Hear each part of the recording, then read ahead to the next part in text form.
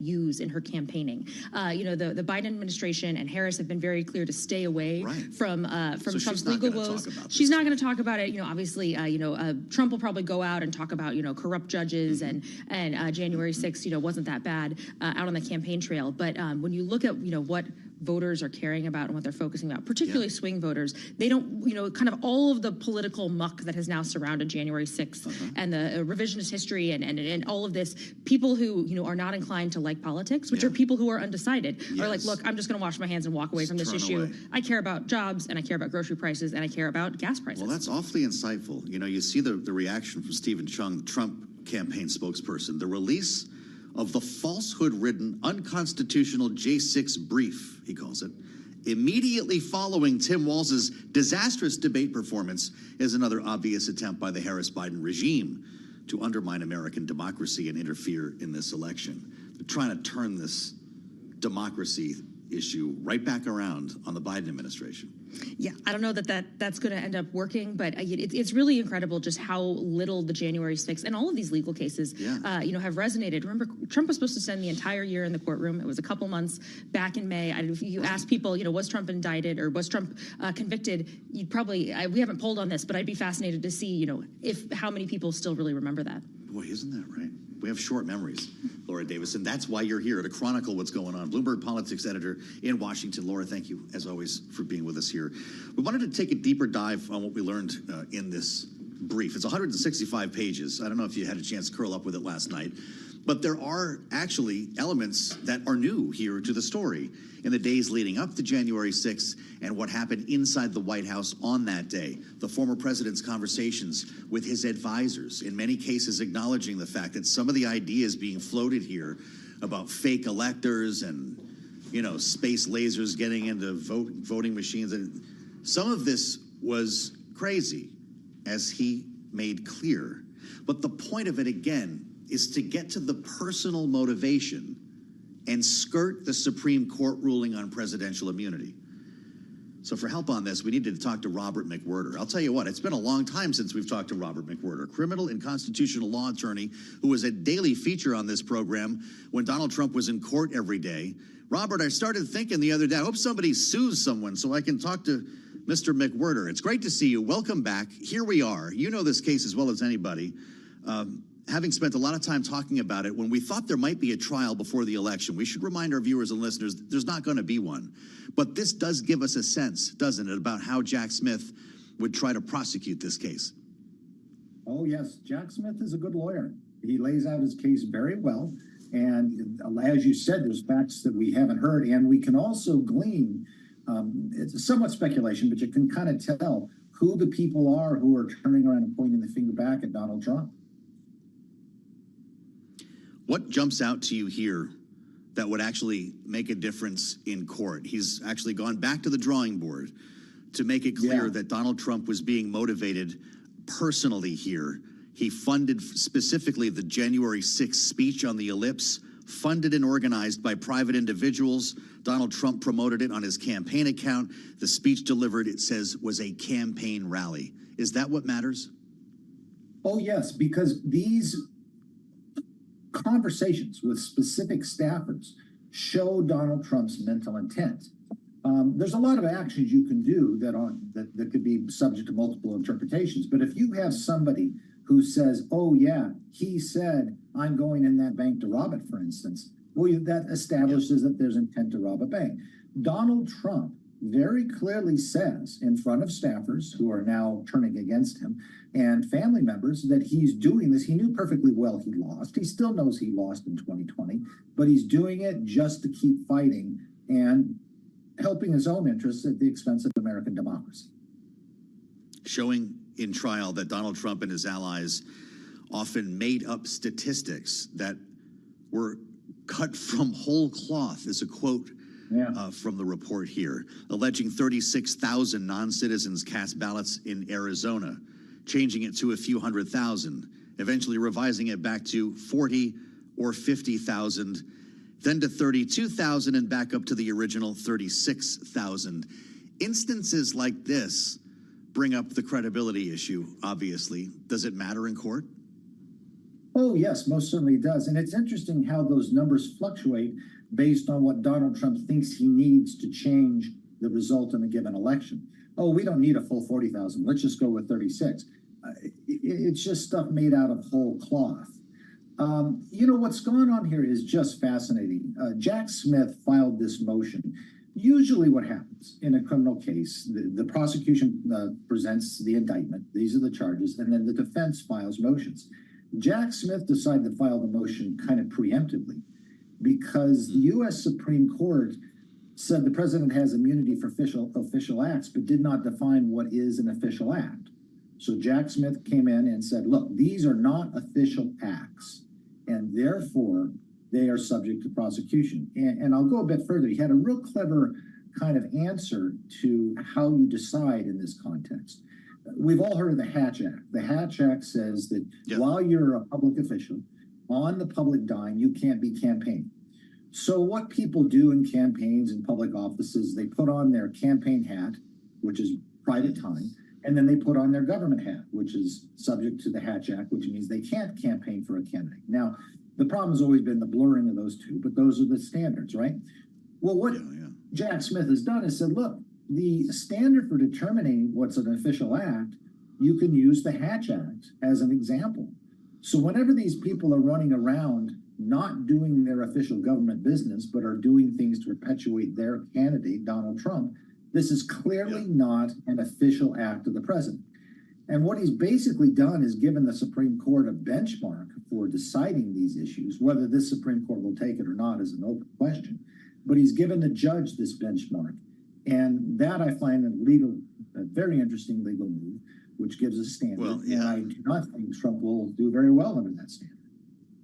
I think it's fascinating as a person who, asks politicians, elected officials questions for a living and frequently has the Hatch Act cited back to me for why they cannot answer that question. But I'm going to add another layer to this.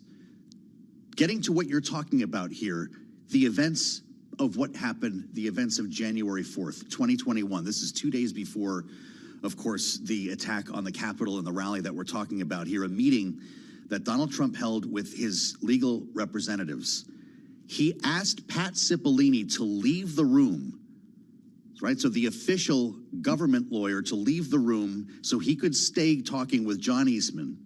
Cipollini would not discuss that moment when he was asked about it by Congress, but it gets to the heart of this matter, doesn't it? Well, yeah, because Cipollini says, look, I've still got my Hatch Act on, my Hatch Act hat. In other words, he's saying, look, I can't do this. I'm a government. I'm going to leave. Then he's left with Eastman, who clearly is just working for Donald Trump in the campaign. And those conversations should in no way be protected by presidential immunity. Look, there's a little gray area here, and I'll give you a historic example. During the late 1800s, after the Civil War, Ulysses Grant was very concerned with the way the Ku Klux Klan was suppressing the black vote and murdering people in the South. And he had official conversations under his duties under the 14th and 15th Amendments to suppress that, to stop that. He was stopping essentially the voter fraud and manipulation that was perpetuated by the Klan. Now, that is clearly an official act in the subject of voter registration, etc. That is an official act of the president. Donald Trump, unlike President Grant, Donald Trump is not doing that. In fact, he's doing the exact opposite. He's just doing it to perpetuate himself. Now, Ulysses Grant would have received a benefit as a Republican supporting the black vote at that time because the black vote were overwhelmingly in support of Republican presidents Abraham Lincoln and Ulysses Grant. But that was an official act. What Donald Trump did is clearly different, and that's somehow historically how you can tell the distinction on this topic of what a president should or should not do. Got it. This is why we call Robert McWhirter, because he boils it down in such an effective way. Criminal and constitutional law attorney Robert, it's great to see you. Stay close with us as we learn more about where this is heading. Yeah, producer James says it's time for the Hatch Act hats to get on the BOP website. We'll work on it right here on Bloomberg.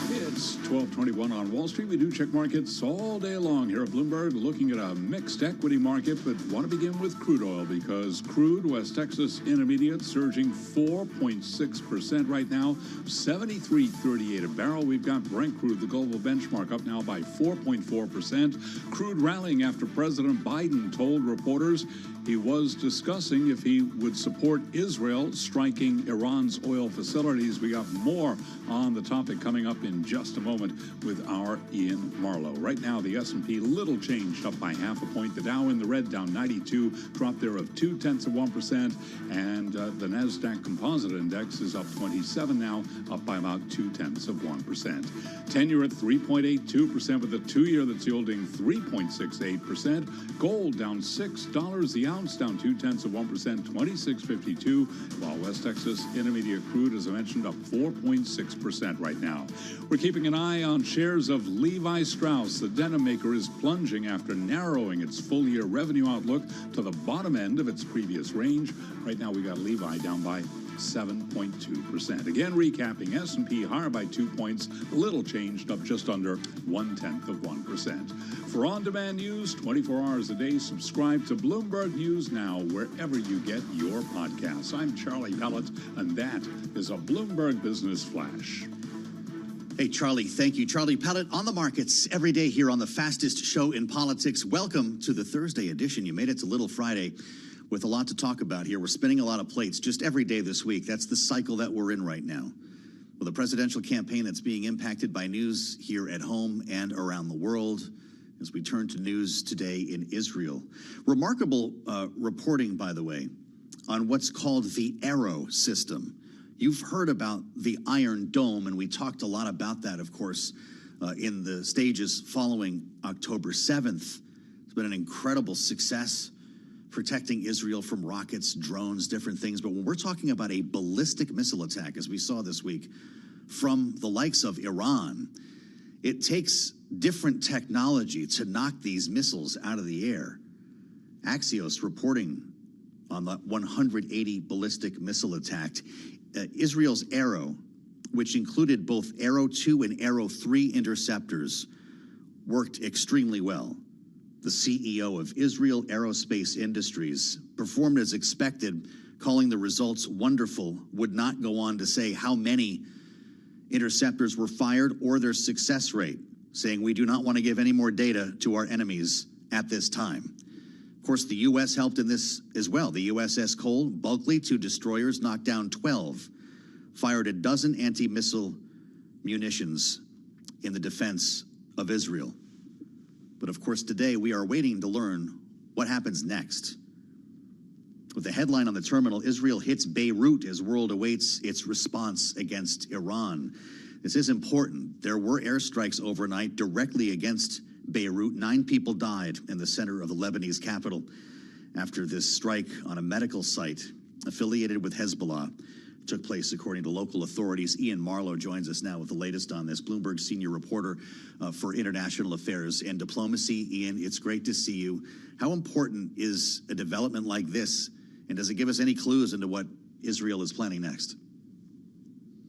Yeah, I think it basically tells us that the fight with Iran is one thing, and the fight in Lebanon against Hezbollah is something else, and is obviously still ongoing as we await the Israeli response to Iran proper for that barrage of ballistic missiles that you were just talking about. And I think Israel feels like it has momentum now against Hezbollah after the attack that killed Nasrallah and the series of airstrikes and the ground incursions that we've seen over the last few days. So I think people can expect that to continue even as we await the sort of Israeli response. And obviously, we've already seen some Israeli casualties from the ground invasion, which is obviously very different than the earlier part of that campaign, which was purely airstrikes and seemed to be going on with very little impact for Israel. And so this is a kind of a bit of a taste of just how grueling a conflict in Lebanon can be. And that's something that is worrying U.S. officials in terms of what the exit strategy here is, because Israel has been sucked into Lebanon before, and it's hard to get out. God knows, that's right. And the comment today from Joe Biden really struck people here when it comes to the idea of striking Iran and its oil facilities. We've heard this thought of attacking Iran's nuclear complex. Joe Biden today, and he's been against that idea, was asked about striking Iran's oil facilities, and he said it's something that's being discussed, Ian. I don't know if that was a planned message, but its impact is being felt in the markets. Crude oil prices are rallying on this, and it does make us realize that there might be more options on the table than are being talked about publicly. What do you think? Yeah, exactly. I mean, obviously, there's been a few things bandied about just the other day, Biden had mentioned they're pressuring Israel not to hit Iran's nuclear facilities, which has obviously been a focus of Netanyahu in the past, saying Iran is trying to get a weapon and is very close to a nuclear weapon. But there's lots of other targets. There's missile defense, there's air defense systems, there's more targeted strikes on military targets. In the past, at least over the course of this conflict, Iran and Israel have sort of had some sort of cold agreement to only hit military facilities and trying not to hit civilians. That's obviously not something that's always unfolded, especially when Hezbollah is involved. Saw that strike against the soccer field with the kids earlier. Yeah. But this is something where there's lots of targets on the radar, and it's actually unclear a little bit how Iran would view strikes on their oil facilities. Technically, civilian infrastructure, some of that, obviously. So I think they're trying to calibrate a response, and the U.S. is working very closely with Israel on this, which is why you're hearing Biden sort of musing publicly about what targets are on the table. And I think there's just that process is now ongoing because the U.S. wants Israel to hit back. They know that they have a right to hit back and should hit back, but they want Israel to do it in a way that allows Iran not to hit back again, because then you just get into this escalatory cycle. So that's what they want to avoid. Right. So that's why there's so much deliberation going on right now about what targets Israel might hit. It's really great to have you, as always. Ian Marlowe, Bloomberg senior reporter, with the latest from Israel here on Balance of Power. Of course, ricocheting on the campaign trail, as I mentioned, in the financial markets. Crude oil futures here, WTI crude, up almost 5% today, over $3, topping $73 a barrel. The XLE is following it higher, up 1.3% now, and it's something that we'll be tracking throughout the day. Joe Biden, in fact, is down south once again today, surveying storm damage. He was yesterday in the Carolinas, now just touching down in Florida a short time ago. And you know who else is heading down south is the Speaker of the House in Florida as well. In the Big Bend, Mike Johnson, with a couple of members at his side today touring some of the storm-damaged areas. He did make a reference yesterday. I've been asking a lot of people. We'll talk to Mike Dorning about this now, the effort to get a supplemental, an emergency funding request for disaster relief. He said on Fox News that Congress, quote, will have to address, unquote, the lack of disaster relief funds, but said damage assessments could take weeks, which might pour a little cold water on the idea of lawmakers being pulled back to town. Mike Dorning, of course, Bloomberg here in Washington, knows more about Congress than most people. And I wonder, Mike, good to see you. Your thoughts on this, if we're going to be talking in the lame duck about paying for all this. That's what Speaker Johnson seems to want to do. He suggested it would take 30 days to do all the assessment, so that would kind of push it off till after the election.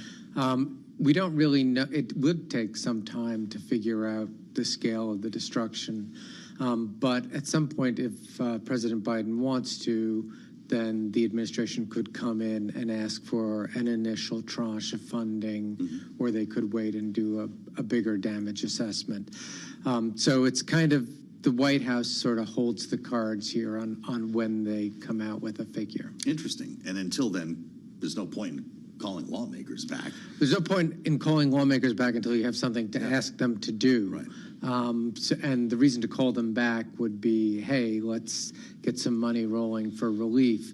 Right now, they seem to have enough money to just do the disaster recovery efforts. This is always a tough thing, though. I mean, you know, not surprisingly, when you've had a disaster wipe out a lot of infrastructure, it's harder to deliver services and harder to provide relief. This is something that really damaged the first President Bush in 1992 after Hurricane Hugo. So subsequently, administrations have tried to really be very proactive. So it's a risk here for the Biden administration. There's going to be huge logistical impediments, and you have to do a good job delivering these services despite that. Yeah. If you're with us on YouTube, we're showing you some images from North Carolina, just shocking levels of devastation. Kamala Harris was in Augusta, Georgia yesterday and announced the federal government would cover 100% of the cost of debris removal and emergency protective measures for 3 months to help the state recover. That's the existing money that you're talking about. Some of it will be that existing money, but that will spend out that money. So that will fast. rely on another dose of cash here at some point. Yeah, they will need a dose of cash pretty soon, because I don't remember the exact number. I think they've got about $20 billion to play with, but that's also going for relief efforts from prior disasters.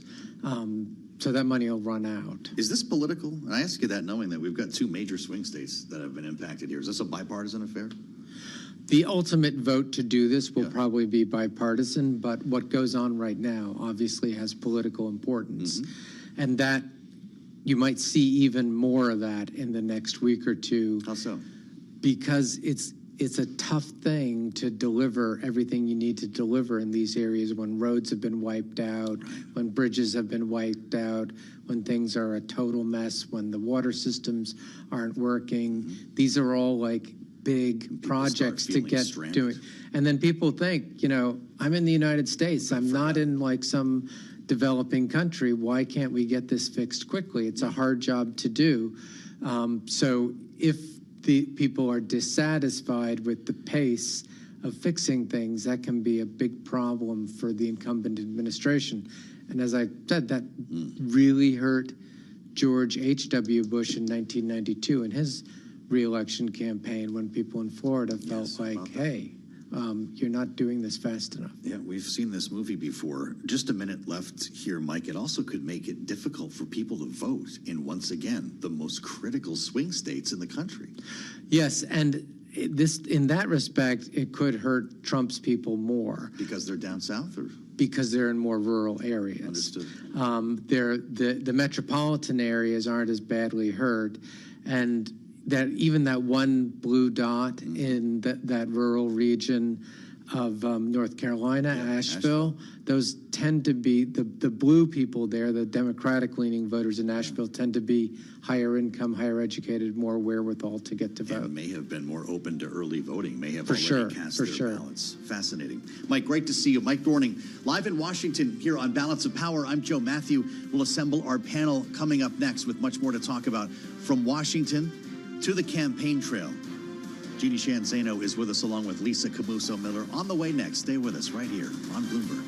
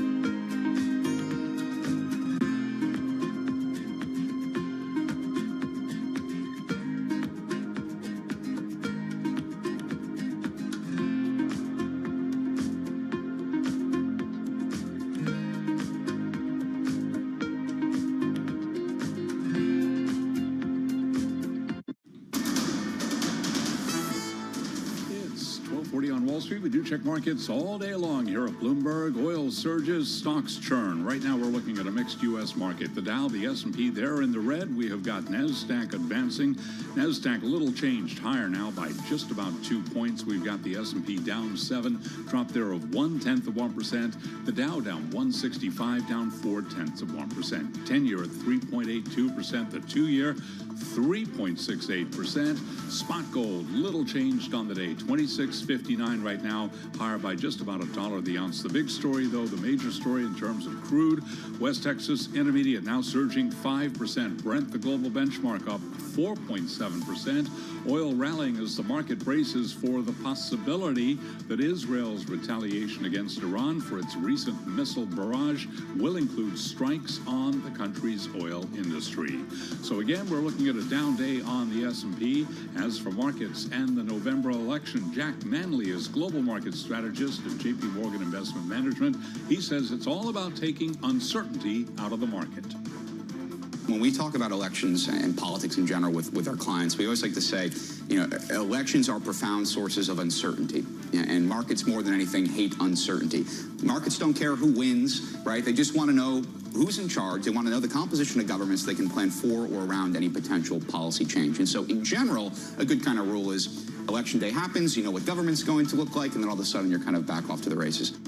Jack Manley of JP Morgan Investment Management. Again, crude bears repeating. WTI surging now by 5%, gaining after President Biden, when asked if he would support Israel striking Iran's oil facilities, responded, quote, "We are discussing that." ExxonMobil shares up by 1%, ADRs of BP flat on the day, Chevron up by 0.7%. Recapping, the Dow, the S&P, and now NASDAQ all trading lower across the board. S&P down 0.1%.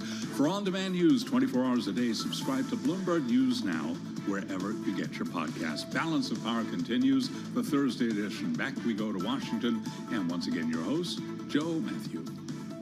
Thank you so much. Charlie Pellet. We'll be back with Charlie a little bit later on. Keep tabs on the markets today. Of course, oil is in focus after President Biden's remarks earlier that Charlie was just describing. New remarks from Donald Trump on the campaign trail by way, of course, of Truth Social, knowing that Joe Biden's in Florida today, having hit the Carolinas yesterday. Kamala Harris was in Georgia yesterday, all surveying hurricane damage, promising to help, comforting people, meeting with local authorities, getting the briefings. That's what happens following big storms like these. Donald Trump on Truth Social, heading to Michigan, he writes, will be going to North Carolina next week. Date to be determined, because I don't want to do anything that's going to interrupt their rescue efforts. Implying, of course, I guess, that that's what Joe Biden and Kamala Harris are doing. But then again, Donald Trump was in Georgia on Monday, several days earlier, surveying storm damage. And the most previous post that he made on Truth Social is saying great job to his daughter Ivanka, who yesterday was in North Carolina to help. We assemble our political panel today. As we stay on the campaign trail, Donald Trump headed to Michigan, Kamala Harris headed to Wisconsin to share the stage with someone she would not likely have been seen publicly with until the events of 2020. Jeannie Shanzano is here, Democratic analyst, of course, Bloomberg Politics contributor and political science professor at Iona University. Also with us, Lisa Camuso-Miller, former RNC Communications Director, Republican strategist, and host of the Great Friday Reporter podcast. Great to see you both here. Where to begin? Lisa, I'm going to start with you. Liz Cheney? That's what's going to happen today in Wisconsin at the birthplace of the Republican Party. What are people supposed to make of this? Yes, they both dislike Donald Trump and don't think he should be the leader of the free world, but they don't agree on a single priority, do they, that Kamala Harris has focused her campaign on?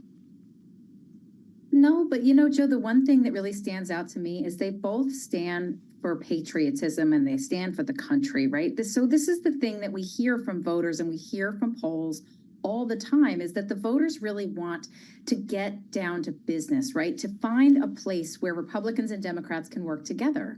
And so more than anything else, it seems to me like perhaps that's an opportunity where voters can see that there are ways for the two parties to work together, especially when you see these two women together campaigning.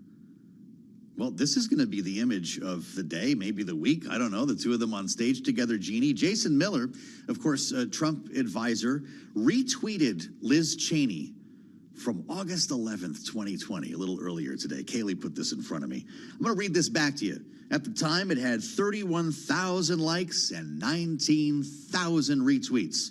This is back when we officially called it Twitter, okay? Liz Cheney, quote, Kamala Harris is a radical liberal who would raise taxes, take away guns and health insurance, and explode the size and power of the federal government. She goes on to write that she wants to recreate America in the image of what's happening on the streets of Portland and Seattle. We won't give her the chance. Jeannie, is that who Kamala Harris should be sharing the stage with? Well, there's a flip side to Jason Miller, sharing that. And Joe, I'm glad to know you're following Jason Miller's moves on X now. He also reminds us of how much January 6th for people like Liz Cheney and Dick Cheney changed everything. And of course, those are the types of voters, soft Republicans, some people are calling them, never Trumpers, however you want to describe them, who obviously have no love lost for Kamala Harris, the Democratic Party, any of those issues that are in that tweet, but simply cannot see their way to pulling the lever in a few weeks, or even now as people go to the polls, for somebody like Donald Trump, who would be engaged in something they find abhorrent, which is trying to overturn an election. These are law and order people. They follow the Constitution. So, there's a flip side to that. And those are the very people that Kamala Harris, Liz Cheney want to appeal to. And of course, they're doing it at the little white schoolhouse where people who were formerly Whigs had to make a very difficult, similar decision many, many years ago to say, we no longer feel a part of the Whig Party. We're going to create the grand old party, the Republican Party, because we cannot be a part of a party that likes slavery or supports slavery. In the same way, these Republicans today are saying, this is not the party we know. Nobody we support would overturn an election. We believe in the peaceful transfer of power. So a lot of symbolism and a lot of appeals to these moderate, squishy, never Trump Republican voters.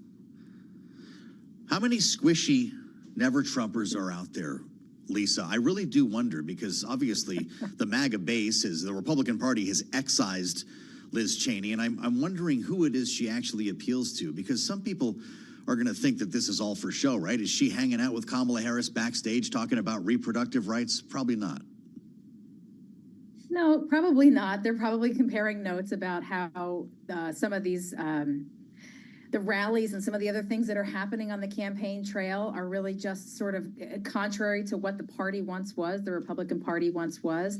I think, Joe, too, if you think about it, I mean, Jeannie sort of hinted at it, too.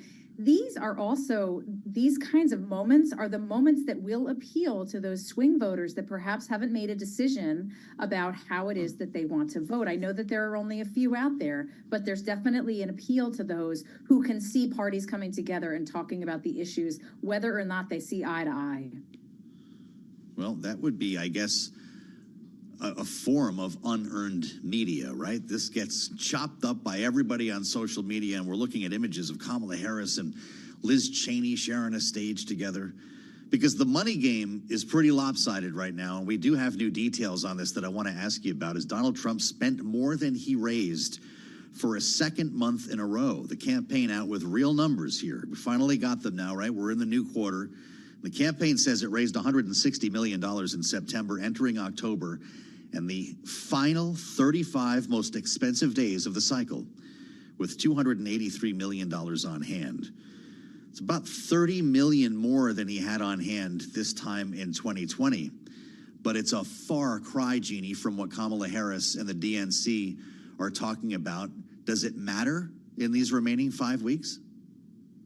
Oh, it matters a good deal. It matters for everything from get out the vote drives and organization on the ground to the critical issue of expensive advertising, which is going on. It matters because Democrats are spending big and trying to expand this map into places like Florida, into places like Texas. And it matters not just for the top of the ticket, but all of these down ballot races. And so this, money doesn't always, as we know from 2016, determine the winner. He is the king of earned media. But money matters an awful lot, and more often than not, the person who has the most money tends to win because they have an advantage for all the costs that are associated with the very expensive campaigns in the US. So yeah, it's going to matter an awful lot for Donald Trump. Well, it's not just the campaign money, of course, Lisa. You've got super PAC money, and specifically one that's started by and being backed by Elon Musk. $71 million so far, backing the Republican nominee, and that is where the money is going to canvassing and field operations that Jeannie is talking about. If Donald Trump wins this election, does he have Elon Musk to thank?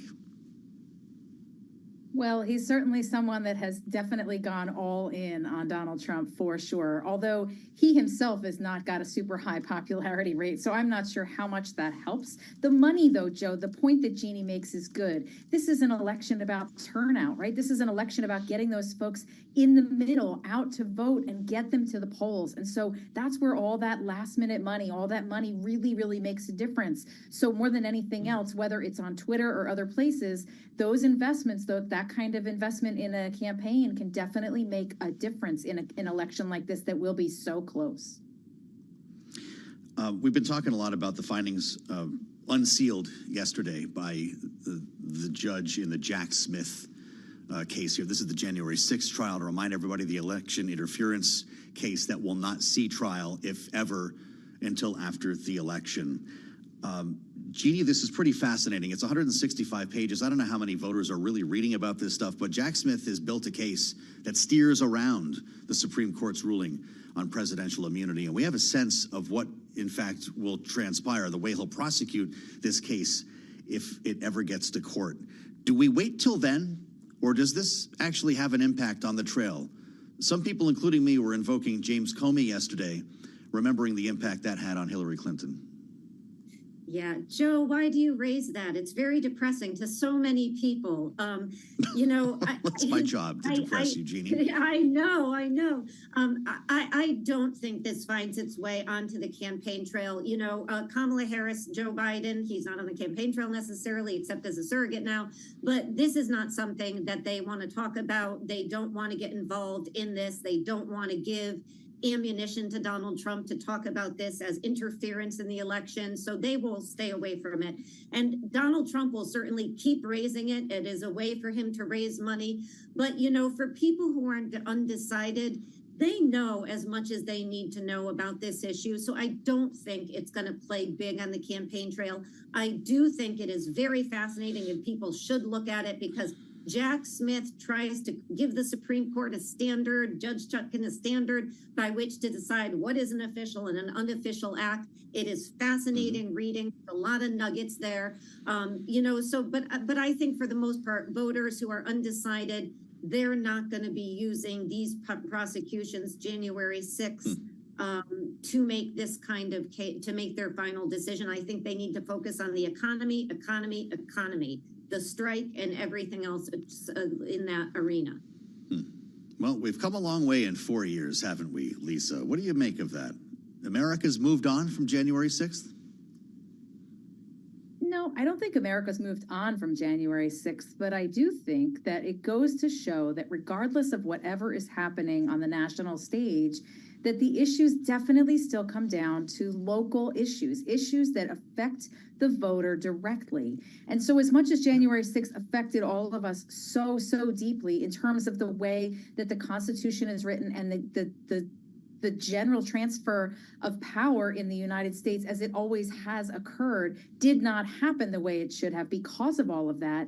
The truth of it is that the economy is still very much the issue that is of most importance to people because it's what they're dealing with every day at home. So regardless of how much we know that this is not a good direction that the former president had taken us on, it is definitely still one that falls secondary or really tertiary to the fact that people want to make sure that they are not getting taken advantage of when they go to the supermarket, when they go to the gas pump, or when they make their monthly payments on their bills. Well, you mentioned the gas pump, and this is why we're talking about what's going on today with Joe Biden making these references to discussing attacks on Iran's energy complex. Crude oil futures up 5% now, above $73 a barrel. Great panel today. Jeannie and Lisa back with us in hour 2 of Balance of Power as we welcome our global television audience to the program. I hope you'll stay with us as well. Kaylee's on the way in. Hour 2 of Balance of Power on the way next, right here on Bloomberg.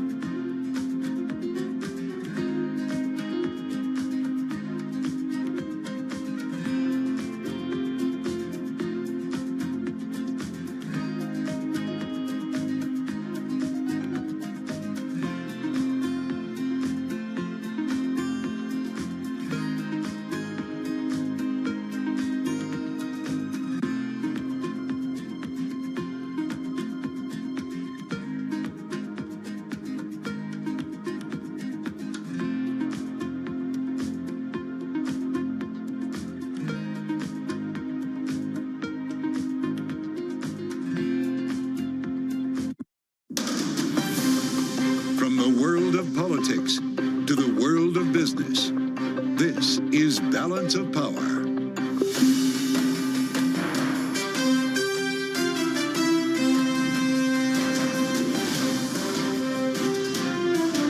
Live from Washington, D.C.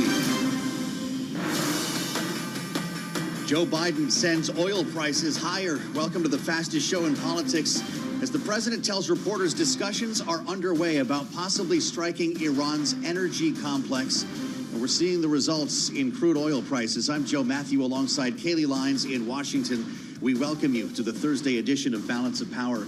Kaylee, the president's comments landing heavy here on the energy markets just as he touches down in Florida for another day of surveying storm damage from the hurricane. That's right. He'll be in Georgia as well after surveying damage in the Carolinas yesterday. And you're absolutely right. We're looking at oil prices climbing up 5% on the day on WTI, $73.65 a barrel right now, considering potentially this translating ultimately in higher prices at the pump as we get closer and closer to an election. Interesting to hear from the president today saying that these discussions are on the table after yesterday saying outright no discussions, or at least the U.S. desire for Israel to hit Iran's nuclear sites. Are not. Energy stocks are following the commodity higher too. The XLE is up 1.5%, back above $92 a barrel. Here, Kaylee, it's unclear if he was planning to say that or exactly what is being talked about, knowing that the U.S. might not have a lot of influence over Israel's next move. But I suspect he'll be asked about it. He's going to be followed, of course, by the press pool making his way through the storm zone for yet another day. Yeah, and we're going to have more on both of those stories in just a few moments. Bloomberg's Nick Wadhams for our national security team will have the latest on what's happening with Israel and Iran, and we'll be joined by Congressman Greg Murphy of North Carolina, who surveyed the storm zone himself yesterday. So much more is still ahead, but let's check on markets beyond those higher oil prices, though I'm sure Charlie Pellet has an eye on those too from New York. Hey, Charlie. Well, hello there, Kaylee Lines. Lots going on. We do have oil jumping, stocks lower, and as a matter of fact, right now we are at the lows of the session on the S&P 500 index. However, got to begin with crude oil because right now WTI, West Texas Intermediate crude, as you mentioned, surging by 5%, 73.62. Brent crude, the global benchmark, up 4.7%, 77.38. Oil jumping as the market braces for the possibility that Israel's retaliation against Iran for its recent missile barrage will include strikes on Iran's oil industry. Also, oil is gaining after President Biden, when asked if he would support Israel striking Iran's oil facilities, responded, quote, "We're discussing that." Again, crude up now by 5%. Keep it locked in to Bloomberg Television and Radio for the very latest on these fast-moving developments in the Middle East. S&P right now down 30, drop right now of 0.5%. The Dow down 322, down 0.8%. NASDAQ Composite Index down 0.5%. And to underscore lows of the session right now, 10-year 3.82% with a 2-year 3.68%. Spot gold up 0.1%, 26.60 the ounce. Oil shares moving higher right now. ExxonMobil up 0.7%. BP up less than 0.1%, and shares of Chevron, they're up by 0.5%. After earnings, Levi Strauss plunging 7.4%. For on-demand news 24 hours a day, subscribe to Bloomberg News Now wherever you get your podcasts. Balance of Power continues. Back we go to Washington. And once again, your hosts, Joe Matthew and Kaylee Lines. All right, Charlie Pellet, thank you so much. Taking a look at the markets and specifically what's happening in oil markets today in the aftermath of President Biden's comments to the press pool when asked if there were discussions of Israel hitting Iran oil infrastructure and facilities. He said that was being discussed, then trailed off, Joe, and ended with anyway and moved on. So I guess it's a question not only if these discussions are happening, if this is what is likely ultimately to happen in terms of Israel's response to Iran's strike from earlier this week, but also if this was ever meant to be made public. Correct. Remembering yesterday, his stark response to the idea of attacking Iran's nuclear facilities, the answer is no, was the direct quote. We didn't have definitiveness like that today. And of course, the president's words can move markets. We're seeing that happen in real time, as we just heard from Charlie, in the crude oil markets. But do you wonder the motivations here, whether he was trying to act as a deterrent or something? Because obviously this bounces back on the American consumer eventually. Yeah. Well, and at a time where the American consumer already might be about to be affected with higher prices for goods because of an ongoing dock worker strike in which he is supporting the union, it is a variety of factors coming together here when it is crunch time for voter decision making before this election. And it's not necessarily in favor of this administration. Of course, Kamala Harris is a part of that. All this with just over a month to the election. Nick Wadhams is with us right now. at the table here in Washington. He runs our national security coverage in Washington. Nick, I wonder your thoughts on this and whether the president kind of knew where he was going with that. When you consider the idea of, taking out, I'm looking at some of the graphics on the terminal here. The Carg Island terminal, for instance, would impact 28 million barrels.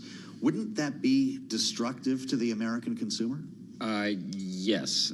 This is another one of these situations where, the president has been relatively buttoned up in the last several weeks as the White House has looked to put a lot of the focus on Kamala Harris as she continues the campaign. Now he's out a bit more, and you have another Bidenism type of situation. I mean, as you mentioned, there is the contrast between the question of would you permit an attack on the nuclear facilities? No. But it's so hard to tell because this is one of the situations where a reporter says, hey, would you countenance an attack on Israeli oil facilities? And he says, we're discussing that. Well, what are we discussing? Range of targets, the possibility of an attack. I mean, listen, what we do know is behind the scenes, the U.S. is really working hard to shape the Israeli response. They believe an Israeli response is necessary after that Iranian missile barrage on Tuesday, but they don't want it to turn into something even bigger. And as you mentioned, an attack on oil infrastructure would be very damaging. So, I'm sure the president is right. They are discussing this. This is all they're talking about right now in the National Security Council, but really difficult to divine too much from that one comment. Yeah, well, I'm sure what they don't want to see happen is for Iran, if its own energy infrastructure is attacked, to say, all right, Strait of Hormuz, consider it closed. No energy is coming out of the Gulf, and that has obviously global implications. It's not just U.S. consumers that have to be concerned here. If we could go back to the nuclear question, though, which was a definitive no, many people are asking why that is. I was fielding some of these questions myself. Why not? Just get rid of the nuclear sites, go after that capacity, then you don't have to worry about it. What's the answer to that question, Nick? Well, for one thing, Iran says it is not developing a nuclear weapon. It says its nuclear program is civilian in purpose, so there's that. The other issue is that Iran has spent the last many years hardening its nuclear facilities. I mean, these are deep underground, heavily fortified. We don't know where all these facilities are. Obviously, intelligence would have some indication. But to just fully cripple Iran's nuclear program would be a massive, massive undertaking and would require a sustained level of military campaigning that is more than just a one-off thing. I mean, that would be more than just Israel deal. Potentially. Would that require the U.S.? I mean, it's difficult to even go there. I mean, I don't think the U.S. would be involved. Really wants to get its own jets and military forces involved. But I mean, just taking out Iran's, that would be as escalatory as it gets. Sure. And so, the question is, again, energy infrastructure, it's pretty darn escalatory. But this is really one of the crown jewels for Iran. It's something they've been working on for years. They've dedicated untold resources to it. And it would really strike at the heart of the regime. So that's going to be a decision. Does this have to be a bunker buster, though, or some massive military attack? We remember, of course, the cyber attack that Israel successfully conducted against those Iranian centrifuges that actually set the program back. Can't we be more nuanced? Well, so this is a big question because there's a lot that Israel and the U.S. can do to Iran that no one would ever know about. Yeah. A cyber attack, something else along those lines, and it could have devastating consequences. But the problem is when you get into a situation where Iran launches 200 ballistic missiles at Israel, Israel has to then do something that shows, it's got to be on use the language you want, reestablish deterrence, send a signal, whatever it is. So they're going to have to do something that's very public this time, and I think that's really the question they're trying to weigh right now. All right, Bloomberg's Nick Wadhams has had a busy week leading our national security coverage. Thank you so much for joining us here on Bloomberg TV and radio. And of course, it's been a busy week as well for President Biden as he has been dealing with this, talking with the national security team, the G7, we understand, also trying to do his job as the President of the United States and in some ways consoler-in-chief as he surveys disaster zones here in the U.S. Yep, back in the field again today. Touchdown in Tallahassee at the beginning of our last hour. Kaylee, of course, Kamala Harris surveying the damage. Donald Trump says he's going to wait till next week to go to North Carolina because he doesn't want to interfere the rescue efforts. Remembering he was in Georgia on Monday.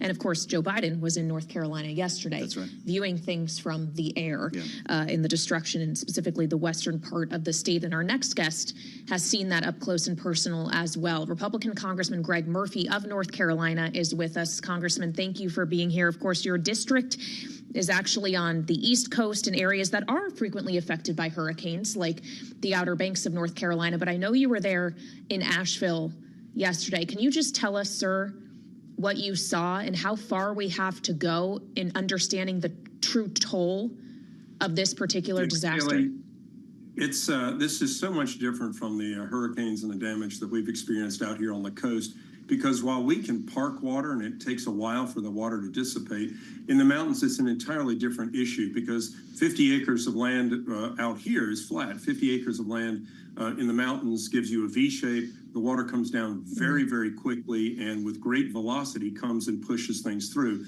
So while we have damage that's sustained, theirs is immediate. And, you know, from the air, you see one side of a mountain, okay, other side where there's landslide, and literally houses, businesses, anything that was anywhere near a creek or a ravine are gone. They're gone. They're flushed down the stream. Lake Lure, about a third of the lake is filled with debris. So there are going to be three stages. One is life and limb, trying to rescue people, literally save their lives now. Two is going to be stabilization, make sure people get food, electricity, et cetera. And then the rebuild. The rebuild will take many, many years to put Western North Carolina back together like it was before. Well, we certainly believe that with the images that we've been seeing for our viewers on Bloomberg TV. We're showing images of that lake right now, Congressman. It's absolutely shocking to see the video coming out on the daily here. We all have friends, of course, who live in the Asheville area, but we're not able to communicate with them for the most part. Some of them started raising hands a couple of days ago. I heard from another today who says, I'm very happy to report that we are alive and well.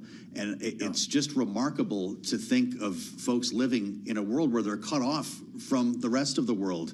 Sometimes they have the opportunity to catch a Wi-Fi signal. Most of the time they don't, though. And I wonder about the immediate effort here to bring people back in touch with the world and bring them clean water. What are the next couple of weeks going to look like in that effort? Yeah, I mean, you bring up a good point, Joe. It's clean water. That's what people need immediately. Things for that, as well as their medicines if people run out of those. So, I mean, the word has been out to go out and look for your neighbor. You know, some folks live miles apart, or they live, you know, over on the other side of the hill. Go and check on your neighbor. And then we're hearing trickling reports coming in, and I think we will for the next week plus or so, of people saying, hey, I'm okay. The real sadness is going to be when we don't hear from people for an extended period of time. Sadly enough, I got asked today about body bags and some of the other things that we really don't want to talk about, but will at some point have to talk about, because with the velocity of this storm coming down in ravines like it did, people had no time whatsoever to get out. You can't plan for this event the way it is. And so it's going to be a multifaceted recovery of life, limb, and hopefully we find as many people alive and in good health as possible. Well, we're all hoping for that, Congressman. And when we get to that next stage of recovery, of rebuilding, it's going to come at a cost. I think we all know that cost could potentially be incredibly high. So what is the role of your chamber, of the House of Representatives of Congress here, to make sure those costs, that need, is met? What are you hoping to hear from the House Speaker, who has suggested Congress may need not come back before the election as scheduled? Yeah, so, I mean, Kaylee, there's money already allotted for FEMA. There's already allotted for the rescue efforts now and for housing and these type of things. The rebuilding effort really is not going to be anything that's going to be immediate. Again, you know, I talked about the three different phases. We have to make sure people are okay. Sadly enough, you know, we've spent, I don't know, hundreds of billions of dollars on individuals who've come in the country illegally over the last 3.5 years. Wouldn't it be great to have that money to actually be able to spend on our own people?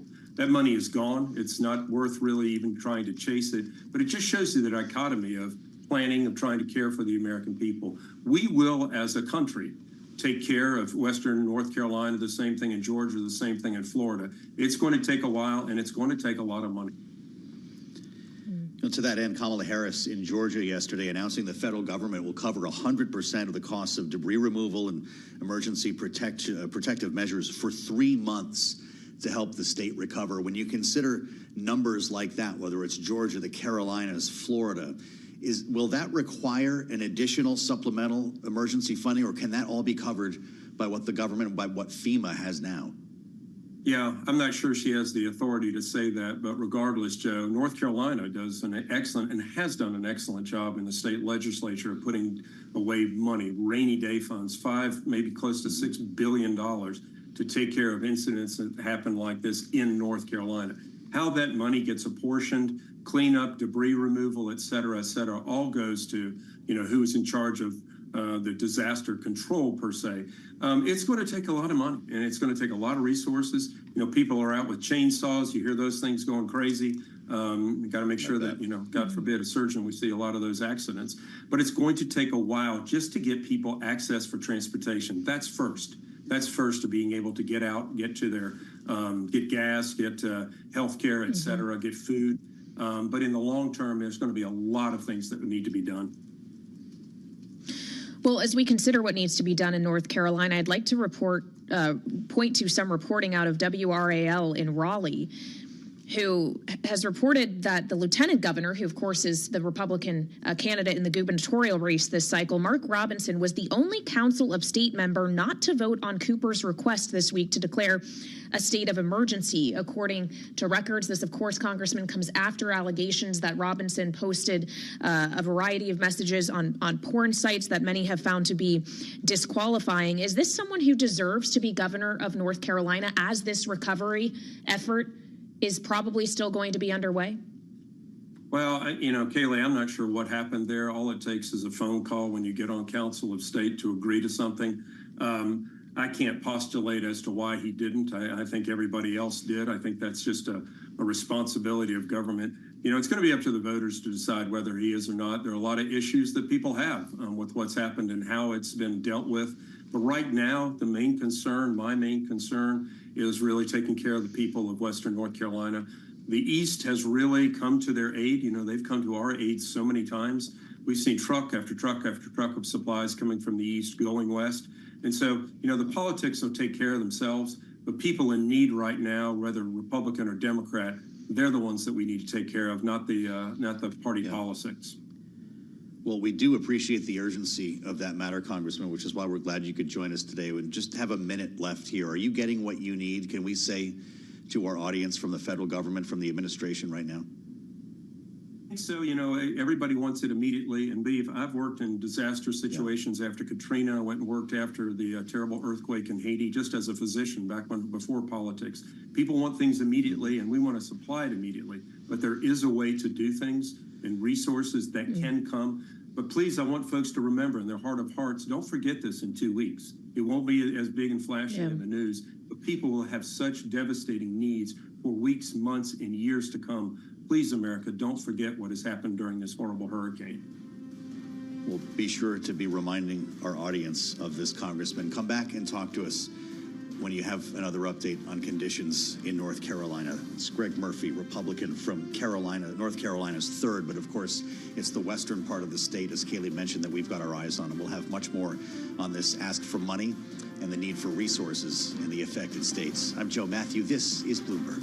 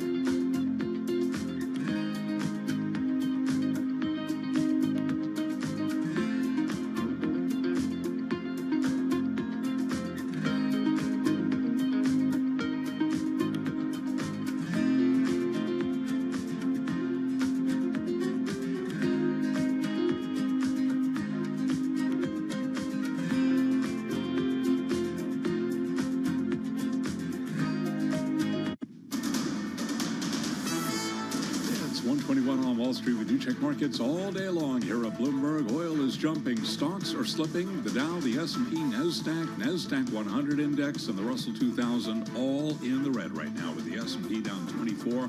Drop right now of about 0.4%. Dow Industrials down 303, a decline of 0.7%, while NASDAQ is down 56. For the NASDAQ Composite Index, a drop right now of 0.3%. Small cap shares down 0.9%, as the Russell 2000 index falls by 18 points. 10-year yield 3.82%, with a 2-year right now 3.69%. Gold little changed, up just under 0.1%, $26.60 the ounce. But the big story, the surge in crude oil today. We're looking at a 5% gain right now in West Texas Intermediate crude, $73.60 for a barrel of WTI. Brent, the global benchmark, up 4.8%, $77.42. Shares of EVgo have soared 55% after the electric vehicle charging company got a loan guarantee of up to $1.05 billion from the U.S. Department of Energy. The financing will allow the LA-based company to build out about 7,500 additional fast charging stalls across the U.S. in states that include Arizona, California, Florida, Georgia, and Illinois. Again, EVgo shares surging right now by 58%. For on-demand news 24 hours a day, subscribe to Bloomberg News Now wherever you get your podcasts. Balance of Power continues, the Thursday edition. What a week. Back we go to Washington. Once again, your hosts, Joe Matthew and Kaylee Lives. What a week indeed, Charlie. What a month. And it's only the 3rd of October, which is incredible to believe. Of course, just in the first few days of October, we have gotten news today from President Biden that it is up for discussion whether Israel is going to strike Iran's energy facilities, sending oil higher, as Charlie was just mentioning. We've also got, of course, a dock worker strike that is strangling ports along the East and Gulf Coast, potentially could have implications for consumer prices in addition to higher oil prices. What else, Joe? Of course, a hurricane we were just speaking about with the congressman from North Carolina. And then yesterday evening, a new filing unsealed in the 2020 election subversion case against Donald Trump here in Washington. Is that enough? Am I missing anything? What is it, the 3rd of October? Yes. Okay. We're 3 days in. Let's assemble the panel, because this is why we have a panel. Jeannie Shanzano is back with us today, Democratic analyst, of course, Bloomberg Politics contributor, political science professor at Iona University. And Lisa Camuso-Miller, Republican strategist, former RNC communications director, and host of the Friday Reporter podcast. What do you think, Jeannie? We were asking until a couple of days ago, what would be the October surprise? Seems like we've got 3 already, and we're only 3 days into the month. These are all stories that could potentially impact the outcome of this election. Yeah, absolutely. And I was just listening to you guys, and it's exhausting to even listen to it. And it's only the 3rd. So I guess we have to take bets on how many more October surprises we get. I don't think we could take that many more, but I think we'll get them. These stories, too, unfortunately for the Harris campaign, are for the most part, not things that are going to necessarily assist them. And I think the biggest challenge for them right now from a campaign perspective is what's happening at the ports with that strike. I think that can be really damaging if it becomes an economic problem for the country. Certainly will weigh down on the campaign. Of course, the question of what's going on in the Middle East perennially impacts negatively administrations, and she's tied to the administration. And then, of course, the storm, and Donald Trump just out today even, and the last few days hitting the administration, and Kamala Harris on the response to the storm. And in conservative media, there's a lot of that. So all of this fodder for the campaign that they have to be adept at addressing. Well, and as we consider what they're going to have to address here realistically at a time where we've seen Harris gaining ground in polls when it comes to the economy, Lisa, how easily can that be unwound if we suddenly see a spike in prices at the pump, if people are ordering ahead for Christmas or the holidays in early November and they can't get the goods they want, or it's going to take a long time to get them because no cargo ships can come into East Coast ports? Just how quickly could minds change here? Kaylee, I think that this is the one issue that they have got to be watching most closely, because it most directly affects the voter. And so it most directly will affect how they feel about the way things are unfolding as this administration winds down, but understanding that Kamala Harris is still very much tied to the administration. So it's definitely of concern. The other thing to keep an eye on, not only just the cost of goods and services, but if in fact things continue to get and stay and even elevate, maybe even in the Middle East, the cost of gas alone is one that very, very much affects the way people vote when it comes to making decisions about politics. Well, and so as we consider the foreign policy aspects of all of this, Jeannie, we've been talking about how Kamala Harris has made a big deal about being in the situation room as this has unfolded in the Middle East in recent days when Iran was sending missiles Israel's way earlier this week. Do those domestic concerns outweigh the optics of being able to look like someone who could be commander-in-chief, be presidential as they're being vice presidential? I just wonder if foreign policy can be still somewhat of an advantage for her unless foreign policy is causing problems for people at home. It can. And one of the interesting things we've seen in some of the latest polls is that voters give her more credit than Donald Trump, even though he's a former president, for her ability to be presidential, if you will. And so those numbers have been positive for her. That said, there's always a downside to these things. So should something happen, speaking of an October surprise, that weighs negatively on the administration in terms of handling what's going on in the Middle East, or if we switch to the other hot war in Ukraine and Russia, that could, of course, drag down the ticket as well. And one of the knocks on Kamala Harris and, quite frankly, Tim Walz is that they don't have a good deal of foreign policy experience. You know, this was something Barack Obama famously tried to get ahead of with his choice of Joe Biden as his running mate.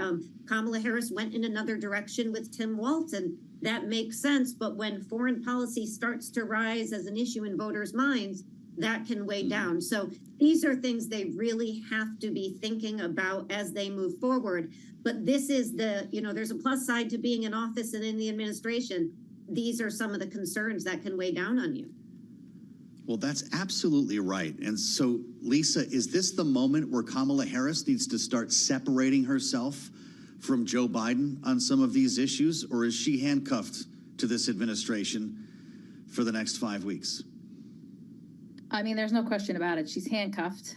There's no doubt about that. But yes, I think she can show some light between herself and perhaps the way Joe Biden perceives these issues. The other thing, too, to consider is that historically, Republicans have voted more favorably towards Republicans. They definitely elected to elect Republicans at times of international distress, as we're seeing right now. And so that's another consideration, and why she really needs to show some strong leadership and some strong voice and some strong points of view in this area. Otherwise, people are going to, regardless of whether or not she and Donald Trump both only have 4 years of the same sort of experience as it relates to being president, vice president, and dealing with foreign affairs, she will have to show leadership and have to show strength, because otherwise people will say, and ordinarily, as history has shown, they will elect to put Republicans in charge because they feel as if that party is more well positioned in order to be as strong for the country.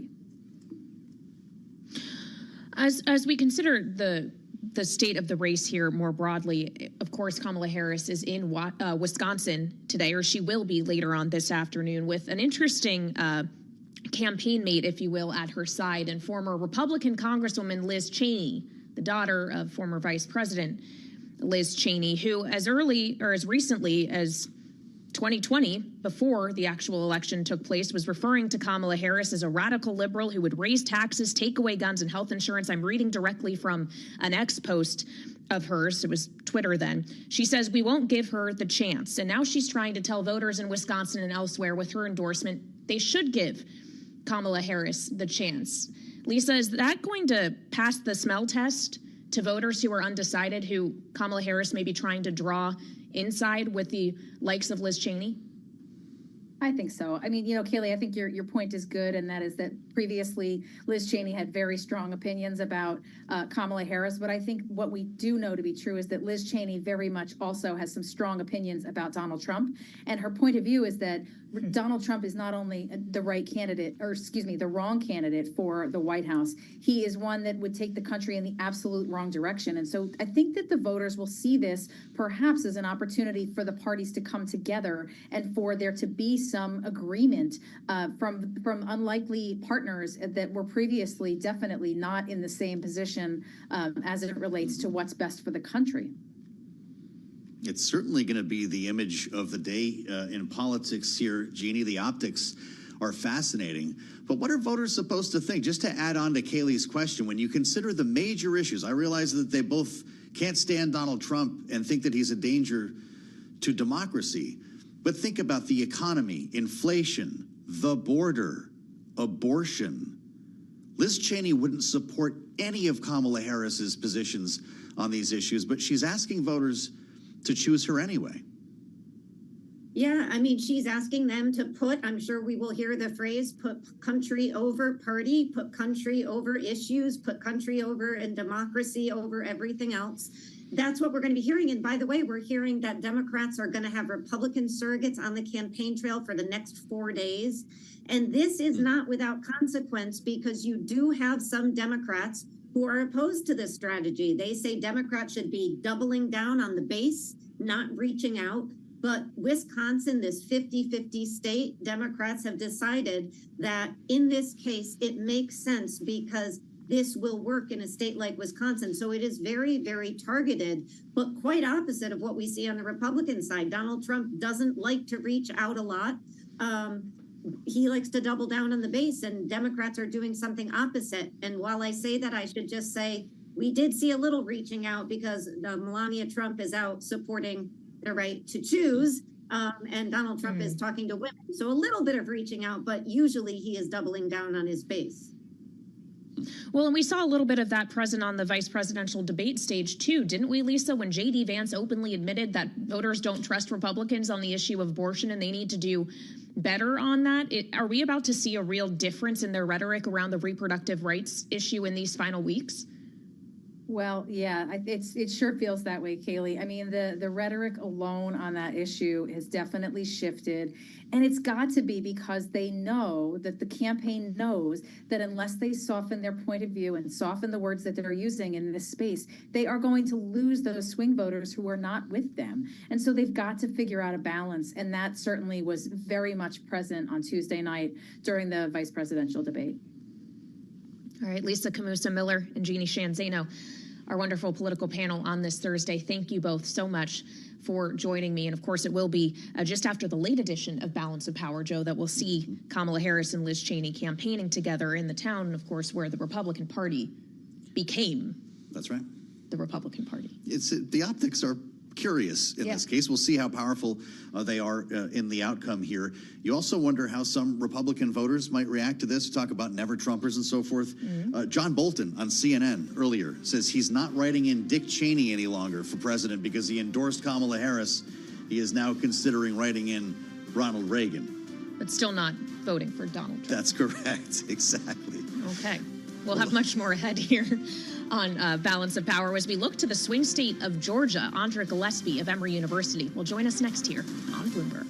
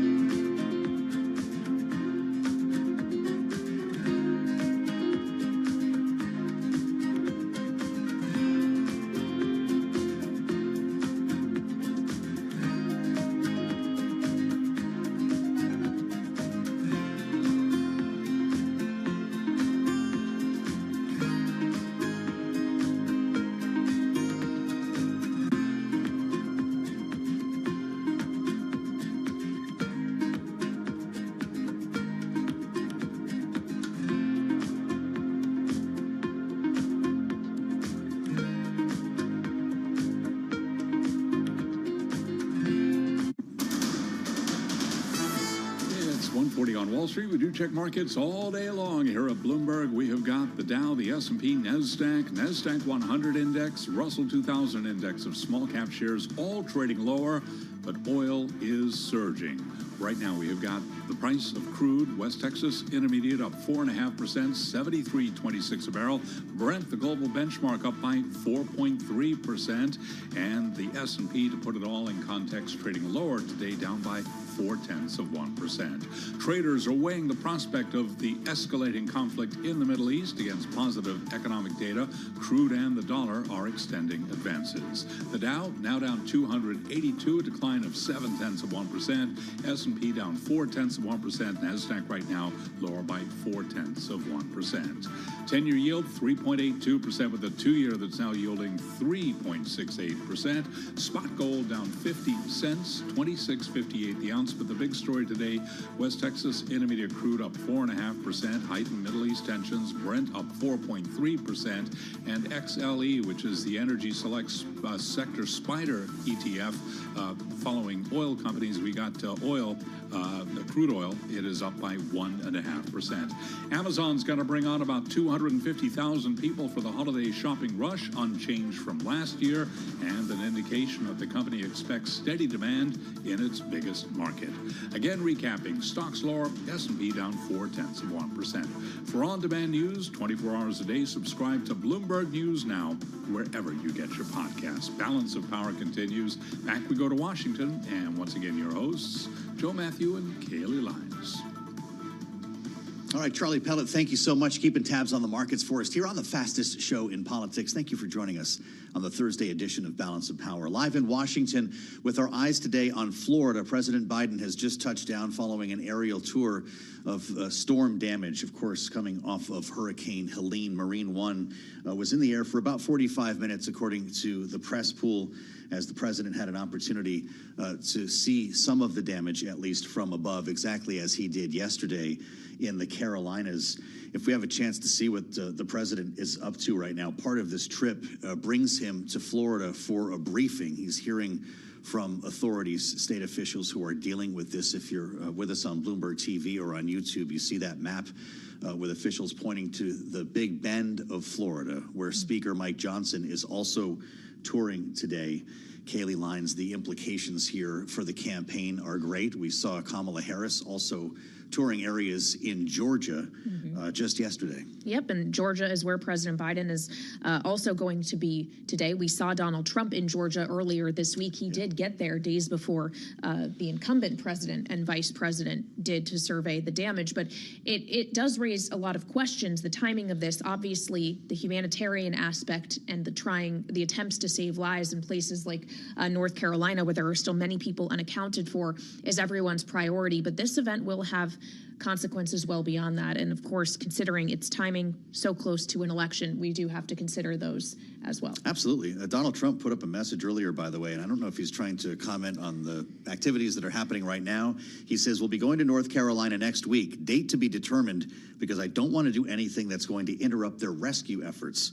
Again, knowing he was in Georgia earlier this week, that's specifically why Joe Biden's been doing these aerial tours, right? Well, and Donald Trump had criticized this administration for not going to these affected areas sooner. It's a little bit confusing. I don't know. Ivanka Trump, by the way, was in western North Carolina, the real heart of the damage yesterday, and he congratulates her for doing a great job on that. So the politics are alive and well here in the storm zone. Absolutely, and not just in terms of how it may affect voter sentiment, but that is important, but also how it could impact people's ability to go out and vote at all. If we're talking about roadways that have been destroyed, hard to get, for example, absentee ballots to people, get them out, get people to polling stations, given the length of time it could take for everything to be normalized here. So that's where we begin our conversation with Andra Gillespie, who of course is with Emory University in Georgia, where she is Associate Professor of Political Science. Andra, thanks so much for being here. We hope you and yours are well and we're safe while Hurricane Helene was carving its path of destruction, which obviously was quite significant. How do you ultimately see this impacting the election in a state like Georgia, which is a critical battleground? Well, thank you. So it will affect people differently depending on the extent of the damage. So people who were critically and adversely affected by the storm are probably not thinking about turning out to vote. They're worried about other things. They're trying to find their loved ones. They're trying to rebuild their lives. The local elections officials in these areas are going to try to do their level best to make sure that people have access to voting facilities, that they have access to absentee ballots. But we do understand if people are focused on other things. The tragedy here, and which I don't think will happen, would be if you can't hold an election in certain parts of the United States because of the storm. And if we look back to other natural disasters like Hurricane Sandy, Hurricane Katrina, we do know that election officials do figure out ways to make sure that everybody who wants to have access to the ballot will have access to the ballot. So I'm confident that, that this will be taken care of as a result of that. The larger question is the optics. And so I think the things that you were mentioning before that actually address issues related to, empathy and how presidential candidates show up in an area is something that's very important. There are logistical reasons why a sitting president and vice president may delay their entry into a region to have a photo op after a natural disaster because they have larger security details. And that was the stated reason why President Biden delayed going into the damage zone, because he didn't want to be a distraction and actually take away from people being able to engage in search and rescue. That didn't stop Donald Trump from levying the criticism, though as somebody who's been president before, this may be something that he is quite familiar with. But by landing the punch, by sort of trying to set the optical tone, he was trying to say that the Democrats, Kamala Harris included, are not empathetic, that they don't care about people like you. And so by showing up first, he's trying to stake a particular claim that he cares about voters. I think it becomes a question of whether or not that resonates. And I think for voters who are inclined to support him, they're going to be inclined to agree with this message. I think the bigger people are the low propensity voters, the people who don't always pay attention to politics. Do they understand kind of the art of the spin here, and would they actually be more susceptible to those types of claims? All great questions. Is it more than just a photo op? I mean, there are some folks who say that people impacted by a disaster like this actually take heart in seeing political leaders come by there, pay attention, maybe deliver some promises for help, or is it just a self-serving trip to get elected? Empathy matters. That reflects on the president's character, and that certainly is going to reflect on whether or not a person wants to vote for somebody to be president of the United States. And so somebody who appears to be uncaring or unfeeling is somebody who is not necessarily going to be moved by any material aid. So it's really important. And so there was no question that the presidential candidates were going to show up in the disaster zone at some point. The thing that we're arguing about here with respect to the optics is the timing of it. And so it could actually be quite empathetic and actually quite selfless to wait to show up in an area if your presence would be a distraction from the very real and necessary efforts that need to be made to try to find people alive. But that won't necessarily stop your opponents from trying to spin. Then there's the material aspect of it. And so disaster declarations are important. And so there have been empirical studies that look at disaster declarations and how that relates to vote choice in subsequent elections. And so if a president declares an area a disaster area, that does actually have a positive impact on support for that party, in the election that's immediately after, particularly for disasters that take place right before a presidential election. And so there was no question in my mind that Joe Biden was going to declare the areas affected by Hurricane Helene natural disasters, not just because they are clearly natural disasters, but because he's not going to do anything to try to jeopardize his vice president's chances of being able to succeed him as president. Obviously, Andra, this storm is just one of the things that have hit the news wires and physically hit the country, of course, in the last week as we consider other news stories here, the dock workers strike, what's going on in the Middle East, and also what dropped yesterday, a 165-page filing by special counsel Jack Smith in the election subversion case here in Washington around the 2020 election and the events of January 6th. of 2021, but it goes into detail with what Donald Trump was doing in each of the individual battleground states, including Georgia, where, of course, he was also indicted in a racketeering case related to his efforts to overturn the results in that state. Knowing that trial is not going to go forward before this election is over, it's unclear, frankly, if it ever will. Does a filing like this reignite in the minds of some Georgia voters what happened in their state, what he argued happened in their state that did not in 2020, and potentially have the power to change minds? Well, it certainly raises it to the top of the news cycle because this is something that had fallen off the radar. But just because it's risen to the top of the news cycle doesn't necessarily mean that it's changing people's minds about what they think. I think people's opinions about the January 6th trial in federal court and the Georgia election interference case are probably pretty hardwired and baked into the cake. But this brings this up as a reminder. And there are voters in Georgia who do actually care about the health of democratic institutions. A recent poll by the Atlanta Journal-Constitution that was released in September indicated that questions about democracy were among the top issues that voters stated as their important reasons for voting in this election, second only to questions about inflation. So democracy actually beats, it's a statistical tie, but in terms of absolute numbers, it actually beat sort of questions about the economy. If we disaggregate them as the AJC did from inflation. So these are issues that are important. This is certainly something that you can that people who are supportive of Vice President Harris could point to as saying this is a reason to participate in this election and a reason to vote Democratic. So I expect that people will be doing this. But I think for the most part, people's opinions about whether or not they think the prosecution is justified or whether they think this is a politically motivated witch hunt were baked into the cake a long time ago. Well, Professor, the AJC has another story today about Republicans in Georgia who want to vote for Kamala Harris. And I wonder your thought on this. We're talking about the former Lieutenant Governor Jeff Duncan, not a surprise.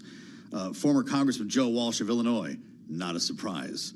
If we're dealing with people Republicans tend to see or call rhinos, for lack of a better term, do they help to unlock Republican votes for the Democrat? Well, I don't think they're trying to unlock the MAGA wing of the Republican Party. In Georgia, you might call it the Marjorie Taylor Greene wing of the party. Like, those folks are unpersuadable. They are micro-targeting a specific subset of Georgia voters. So in the 2020 election, more people cast a ballot for David Kemp in the David Kemp-John Ossoff Senate race than they did for Donald Trump in the presidential race. They're looking at the people who cast ballots for Brian Kemp, but then couldn't vote for Herschel Walker in both the general and the runoff election. And what they're looking for is a really small margin. So remember, Georgia's margin in 2020 was less than 12,000 votes. They are looking at the 77,000 people who voted for Nikki Haley in the primaries. Only about 20,000 of them are people who had voted Democratic in the 2020 presidential primary. So they think that there may be this available pool of more than 55,000 voters who could be persuaded to vote for Harris or to skip the presidential race and to vote down ballot. And that might be the margin between winning or losing a state where we expect that the margins are going to be small, whether it's 12,000 or 150,000 votes. Those votes could matter. And they actually dovetail with Harris's national strategy. I mean, there's a Republicans for Kamala group.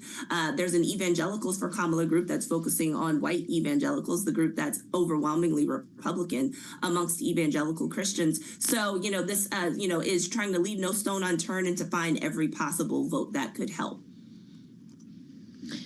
Finally, Andra, we did get some separate news out of Georgia today. The state's attorney general asking the Supreme Court to reinstate the restrictive 6-week abortion ban that, of course, was struck down by a judge in Fulton County just earlier this week, which would make it go back up to 22 weeks through which the procedure would be allowed. To what extent, if this is indeed re-put into place, this 6-week ban, will that change voter behavior as this is happening so close to Election Day? So, I think that for voters for whom abortion is an issue, this is still going to be an issue because it's tied to a larger national issue about the overturning of Roe versus Wade in the Supreme Court and about electing judges who, might be sensitive to abortion rights. It's not surprising that Attorney General Chris Carr would actually try to stop this. And it should be noted that the same judge overturned the ban earlier and is now trying to make a state constitutional argument government. And so that sort of, is precipitating Attorney General Carr's filing in this case. And so, I expect that this is going to go on appeal. And I think most people are probably braced for the fact that Judge McBurney's decision could easily be overturned on appeal. Professor, it's great to have you back. Andra Gillespie, Professor of Political Science at Emory University. Good to have you back here on Balance of Power. I'm Joe Matthew alongside Kaylee Lyons. Just the first installment here. We'll be back with a lot more at 5 p.m. Eastern Time for the late edition of Balance of Power. Kaylee, as you mentioned earlier, that'll be right around the time that Kamala Harris is getting ready to take the stage with Liz Cheney, of all people. Yep, that's one of the stories we'll be following, as well as what's happening in the Middle East, as oil prices are up nearly 5% on the comments of Joe Biden. We'll have much more coverage ahead here on Bloomberg TV and radio.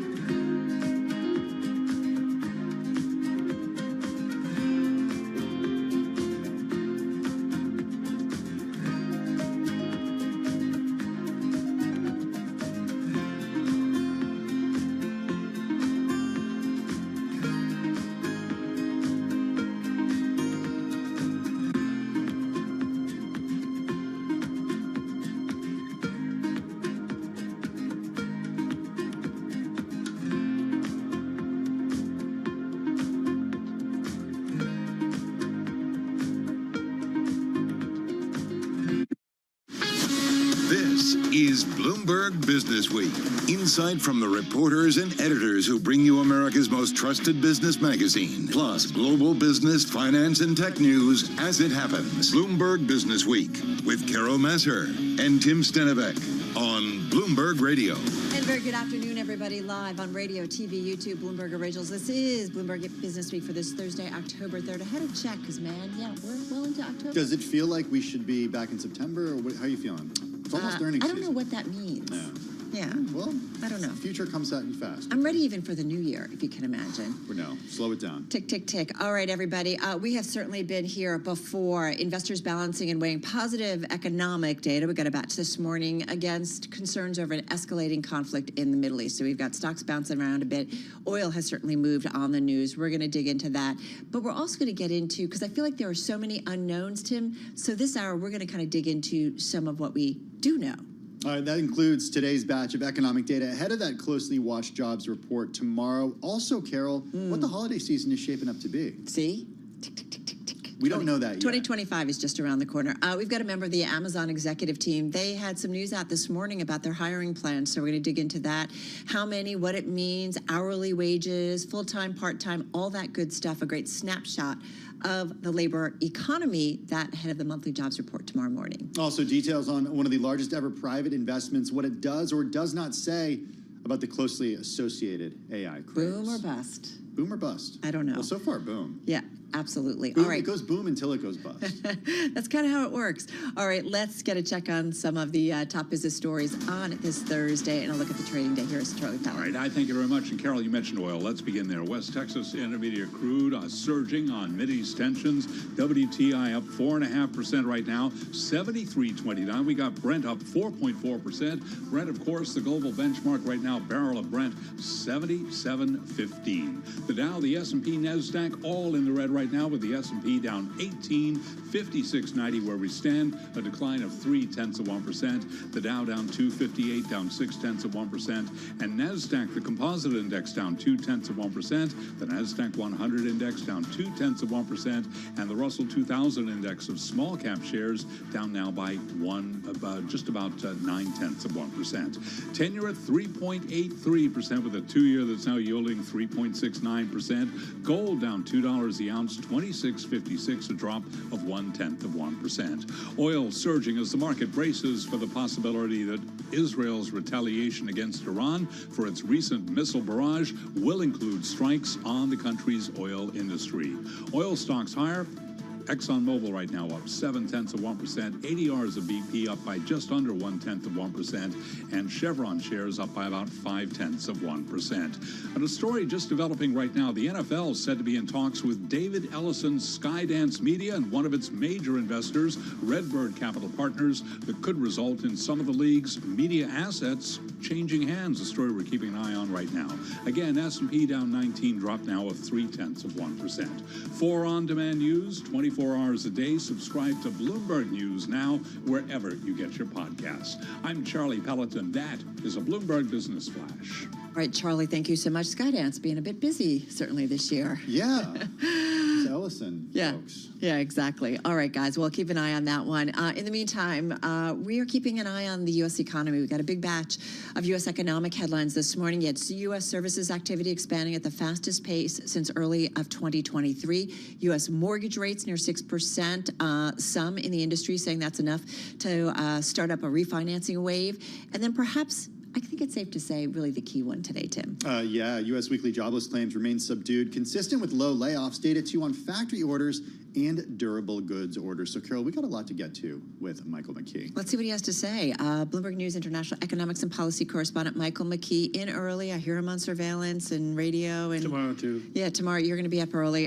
Today's data, consistent with the soft landing. Is there any surprises here? I'm anything? still sitting here depressed by the idea that you say 2025 is around the corner. You know, it's like right there. There could be something good in that because this has not been a great couple of months here. Yeah. But the news was relatively good today. We had the strongest ISM services number since February, and before that, you could go back another year before that. So February of 2023, and then you go back to 2022 to see numbers this good. And the new orders and the production numbers were really good, big gains in those. The downside is that the employment numbers were not good, fell below 50, which is roughly the contraction line, and then prices paid went way up. So we thought inflation was gone, and we thought people were getting hired, and this gives us some suggestion that may not be true. Now, we'll see about the hiring tomorrow. We didn't see any bad news in the jobless claims numbers today. Well, how do you cross with what you got, the good and bad, kind of on the labor front today, right? It sounds like a little bit of a mixed bag. It's a mixed bag, but that's what you always get. I mean, we have a lot of statistics about a lot of things, and they're not all going to match up.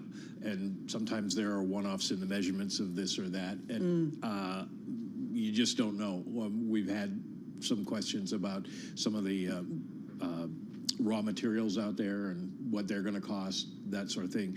So we'll have to see. It's sort of, you look at the larger picture and kind of fold it all in. I was saying, and I'll go on the record here, that I think before we get to the next Fed meeting, that two of the most important indicators are going to be next week's Fed minutes, and then on the 23rd, the Beige Book. Because we've talked about how the November payrolls report could be all screwed up because of the strikes and the hurricane and things like that. And that's going to feed into other data as well if these things keep going on. So then a data-dependent Fed isn't going to have a lot of data to rely on. So they're really going to be looking at what are companies telling them.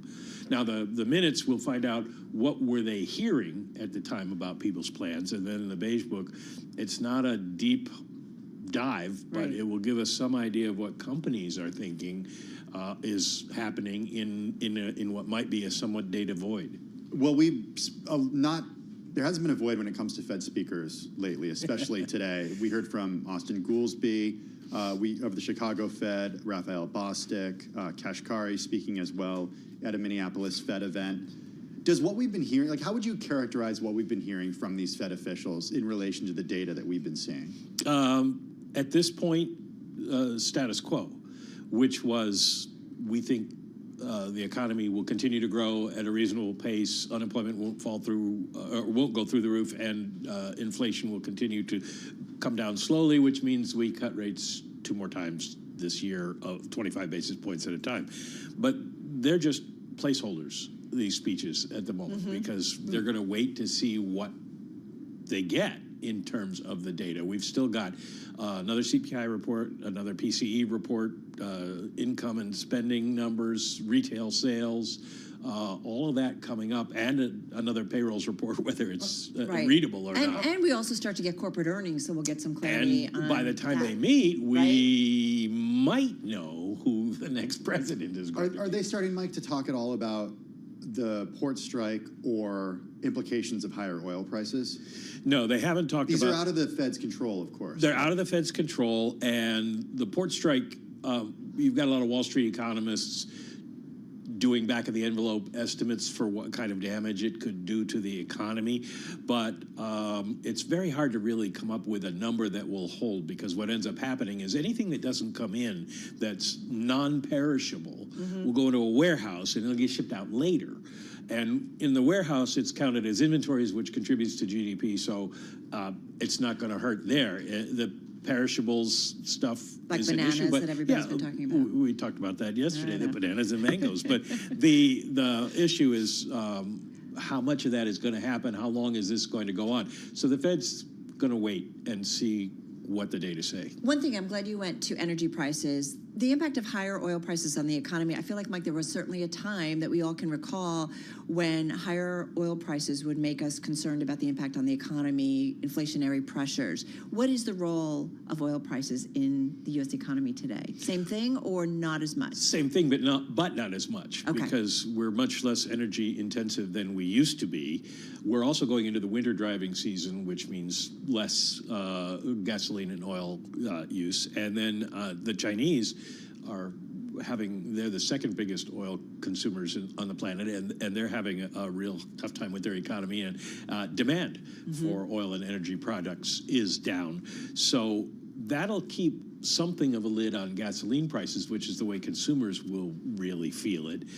The other question is, does this really have an impact beyond this knee-jerk short-term hedge against prices rising that we're seeing in the markets? Because Iran doesn't provide that much oil to the overall markets. Saudi Arabia and the U.S. have spare capacity that could make it up. Saudis aren't ever going to come out and say, go ahead and bomb the Iranians because we'll help you. But we got this. There's been a lot of cheating in OPEC quotas. So whether this has a long-term effect, Javier Blas, our energy columnist, was writing yesterday. In light of all this, he's thinking $50 oil is more likely than $100 oil.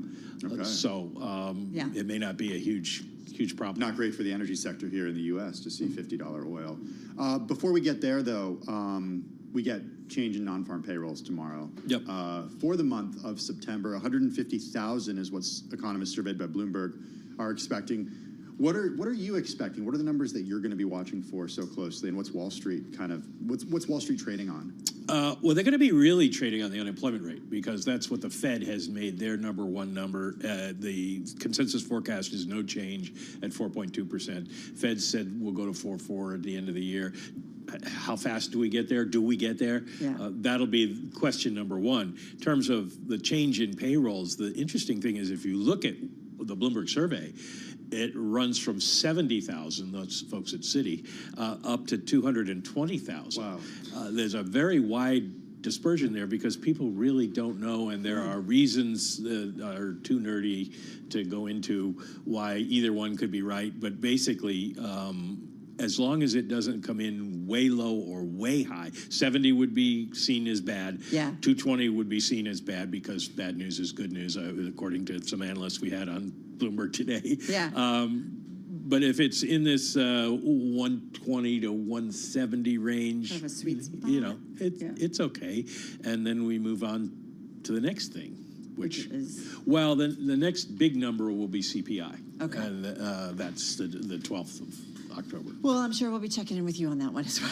All right, Mike, so appreciate it. Mike, Michael get some McKee. sleep tonight. You're getting up early tomorrow. I'll be listening. I'll be listening. I'm waiting for those cookies because it's almost Christmas as far as Carol is concerned. I know. We can start early. I actually just bought some vanilla and cinnamon, believe it or not. I've been waiting for these cookies since I know. 2020. All right. Bloomberg News international economics and policy correspondent and cookie expert, Michael McKee. All right, that's the latest on our eco headlines. Let's get to a headline and reporting that came late yesterday that we really wanted to assess the impact of today.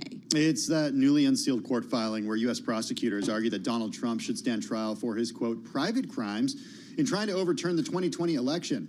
This new filing sheds fresh light on the former president's interactions with former Vice President Mike Pence. All right, so the government's 165-page brief, it was released yesterday, some redactions. It starts the next round of legal wrangling over whether the latest indictment can proceed after the U.S. Supreme Court held that presidents in many instances cannot face charges for official acts while in office. So with what we learned, the impact it might be having on the upcoming presidential race, we welcome in Bloomberg News politics editor Laura Davison. She's there in our D.C. bureau. Laura, good to have you here. We've all had hours to kind of go through this 165-page brief. There's been a lot of headlines, reporting, some things that people keep repeating over and over again. What impact, though, is it having on the political and presidential race narrative? So it's important to know that there is going to still no legal court action will happen before the election. So what this does is sort of injects January 6th back into the narrative a little bit. Walz, Harris's running mate in the VP debate earlier this week, also had one of his standout remarks from that was also sort of about January 6th and Vance dodging a question about whether Trump did or did not win the 2020 election.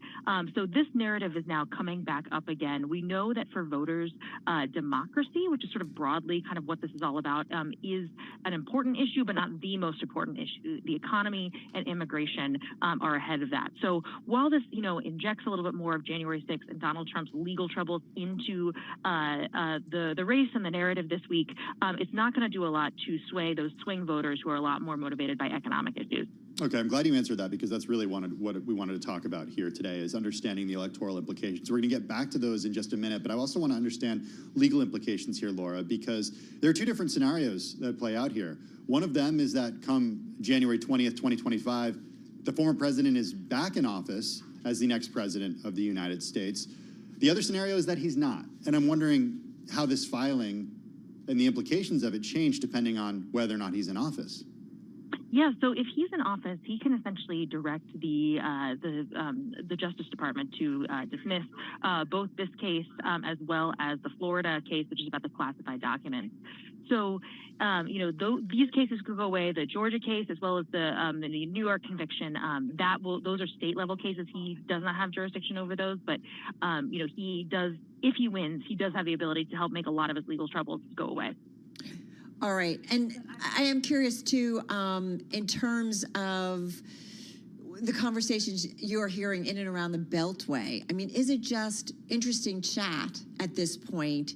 Because, again, so much is riding on the outcome of the November race as to what happens next. The clock is ticking, and we know that.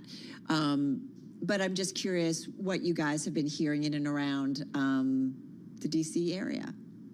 Yeah, so it's really been sort of a turn of events, over the past several months. The expectation going into this year is that Trump was going to spend most of his time in the courtroom with all of these different indictments piling up, and that he would sort of have this campaign courtroom strategy. That really turned out not to be the case. He was there, in the courtroom in Manhattan for a little bit in May. That conviction happened. Of course, the sentencing has been delayed until after the election.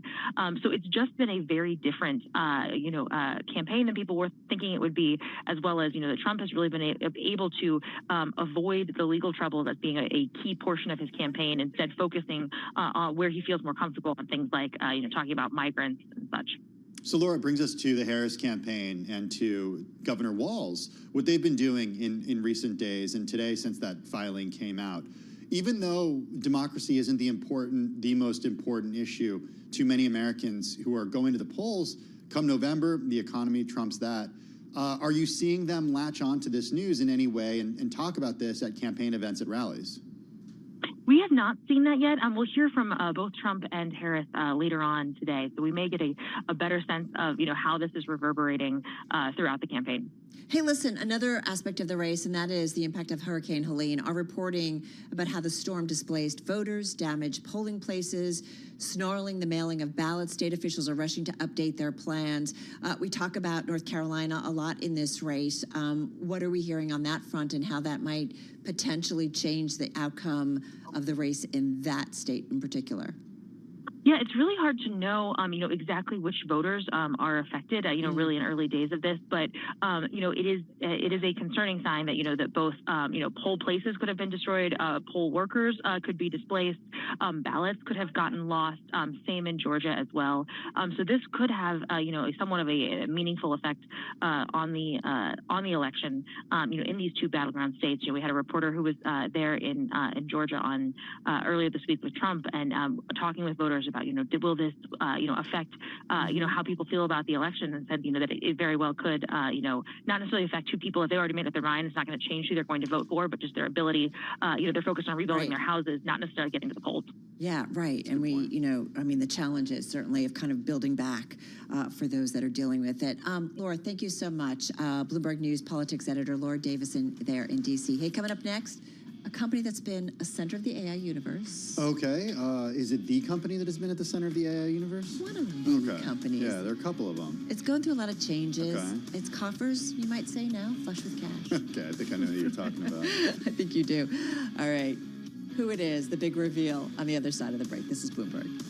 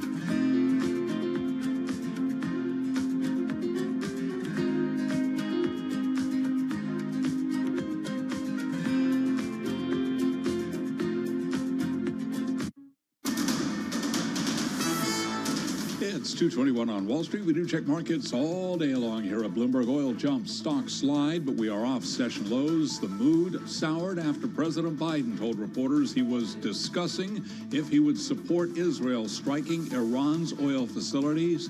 That has sent oil surging. Right now, West Texas Intermediate crude up 4.6%, 73.36 a barrel. Stocks lower across the board. S&P right now down 16, decline of 0.3%. The Dow down 231, down 0.5. NASDAQ down 35, a decline of 0.2%. We've got the 10-year yielding 3.83%. The 2-year right now 3.69%. Gold flat on the day, $26.58 the ounce. But again, West Texas Intermediate crude bears repeating, down now by up by 4.5%. The denim maker Levi Strauss shares plunging after narrowing its full-year revenue outlook to the bottom end of its previous range. Levi right now down 7.1%. Again, recapping, stocks lower, S&P down 0.4%, 10-year 3.83%, and West Texas Intermediate crude surging 4.5%. For on-demand news, 24 hours a day, subscribe to Bloomberg News Now, wherever you get your podcasts. I'm Charlie Pelleton. That is a Bloomberg Business Flash. Thanks so much for that update, Charlie Pellet. Do appreciate it. Okay, we've been all over this as the process has progressed over the past month or so. Now we know, Carol, OpenAI completed a deal to raise $6.6 billion in new funding. It gives the company a valuation of $157 billion. And the idea is that the funding will help bolster their efforts to be the world's leading Gen AI company, bringing the leading technology with it. General Motors has a market cap of $50 billion. I know it's not apples to apples, but I like to just throw something out there. One's public, one's private. That's true. I know. It's just kind of wild. All right. So is it a sure thing? Is it a sign of the top? We continue to have so many questions. So back with us is Bloomberg News AI reporter Rachel Metz. She's out there in our San Francisco bureau. Rachel, first of all, let's walk everybody through this global funding raise. Who, how much, how impressive is this funding round in OpenAI? It sounds rather impressive. It is rather impressive. I mean, this is a ton of money, and there are a bunch of people and firms involved, including Thrive Capital. You have NVIDIA, which also makes the chips that are very, very important for this kind of work. I believe Khosla Ventures was part of it as well. A whole bunch of other players besides. And I think what's so interesting is that, well, like the size of it, of the amount of money they're getting, the size of their valuation, but also what they're doing with this money. They have to raise this kind of money if they want to keep making the kind of AI software that they're making, because it costs gobs of money just to make this stuff. Where are those costs? I mean, is this all NVIDIA chips that they're spending the money on? Is it that the engineers who can do this stuff are paid upwards of $1 million a year, Rachel? Is it the server costs? Yes, yes, and yes? What am I missing? Yeah, is it why Jensen Huang is saying, what is it, everything is awesome? Or what was the word I forget what he said. Anyway, He said demand is insane. Insane, that's it. Demand is insane, okay. No, I mean, okay, so like think about it this way. If you want to train a state-of-the-art AI model like a large language model right now, you're going to spend easily hundreds of millions of dollars to do that, right? So let's assume you want to do that a couple times.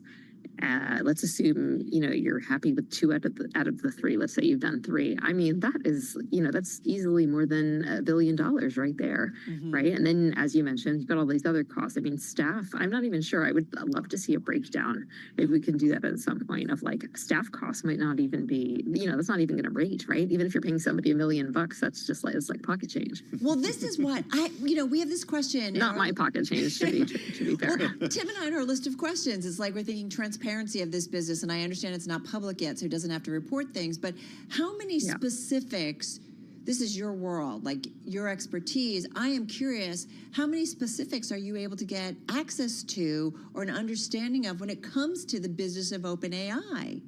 In terms of users, ChatGPT, like what do we know really that might justify a $157 billion valuation?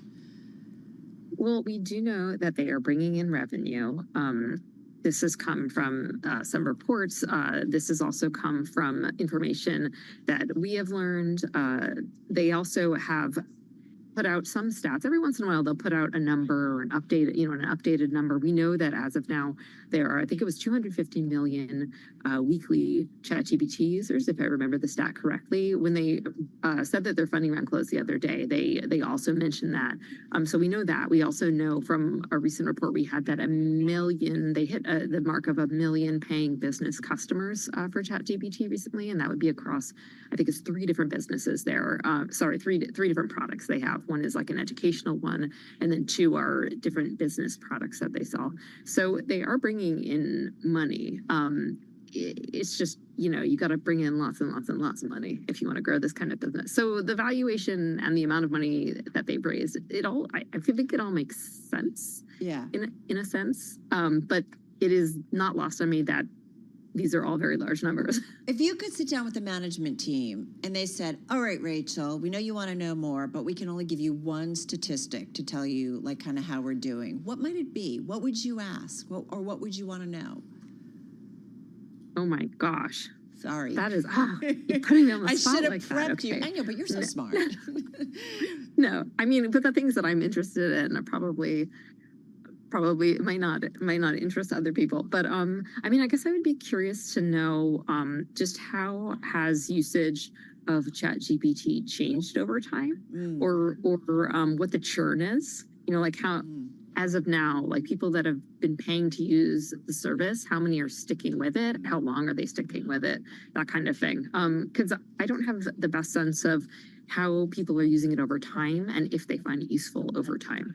Right, you do wonder if somebody uses it and they're like, this isn't for me, and they stop using it, right? That's where churn could be so telling. It's also not the only game in town. There's Anthropic out there. I mentioned Perplexity. These are not necessarily apples-to-apples comparisons, but who would you say is the biggest competitor to OpenAI?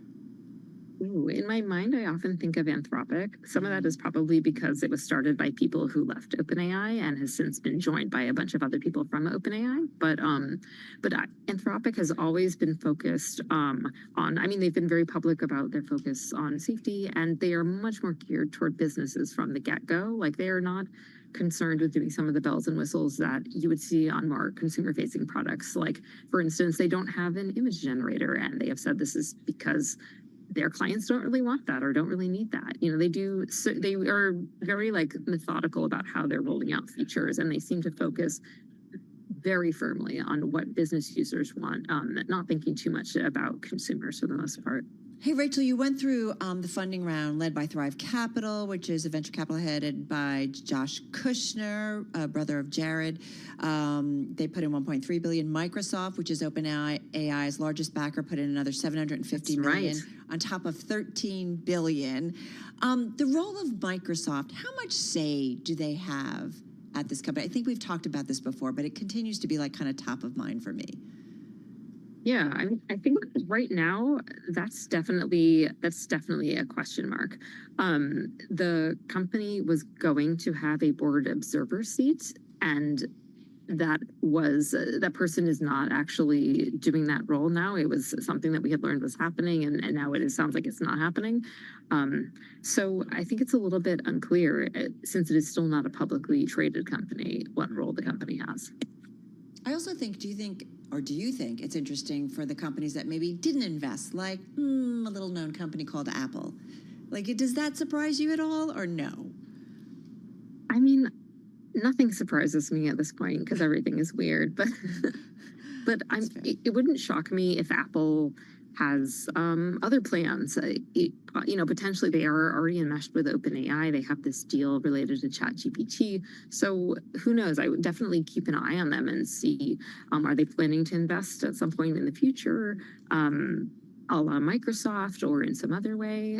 Right now, I think it's still very TBD. I wouldn't say that they're not planning to invest because we just don't know. Yeah. Would you say, Rachel, that Microsoft, even though they're an investor to the tune of more than $10 billion in OpenAI, they also compete with OpenAI? Is that fair to say? Sorry, say that one more time. Is it fair to say that Microsoft also competes with OpenAI, even though they're an investor in OpenAI? Right. And it's been like that the whole time, like since they invested. I feel like it stood out a little bit more to me like a year or so ago, and now it feels like maybe they're a little more complimentary, but honestly that's more vibes based in my mind. But they definitely are a competitor. Are they a competitor in the sense, like, are their own internal and external tools, are they powered by OpenAI the same way that Apple's tools are powered by or will be powered by OpenAI? Are Microsoft's tools powered by OpenAI? Are they separate, distinct? I think it depends. I think it really depends on the products. So you kind of have to look at the different ones to sort of break it down.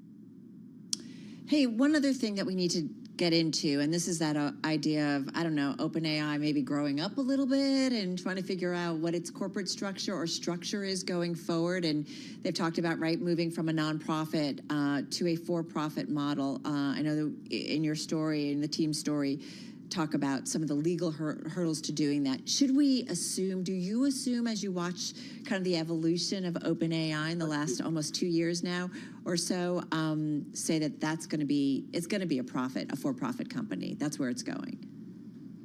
I mean, one thing that we know is that the company is not afraid to change the structure, right? They already did that once. I believe it was in 2019 when they created this really complicated structure that they have to this day that has an entity within it that can bring in a profit. So I think based on that, we know that they may be willing to do that in the future. I think there's still a lot of questions about could converting from what they are now to a public benefit corp, which is what we were hearing from our sources that they would want to convert to, might that lead to a giant tax liability? That's a big unanswered question to me, because it's potentially possible that something like that, if it was many, many, many billions of dollars, could make it untenable to do that. So it's a little TBD right now. We're gonna have to do some more reporting and stay tuned. I think also TBD is what an exit looks like for the investors of this company. Is anyone talking about an IPO yet at this point? Is it too early to be talking about that? Because that seems like the only exit here. It makes sense, right? And we've seen other companies take a similar path where they get to this point and then the next step is that. To my knowledge, I haven't heard anybody talking about it. However, definitely seeing investors increasingly talking about it. I mean, they're not investing in this company for fun, right? They want to return at some point. So I'm pretty sure. That's pretty sure. Hey, listen, you have a great deep dive that hit the Bloomberg terminal just about 2 hours ago, and it's entitled, or at least the headline on the story, OpenAI's Sam Altman concentrates power on his path to $157 billion valuation. Safe to say he is in the driver's seat, Sam Altman, despite being kicked out at one point, just, in the past year? Was it earlier this year? It was crazy. He's in the driver's seat and just got about 25, 30 seconds here. Yes, I think that is absolutely what's happening there. It was really instructive to spend the last few weeks looking back at our previous reporting, looking back at the company's history, and also doing some fresh reporting and just kind of taking a broader look, because usually I'm stuck in the weeds with these stories on what's been happening and how did we get to this point? Where did we start? Where were we in the middle? And in particular, since he was brought back last year, a lot has changed and he is much more powerful now than before. It's a great story. And as you say, the OpenAI of today bears little resemblance to its earlier self. So I highly recommend it. We'll put it out on Twitter. You get interrupted because of folks like us, but we so appreciate it. Of course, Rachel Metz, our AI reporter here at Bloomberg.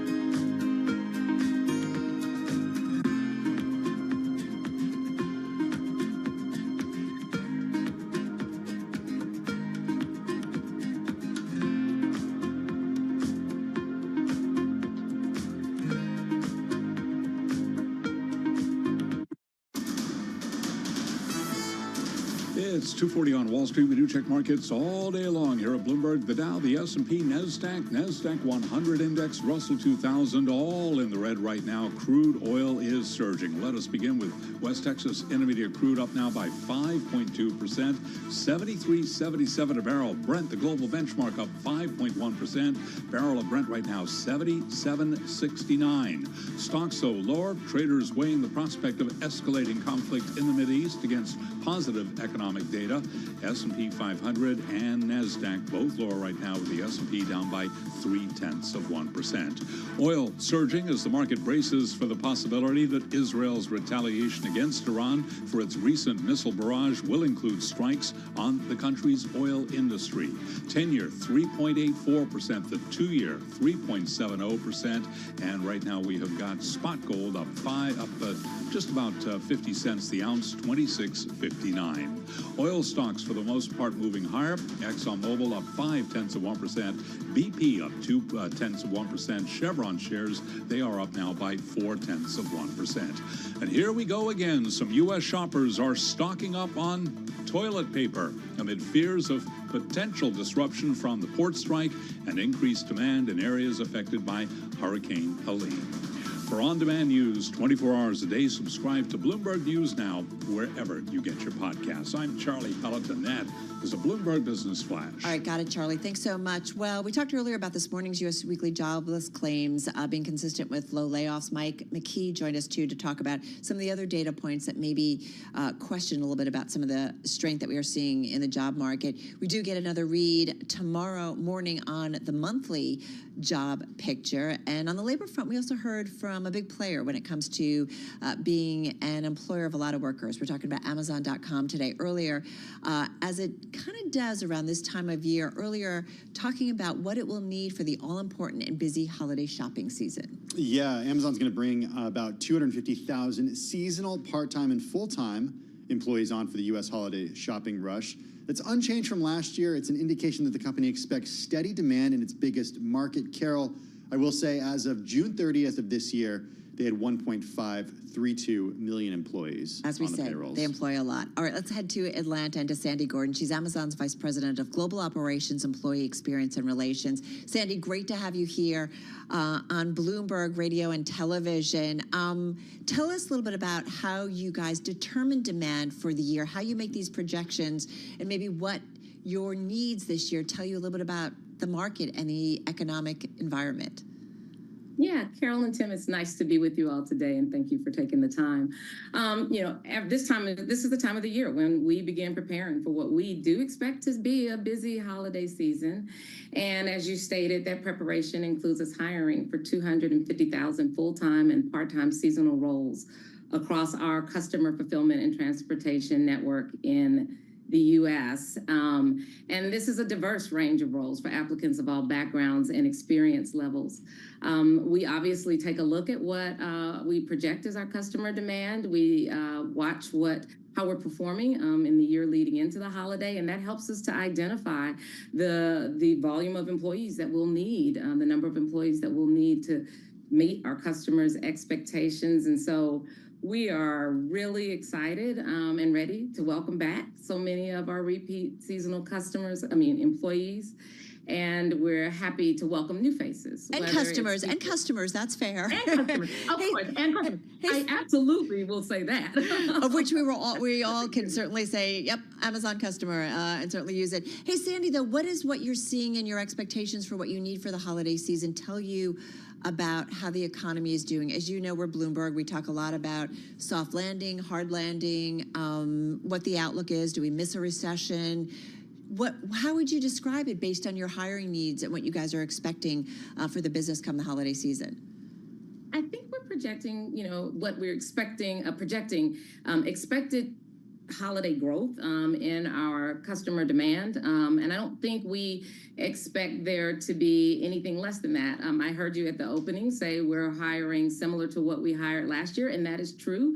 But that is what the additional 250,000 complements our already existing more than 1 million Amazon employees. And each year we get smarter in the way that we do business and projecting what our customers will want to purchase and making sure that those items are close to them so that we're able to meet the commitment to get it there quickly. And so just through our typical behaviors of continuing to improve the way we operate, we're able to do more with our 250,000 additional seasonal employees. It's not too early to be talking about this. I kind of said that yesterday when we spoke to Ali Furman over at PwC. She's consumer markets industry leader, and she shared with us some data about how consumers are projected to spend a record high of $1,638 per shopper this holiday season. It's up 7% over last year, but it's lower than the 15% increase that we saw the prior year. In terms of hiring, your seasonal employees that you're hiring this year is unchanged compared to last year. What can you tell us about what that reflects when it comes to demand?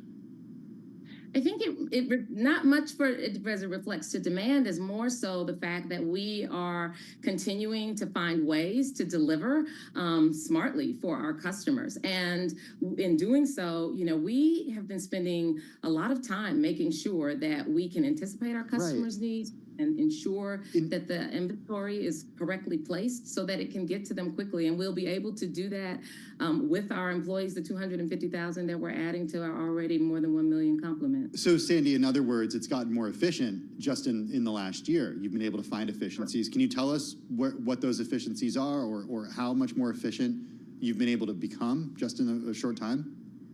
Yeah.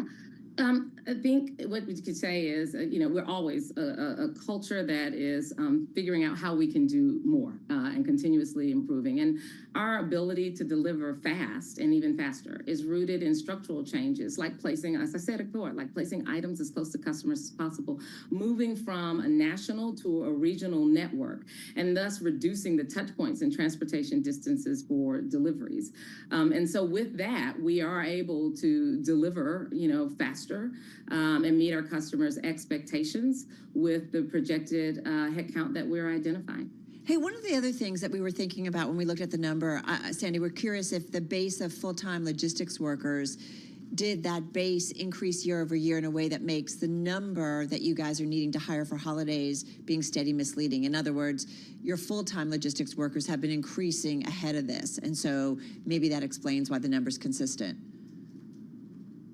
Our full-time and our part-time employee numbers, they can fluctuate throughout the year. But the value of bringing our seasonal employees on is that they allow us to ensure we're able to deliver for our customers while aiding our permanent employees in being able to maintain their flexibility with their schedules. So they're able to spend time at home with their families around the holidays. And so it's why this program has been so popular for us, not only with our permanent employees, but also with our seasonal employees. It's why we see so many people returning, because there is flexibility in it, and it is an opportunity to earn a good wage with a work schedule that aligns with whatever's going on in their personal life. Hey, one of the other things, listen, we've got to ask you, Sandy, in a week where, we've got East Coast and Gulf Coast ports workers on strike. There's been a lot of activity over the last couple of years when it comes to union organizing. How hot is the temperature? How would you describe it when it comes to labor organizing? You guys, are among, certainly some of the companies that, these issues have come up against. Yeah. Carol, we respect our employees' rights to voice their opinions and encourage them to share their experiences in the workplace. And we have a culture at Amazon that respects and values each of our team members as individuals, and we favor each of our team members having their unique voice heard, working directly with our team. The fact is that Amazon offers competitive pay, health benefits on day one, opportunities for career growth, and engaging, safe work experiences. And working directly with our employees, we can look for ways to continuously improve. And it's, in fact, working with our employees, we know that wages are a very important part of what makes, you know, an employee satisfied to work at a company. And it's part of the reason we have an annual wage review, a wage and benefit review. And just a few weeks ago, we announced that we're making a $2.2 billion investment in employee compensations and benefits for our fulfillment and transportation employees in the U.S. All right, gonna leave it on that note. So glad we could get some time with you and really give us a window into what you guys are doing, especially for the upcoming holiday season. Sandy Gordon, VP of Global Operations, Employee and Experience Relations at Amazon.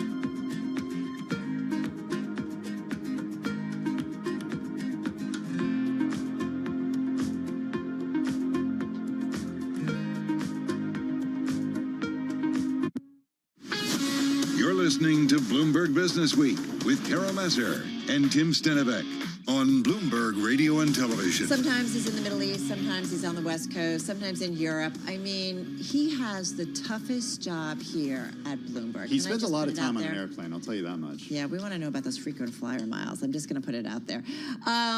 Listen, let's get to our own Jason Kelly. Of course, he is chief correspondent at Bloomberg Originals. The deal with Alex Rodriguez and Jason Kelly. The first episode of season 2, I believe, had its premiere last night on Bloomberg Television. Let's send it out to, oh yeah, there he is on the West Coast. Jason Kelly in our LA bureau. How are you? Hey guys, how's it going? Well. I love that. Well, let's just do the great reveal. You guys sat down with Billie Jean King. Talk about an icon, legend. Right? Yeah, unbelievable. I mean, it was so cool, Carol and Tim. So we pretty rare sit down with Billie Jean King and her partner in life. Sit down with Billie Jean King and her partner in life and in business, Alana Kloss. Alana is the CEO of BJK Enterprises, Billie Jean King Enterprises. And, you know, one of the things Billie and Alana talked about is Billie's the dreamer, Alana is the builder. And a wide-ranging conversation. This is someone who has not just seen it all, but in the midst of it all, changed history. I think it is inarguable, and so just fascinating to hear not just what she did, but really what she's up to now. The business of sports has changed so much since Billie Jean King played. I think. Well, what were you going to say? I was going to say, I almost feel like there was no real business of female sports when she started out, which is just, you get your head around I think that. John McEnroe said at this year's U.S. Open that she showed up to the U.S. Open in like her parents' station wagon one year. Yeah. And now you have players at her caliber flying in on private jets. I mean, it's a completely different world. It is, and it's interesting. One of the real takeaways from this is the advice that she gives to players who are coming along about the business. So let's actually hear what she had to say, a little clip from the deal.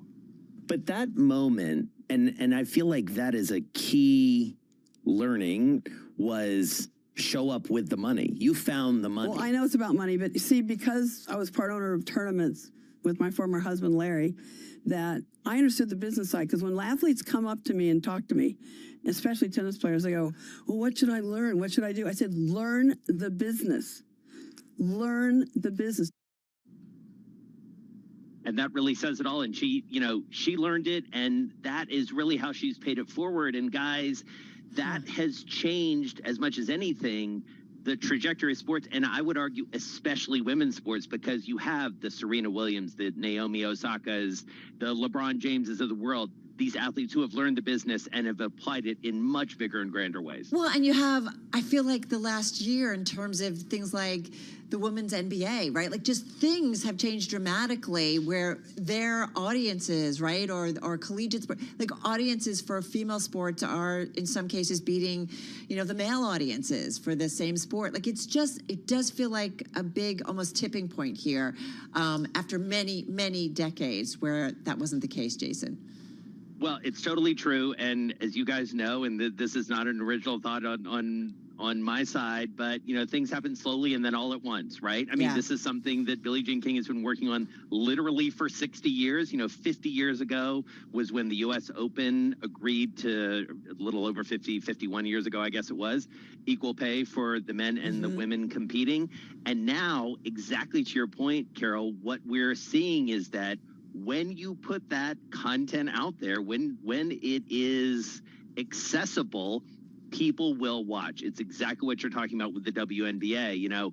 I was talking to a friend back home in New York just earlier this week, and she was talking about how her 24-year-old son was all in on the WNBA playoffs. Love that. And part of the reason he's in is because it's on ESPN. It's not hard to find. It's right there, front and center. And by the way, the product's great. And when that happens, then it's really going to build. And by the way, people like Billie Jean King and Alana and others, lots of people we know, lots of people you've had on this program, are putting their money in because this is a good investment. Well, where are they putting their money specifically, Jason? Where are Billie Jean King and Alana Kloss putting their money? Because they're branching way beyond tennis.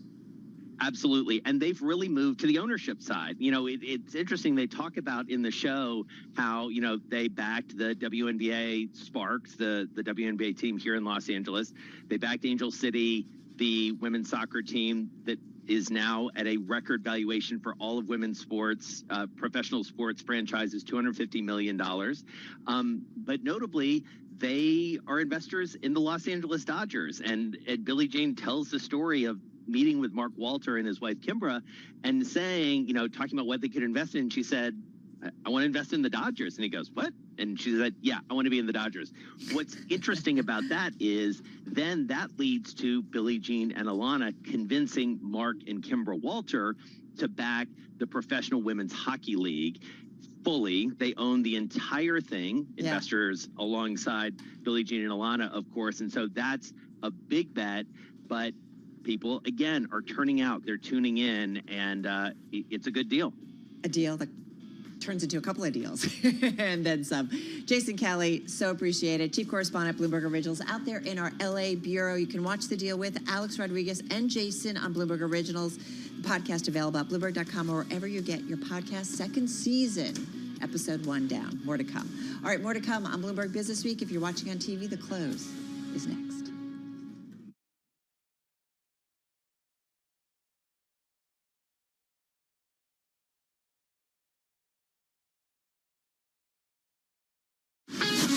This is Bloomberg Business Week.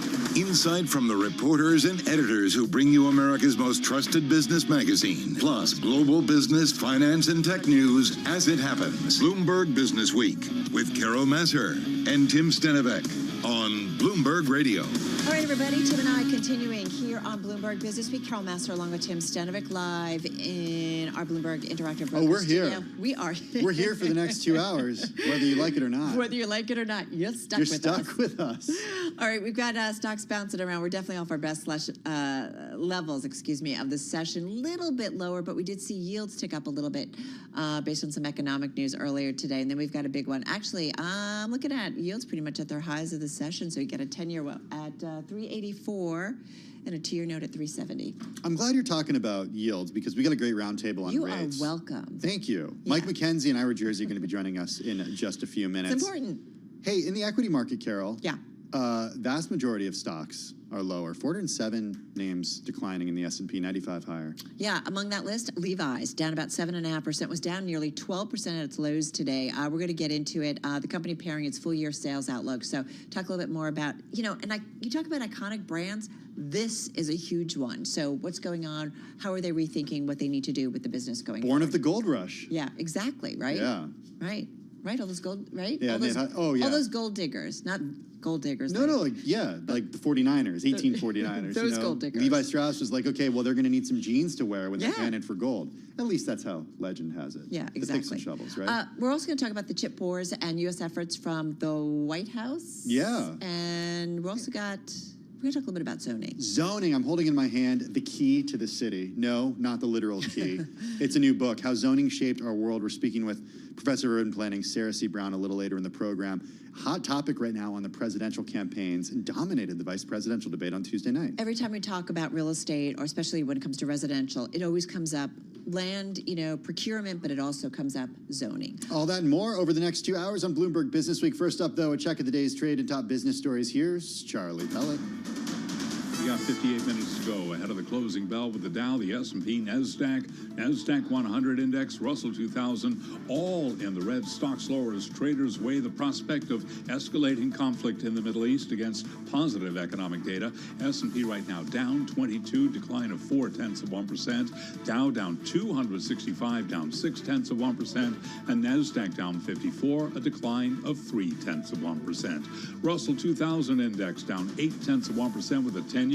As Carol mentioned, 3.84%, the 2-year 3.71%. Gold down $1 the ounce to $26.57, down less than 0.1%, while West Texas Intermediate crude oil now surging by 5.5%. Heightened tensions between Israel and Iran. We've got West Texas Intermediate 73.94 a barrel. So a down day today, but what about the market outlook? Sarah Hunt is Chief Market Strategist at Alpine Woods Capital Investors. Equities are pricing out a pretty happy future. The bond market is somewhat more cautious. Whether or not one is right or the other is wrong right now is difficult to tell. And I think really the question is going to be, can we slow things down enough that the equities can be fine while the bond market gets to have lower rates? And I don't think the answer is really solidified yet. Sarah Hunt of Alpine Woods interviewed this morning on Bloomberg TV's Open Interest. Shares of EVgo are soaring after the electric vehicle charging company got a loan guarantee of up to $1.05 billion from the U.S. Department of Energy. Shares of EVgo, they're up now by 61.6%. Recapping, S&P down 0.4%, the 10-year 3.84%. Oil, energy, the big story today, WTI surging 5.5%. For on-demand news, 24 hours a day, subscribe to Bloomberg News Now wherever you get your podcasts. I'm Charlie Pelleton. That is a Bloomberg Business Flash. Hey, thanks for that update, Charlie. Do appreciate it. Well, we're watching the bond market closely ahead of tomorrow's payrolls report. Yields higher across the curve. You heard some numbers there from Carol just now. Meantime, investors at the Bloomberg Volatility Forum in New York said that bonds are back to playing their role as the asset to own, Carol, in the event of geopolitical and financial dislocations, which I think it's fair to say we have a little bit of that is happening before our eyes. Yeah, exactly. Michael McKenzie is Bloomberg News rates reporter joining us from New Jersey. Ira Jersey is Bloomberg Intelligence Chief U.S. Interest Rate Strategist. He joins us from BI headquarters in Princeton, New Jersey. Hey, Ira, I want to kick it off with you in terms of expectations ahead of tomorrow's monthly jobs report, but the trade kind of going into it and what it might tell us. I mean, I don't know, the move up, I don't know, I'm going all over the place because I feel like that's the world we live in. The move up that we saw today, was it impressive? Was it a big deal? It's well, not a crazy big deal, but it is, since we're talking about volatility, it is a little bit more than what the implied volatility would say for daily moves. But so maybe a basis point or so higher than what the options market suggests should be the average daily move. But not a massive surprise. I think two things. You know, we had two bits of news that came out today. One is obviously the ISM services report was significantly stronger than most people expected. And because of that, I think that there's just this idea that, hey, maybe the Fed's not going to go as fast as was priced. Because remember, we were priced for another 100 basis points of cuts by the January meeting. Whereas if we only go 25, then we have to reprice for that only 25 every meeting, meaning 75 by January. So that's number one. And then number two is oil prices are up a fair bit today. So that in the front end of the yield curve, so you look at those two-year yields, a non-trivial portion of that two-year yield move is the oil move because things like inflation break-evens have moved higher, just in the expectation that maybe inflation will remain a little bit stickier because oil prices have stopped going down. Hey, Michael McKenzie, come on in here and take a step back, big picture, and tell us a little bit about the way that investors have returned to bonds, at least according to some bond investors, when talking about geopolitical and financial dislocations. Yeah, that's been the big selling point from bond managers for quite a while, because once we get the nominal yields got back to 5% last October, there's enough in there to suggest that if the Fed's got a handle on inflation, which it now has, and we've seen that play out really since second quarter of this year, after that first quarter spike in inflation, then bonds are going to start playing that old-fashioned pivotal role of being a good asset to own when we get those kind of headlines we got, I think, on Tuesday with Iran launching ballistic missiles at Israel. People flock to treasuries, they flock to gold, they buy them and they hold them. And that's how bonds help offset losses in riskier assets such as corporate bonds and equities. Well, and I wonder, you know, and I want to ask this of both of you guys, what you think the U.S. interest rate market is not pricing in terms of either upside or downside, what it's really not focusing on. And Michael, let me start with you. I mean, is it an upside growth shock? Is it something more serious on the geopolitical? Like, what is it that maybe the markets aren't really paying enough attention to, in your view?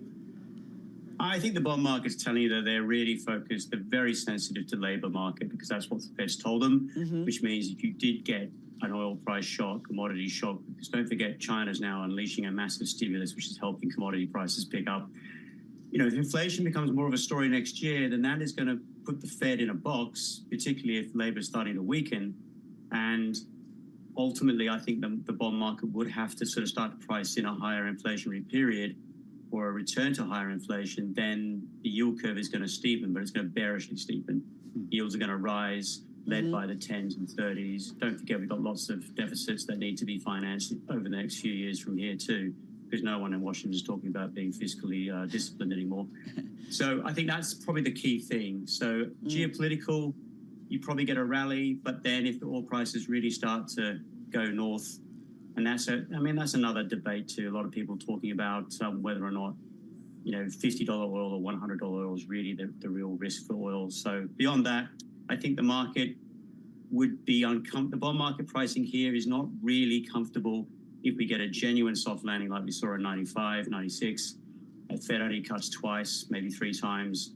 And at best, Fed funds gets to 4%. I have to say, I feel like there's a fair amount of momentum, and I've felt that over the last couple of weeks, that maybe the Fed is not as aggressive in terms of rate moves. Let me, though, pose that question to you too, Ira. What do you think the bond market maybe is not pricing in that maybe, you know, could be a surprise, be it upside or downside?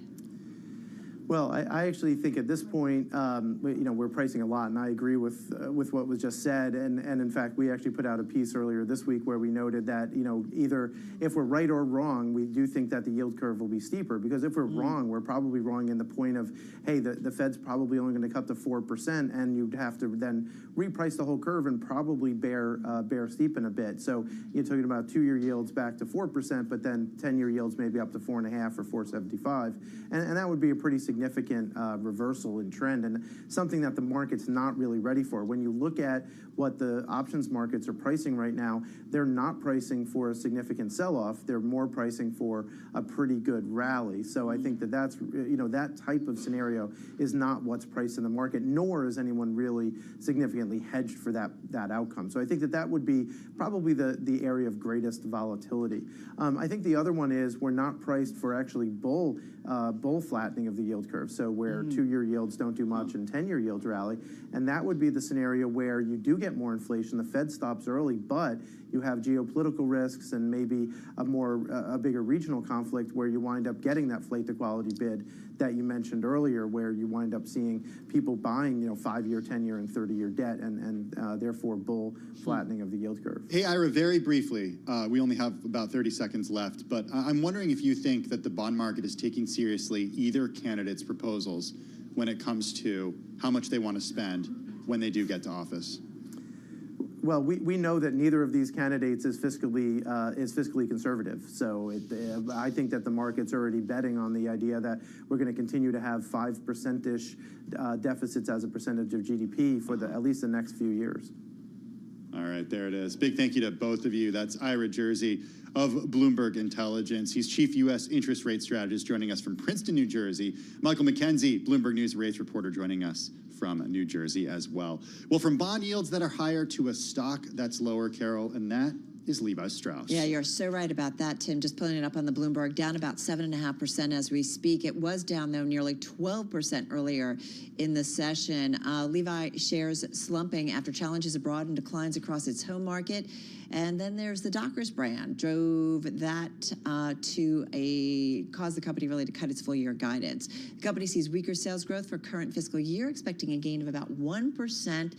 And it previously had a range with an increase, Tim, of 1% to 3%. Levi Strauss & Company President and CEO Michelle Gass joined Bloomberg TV a little earlier today. We did have a couple areas that underperformed, namely our China business, Mexico, and also on Dockers. In terms of China, I would say that we have our own executional opportunities there. It's a big market. We see the long-term potential. That's Levi Strauss & Company President and CEO Michelle Gass earlier on Bloomberg TV. Let's get to it with Mary Ross Gilbert, Bloomberg Intelligence Senior Retail Analyst. She joins us from Los Angeles. What is the biggest challenge that Levi is facing? Is it Dockers? Is it China? Or is it just the category in general? Yeah, so actually with Levi's, when you look at the quarter, the Levi's brand, actually the sales were up for Levi's in total on a consolidated basis. And given that this business is really focused on direct-to-consumer, their direct-to-consumer business, about 44% of sales, that was up 12%. In the U.S., DTC was up 12%, and in Europe, it was up 9%. So there were some good news in the numbers that came out. The challenges, as you asked about, China is only 2% of revenues. So yes, they did have some weakness in China, but and part of it was execution related. They have a new head of the China operations.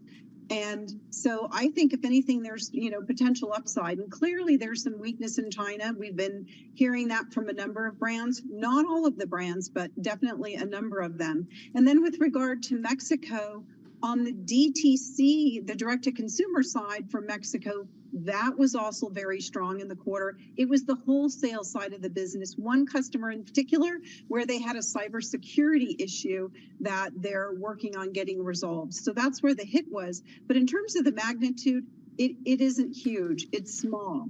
And then on the Dockers side, I think this is good news that they're looking to sell the business. They tried to sell it many years ago. And I think this time around, I mean, I have ideas on who could be a potential buyer. Maybe Authentic Brands. It's a privately held company, but they like to buy brands. And they own then everything. They really do. It seems like they own every brand, every legacy brand that's out there from in apparel. Exactly.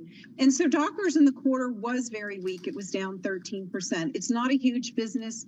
In my view, it's really a distraction. So once they get rid of it, they can focus on Levi's. And we have a very exciting campaign that just launched this week with Beyonce. And it's a very exciting campaign, especially for women. And the women's business has tremendous growth opportunity. That was also up double digits across both tops and bottoms in the quarter.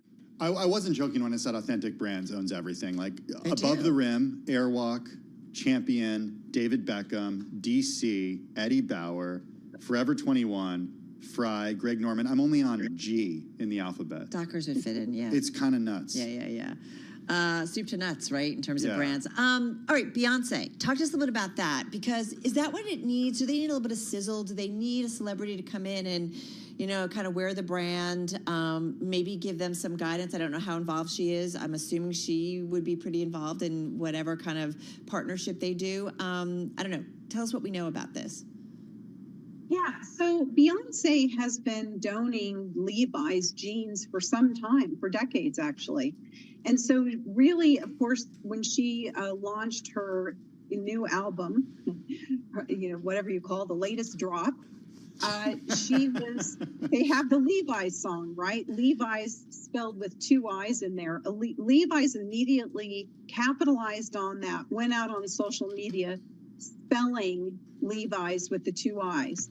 Cowboy Carter, I have to say the song is good, and I actually think when it dropped, I want to say the Levi's CEO, when it dropped a few months ago, was actually like here at Bloomberg or something and was like pretty excited. I might be speaking out of turn, but I thought she was I thought we were in the makeup room together. But anyway, go ahead, please.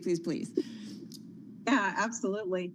Yeah, so of course this campaign's going to run through next year. I think it might even be a several-year contract that they have with Beyonce, but they reached out to her really because she has, sort of endorsed the brand for some time. But this brand, which is something Michelle Goss talked about, not only on the interview this morning with Bloomberg, but also on the conference call, the Levi's brand is relevant across all income groups, and they do have some expensive Levi's jeans. And when you go to their full price stores that are in really nice Tony A++ malls, you can get jeans that are sort of tailored to you in the sense that they'll do embroidery. They have each one of those locations has a seamstress in there personalizing the denim.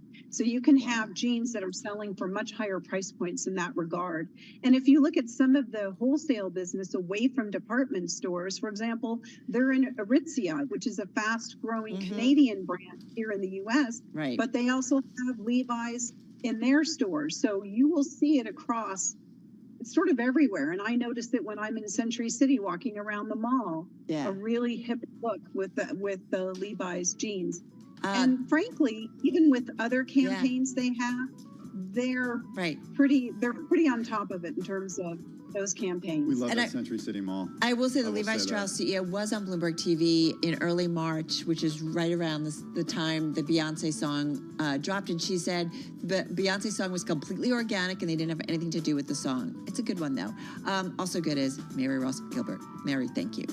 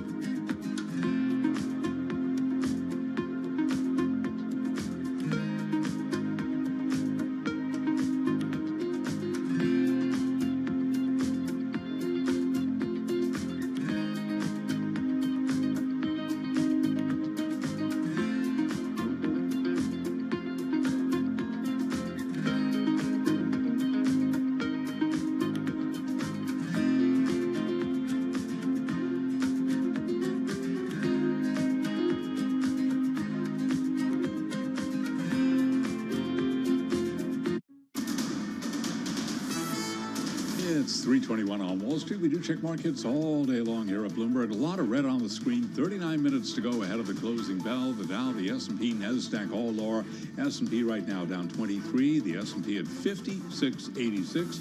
A drop today of 0.4%. The Dow down 0.6%. Dow Industrials down 264 points, while NASDAQ lower right now by 58. For the NASDAQ Composite Index, a drop right now of just about 0.3%.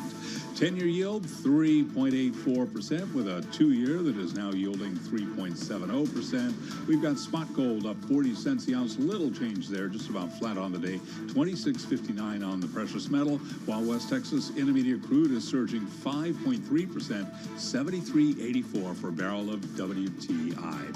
A topic we were just talking about here on Bloomberg Business Week: Levi Strauss shares slumping after challenges abroad and declines across its home market, and Dockers brand drove a cut to full-year guidance. Levi shares down now by 8.1%. Michelle Goss is Levi's CEO. Earlier today, she was on Bloomberg Television and Radio talking about the company's quarter. You know, despite coming in at the low end of our guide, you know, underneath that, there's a lot of strength in the business. I mean, clearly we beat our profit targets, our earnings were strong, and as it relates to revenue, you know, overall we were up 3% on an adjusted basis. The Levi's brand was up 5%. Levi's CEO Michelle Goss interviewed this morning on Bloomberg Radio. Just getting word that Toyota will refocus its DEI programs and halt sponsorship of LGBTQ events, citing, quote, a highly politicized discussion around corporate commitments to diversity, equity, and inclusion. For on-demand news, 24 hours a day, subscribe to Bloomberg News Now wherever you get your podcasts. I'm Charlie Pellet, and that is a Bloomberg Business Flash. Hey, thank you so much for that update, Charlie Pellet. Really do appreciate that one. Our own Amy Orr, Carol. Yeah. She covers IPOs here at Bloomberg. She reminded us in a story this week that overall U.S. IPOs continue along a steady path to recovery. $33.5 billion have been raised so far this year. It's nearly 53% more than the volume for the same period in 2023. Data compiled by Bloomberg show. Yes, but however, tech IPOs are lagging. The aggregate amount raised by tech IPOs so far this year amounted to $6.7 billion. It's lower than the $8.3 billion for the same period last year. This also according to Bloomberg data. All right, so let's get into the IPO landscape. For more on that, we bring back with us here on Bloomberg Business Week, Rachel Gehring. She's EY America's IPO leader, and she joins us, I believe, from Tennessee. So Nashville. Yeah, you are, Nashville, Tennessee. You guys are both right. Check. How are you, and how would you describe the IPO market right now? Well, I'm doing great. Thanks for having me. IPO market, as you mentioned, I think it's on a healthy recovery, yet steady. So we're not in that, kind of sharp hockey stick that everyone is looking for, but that slow recovery with a lot of optimism out there, just navigating through this election cycle, some other geopolitical tensions, but optimistic for 2025. Is it really geopolitics, the market environment, politics that's holding it back? Or is it, how much is still that there's a fair amount of money, private money maybe out there to keep companies private longer? What is there some other dynamics going on? I'm just curious. Yeah, no, the private market is certainly, a lot of that attention is clearly towards AI. And so that the private markets have been a bit sluggish as well. But ultimately, what's been holding back IPOs largely has been the cost of capital. So now, as we're starting to see rates decrease, the macroeconomic, factors really improving, right? Strong data coming out. So optimistic for the remainder of this year going into next year. But the first part of this year and as we saw even last year, just keeping it a sluggish recovery, but a slow, steady recovery nonetheless. What about when it comes to tech specifically? What are you seeing in terms of tech IPOs? Tech IPOs, still leading largely in volume, but as you mentioned, not at the levels that we're used to seeing in the past. Largely that's because what we're seeing right now are large scale companies IPOing. The investors are still favoring the large companies, proven, profitable, path to profitability, so forth.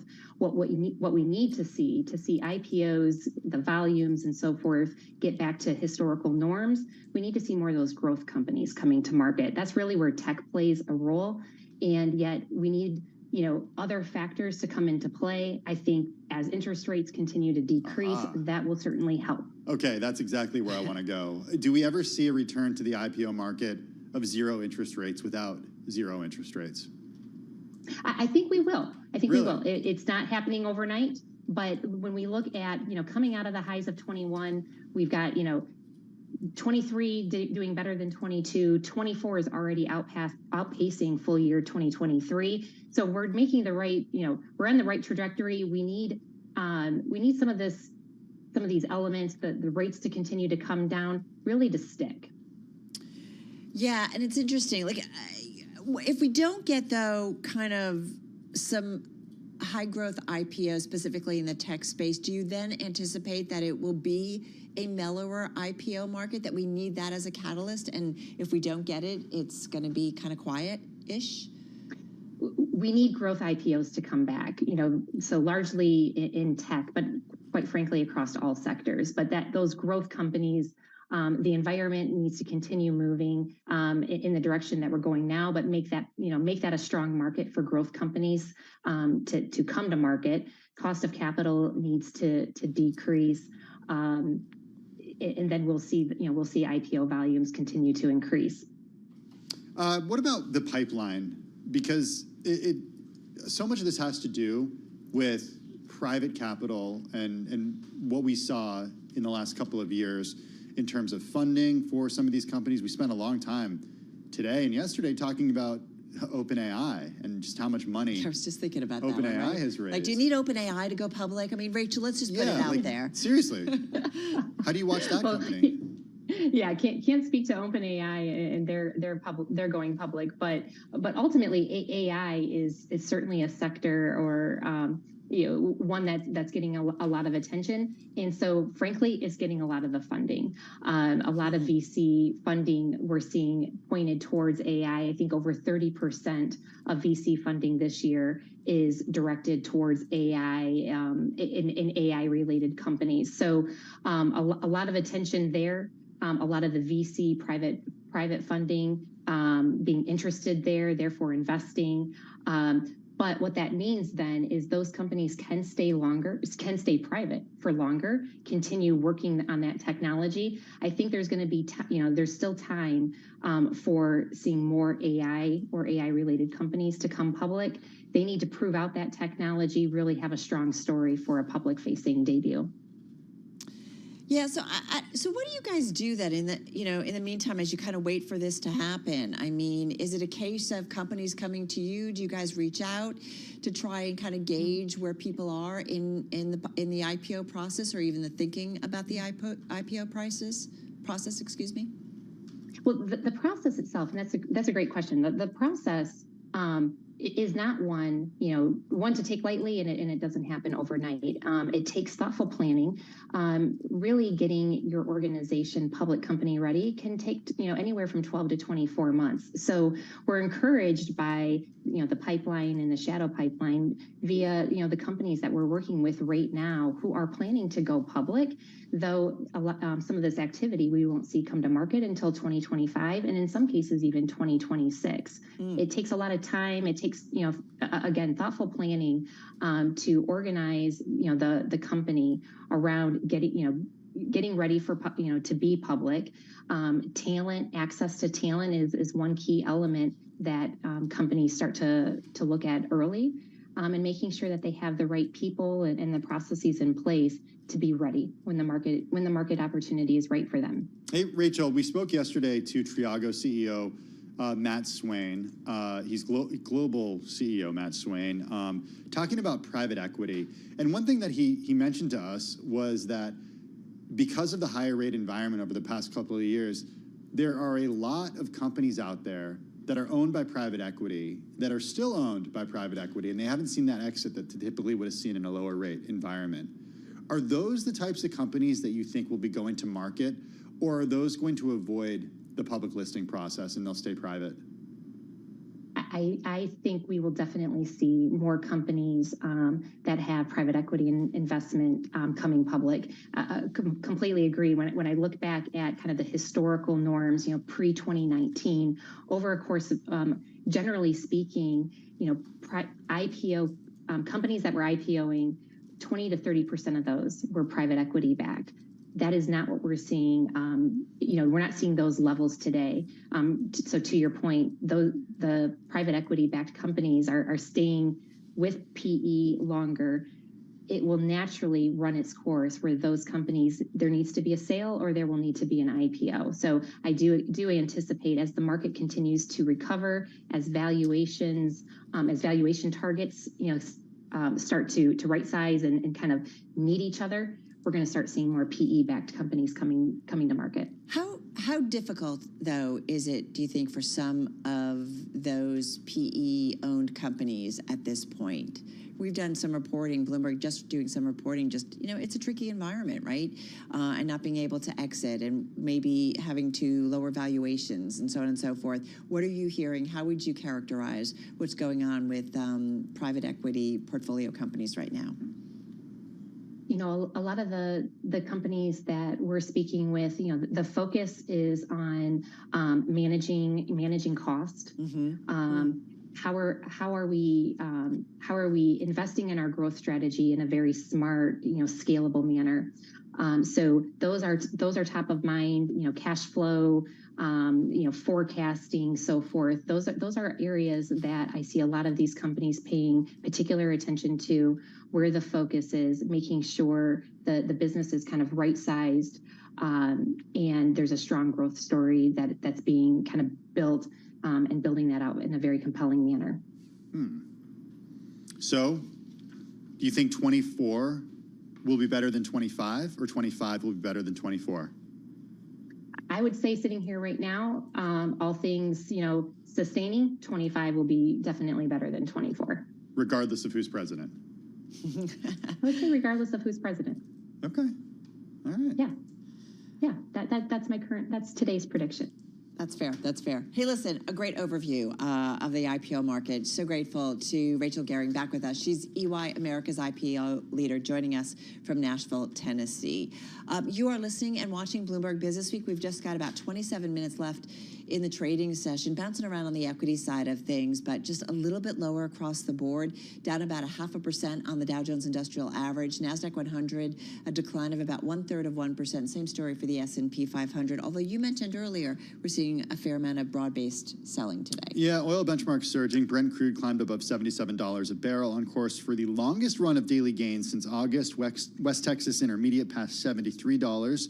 Investors are concerned that should Israel strike key Iranian assets, the Islamic Republic will lash out and escalate the conflict, dragging in more countries and potentially disrupting global energy shipments. Yeah, we've seen oil, looking at WTI crude, up for 3 days in a row, 5.5% bump up, surge in today's session, $73.90 a barrel. So certainly watching the energy sector, something we talked about with our own Mike McKee in terms of the potential for an economic impact too. All right, you're listening and watching Bloomberg Business Week, and this is Bloomberg.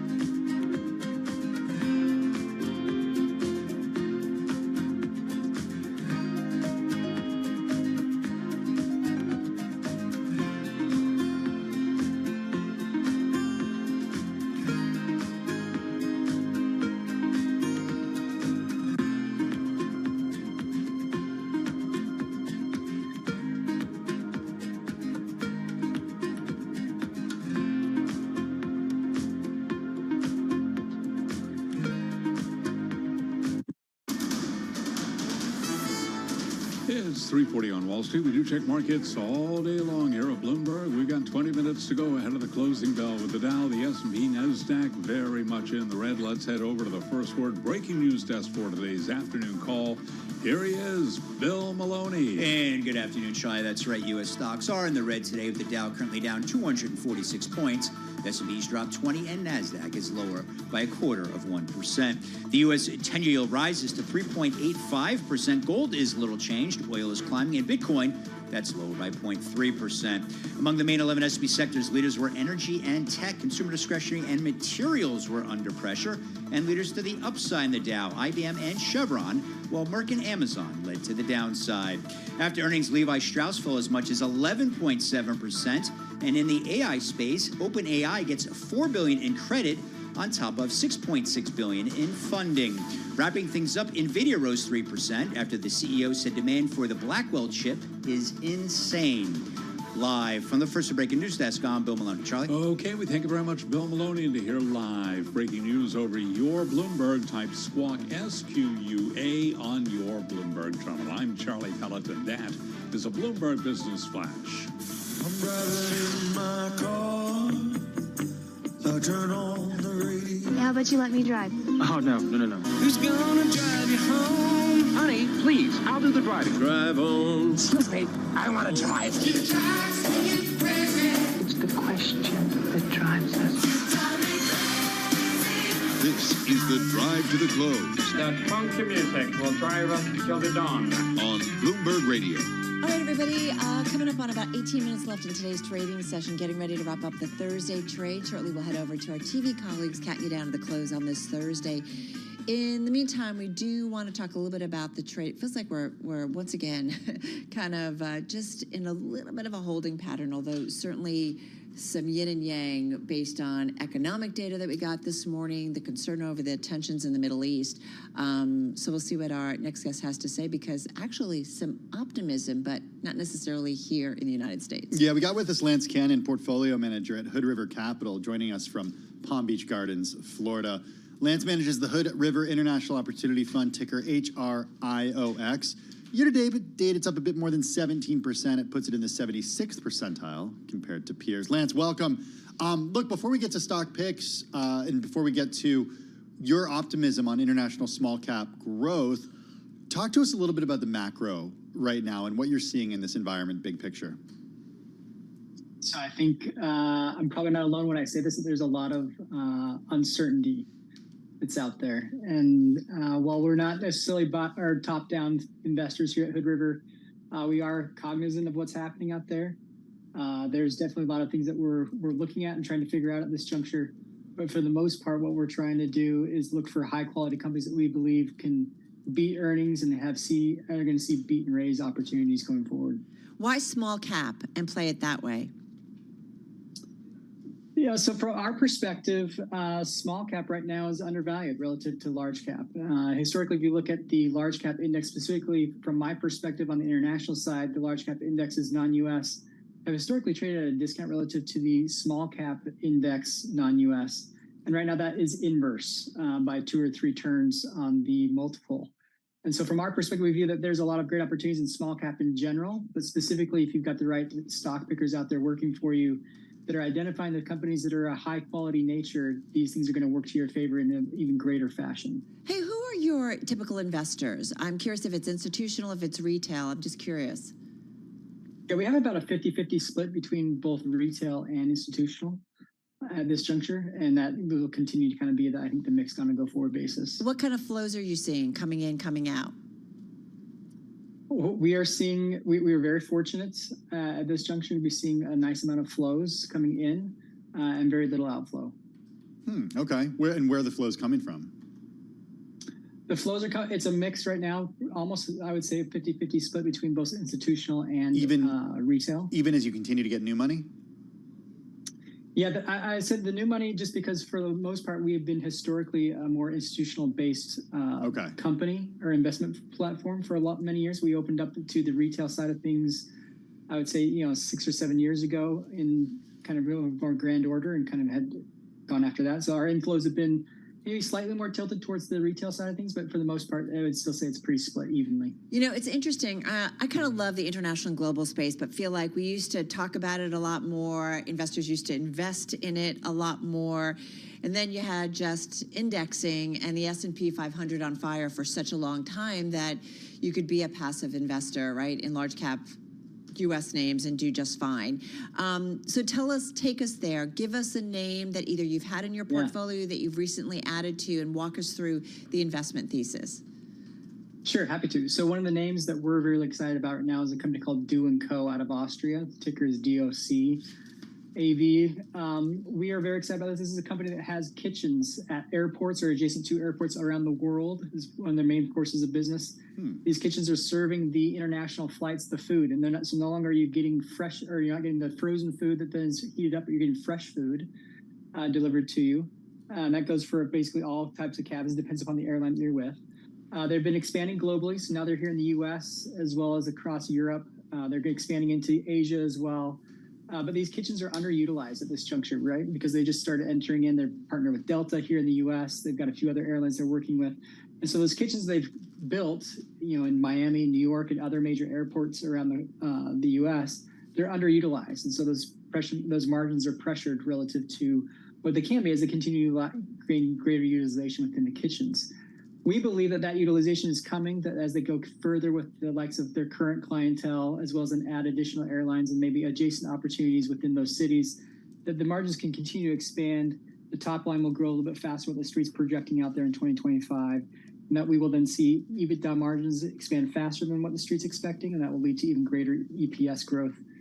The company currently trades at a discount relative to what it has historically from a multiple perspective. We believe that will not only come more back in line, but then also you get the benefit of a faster earnings growth perspective. How's the food? It's really good. From someone who travels with Tim on an airplane often, eats all of it. Yeah. My favorite though is the ice cream sundaes.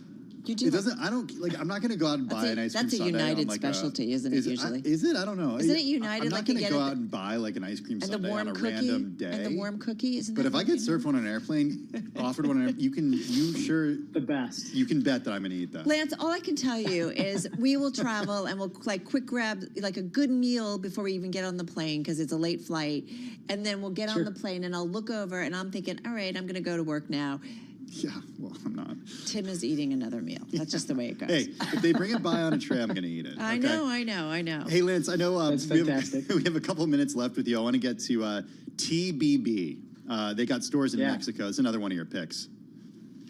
Yeah, so this is a competitor to Walmart Mexico. Recently IPO'd here in the U.S., but when we talk to consumers about their experience at Walmart Mexico versus TBB, they mentioned that these stores are cleaner. They're getting the same type of prices. They're seeing sometimes in some cases more products relative to what Walmart has, which is somewhat surprising given what we experience here in the U.S. Tiny market cap compared to Walmart. I mean, this is a $3.3 billion company. Yeah, they have a lot of opportunity to grow. The top line is going to grow in two ways. One will be through same store sales, which we think will be better than what the street's projected. But the other way is going to be as they continue to expand and build out their own store base. So they're still relatively small, particularly relative to Walmart there in Mexico, with a lot of white space there. Could Walmart buy them? And Walmart's worth over $500 billion, $645 billion. I think that's possible, but I think there's also going to be some regulatory issues that would come if that were to happen, right? I think that everyone wants to see some type of competition that's out there.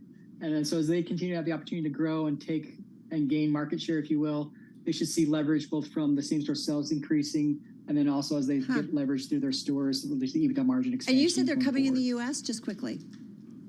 No, they are listed here in the U.S. Oh, so got it. You can actually buy the ticker here in the U.S. But it's a Mexico company with everything in Mexico. Okay, just checking. Yeah, more than 2,000 stores. Yeah. Pretty cool stuff.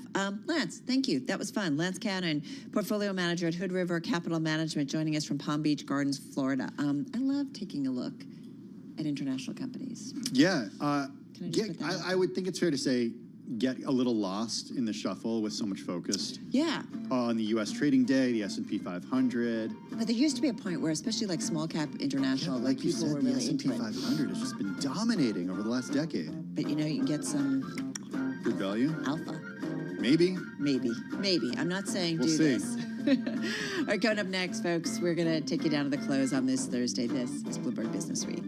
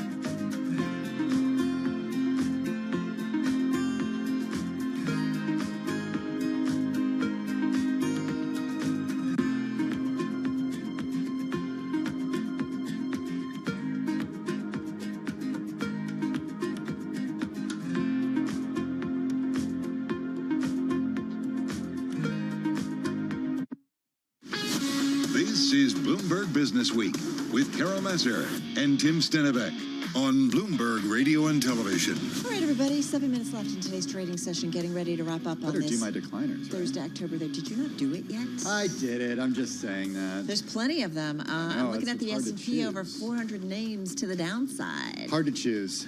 I Yeah? got some. Don't worry. Choices. Yeah. Speaking of choices, What? what are your choices? I got some good ones. I Okay. know I had to kind of hunt around, but you gave me one. One that's been, here's a deep tease, everybody.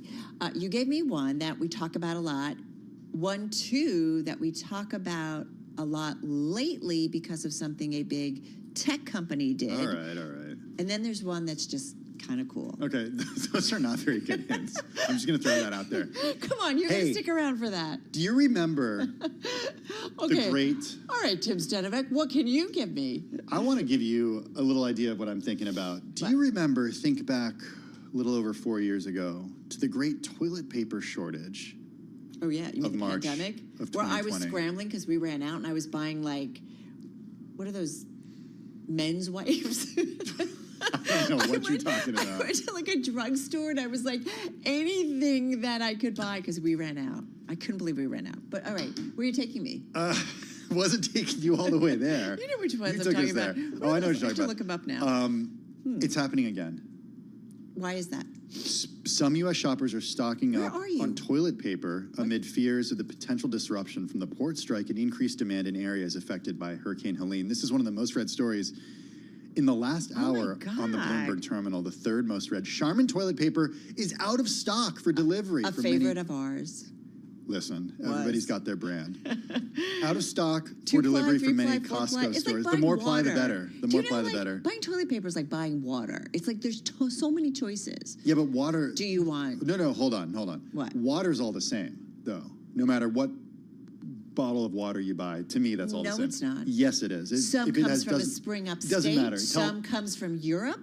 Most of it comes from a tap water out of like Pennsylvania. Don't do that to me. Don't ruin it for me. It's all the same. Okay. Toilet paper, now there are differences there. Okay. Yeah, that's true. That's true. Costco, their chief financial officer said the company has experienced higher demand for everyday items in the last few days, especially paper products. Costco does not expect any supply challenges in staples due to the strike and is working to replenish products that are selling out fast. Okay. During visits to Costco stores in northern New Jersey, Oppenheimer analyst Rupesh Parikh said that his team, quote, observed behavior similar to the start of the pandemic.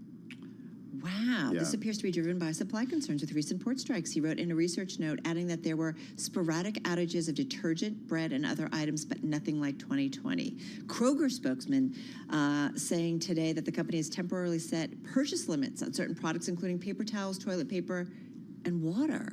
Kimberly Clark, they make Scott and Kleenex, said the port strike is, quote, not currently impacting our ability to supply our paper products or other products. So if you want that Scott toilet paper, I think you're in luck. Or you can get a Toto. She went there. If you don't know what I'm talking about, just Google it. You know what, though? I'm going to tell you, if I'm at home listening to this, I'm like, I got to go to the supermarket and get some toilet paper. That's the problem. Right? This is what we do. This is what we do. Wow. It shouldn't be a joke because we have people like around the country who are still dealing from the storm and don't have much of anything at this point. But man, Isn't that wild? It just how something can change dramatically. Our supply chain still incredibly fragile, even after the pandemic. Well, goes to show what happens with the threat of a port strike and even a port strike. We've talked about. We've had the author of the book, Peter Goodman, right, about how the world ran out of everything just in time. Right, companies were rewarded for just having things, not too much inventory. And so everything is so tight, lean, and mean, and they get rewarded perhaps financially when you come to those quarterly reports that you don't have too much inventory on hand. But when you have a crisis, all of a sudden, and you can't tap into a supply chain, that's when it kind of gets a little bit ugly. I cannot believe that. I went there, Toto. Yeah. You knew I was going to do it. I knew you were going to do it. You knew I was going to do it. We're big fans. All right, everybody. Stocks wrapping up. Yeah, we're off our best levels of the session. Don't go anywhere. We're heading over to our TV colleagues. That's because the closing bell starts right now.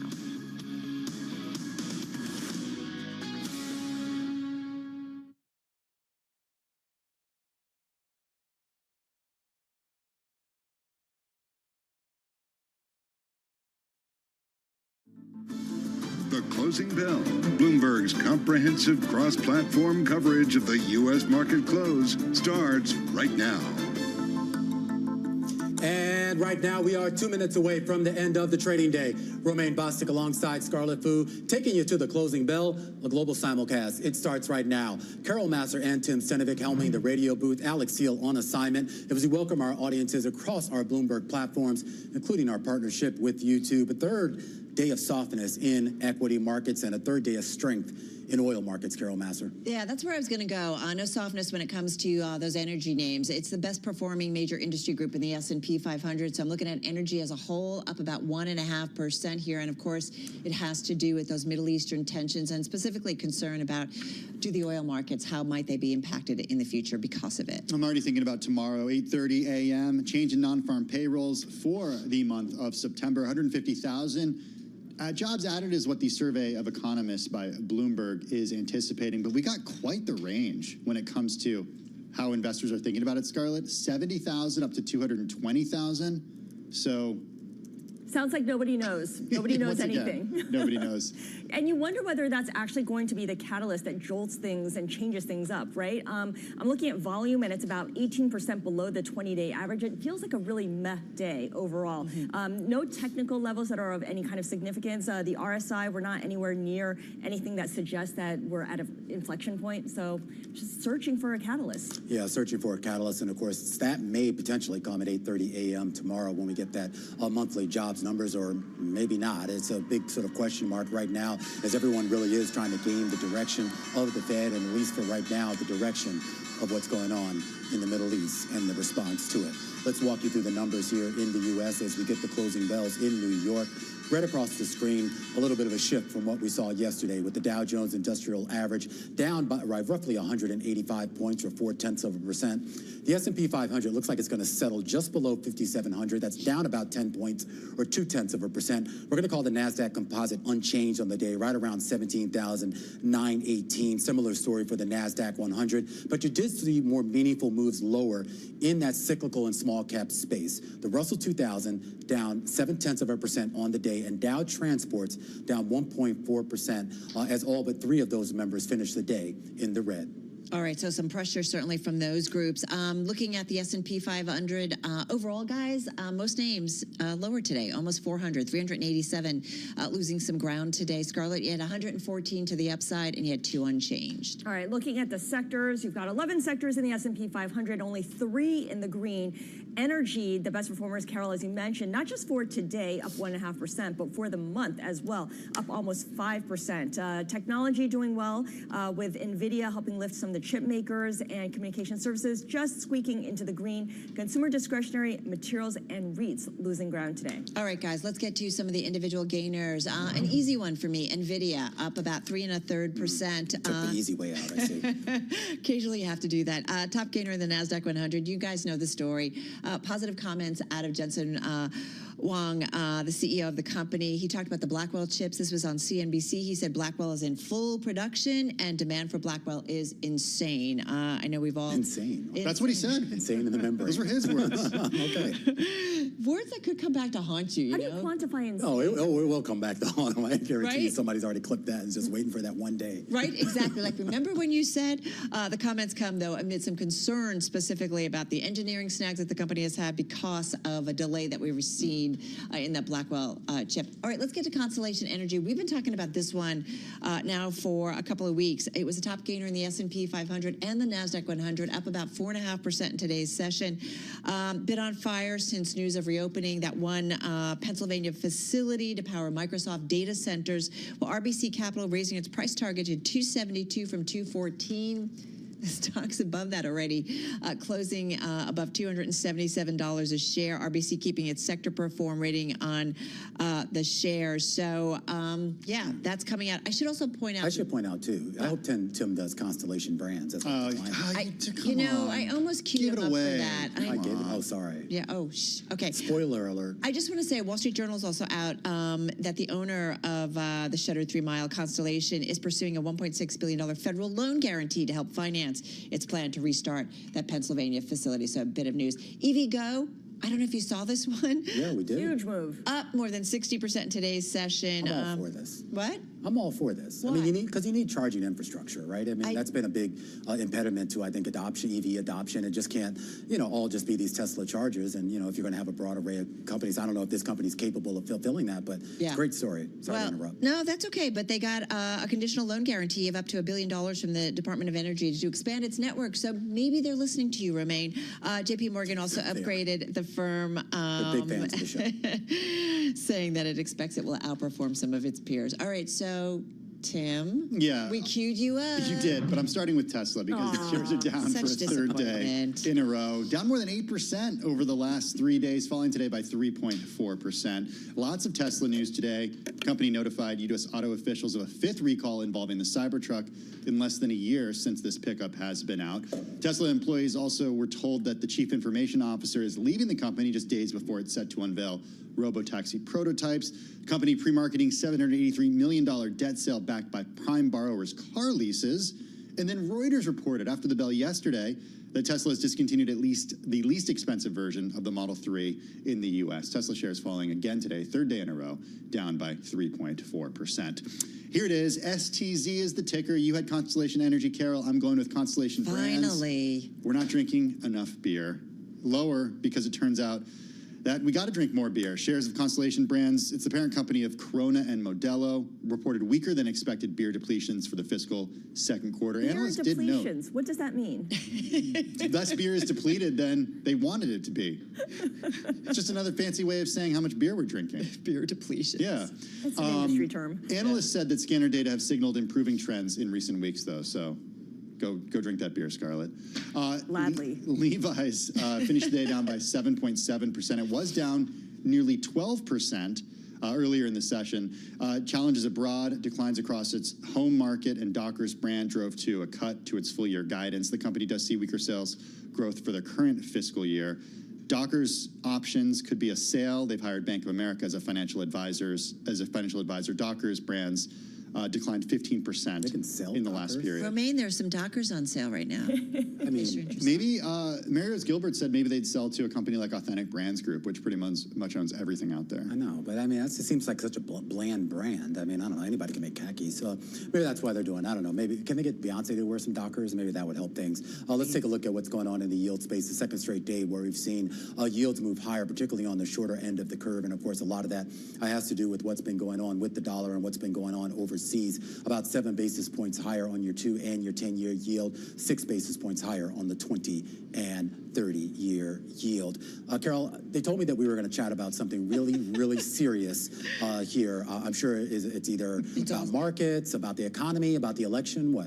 From the man who brought us the Bears fighting, you're going to tell me about Sirius. Okay. I'm still bitter that you did not like the bear chat. The bear chat. No, Can we do that right now? This is payback right now for that.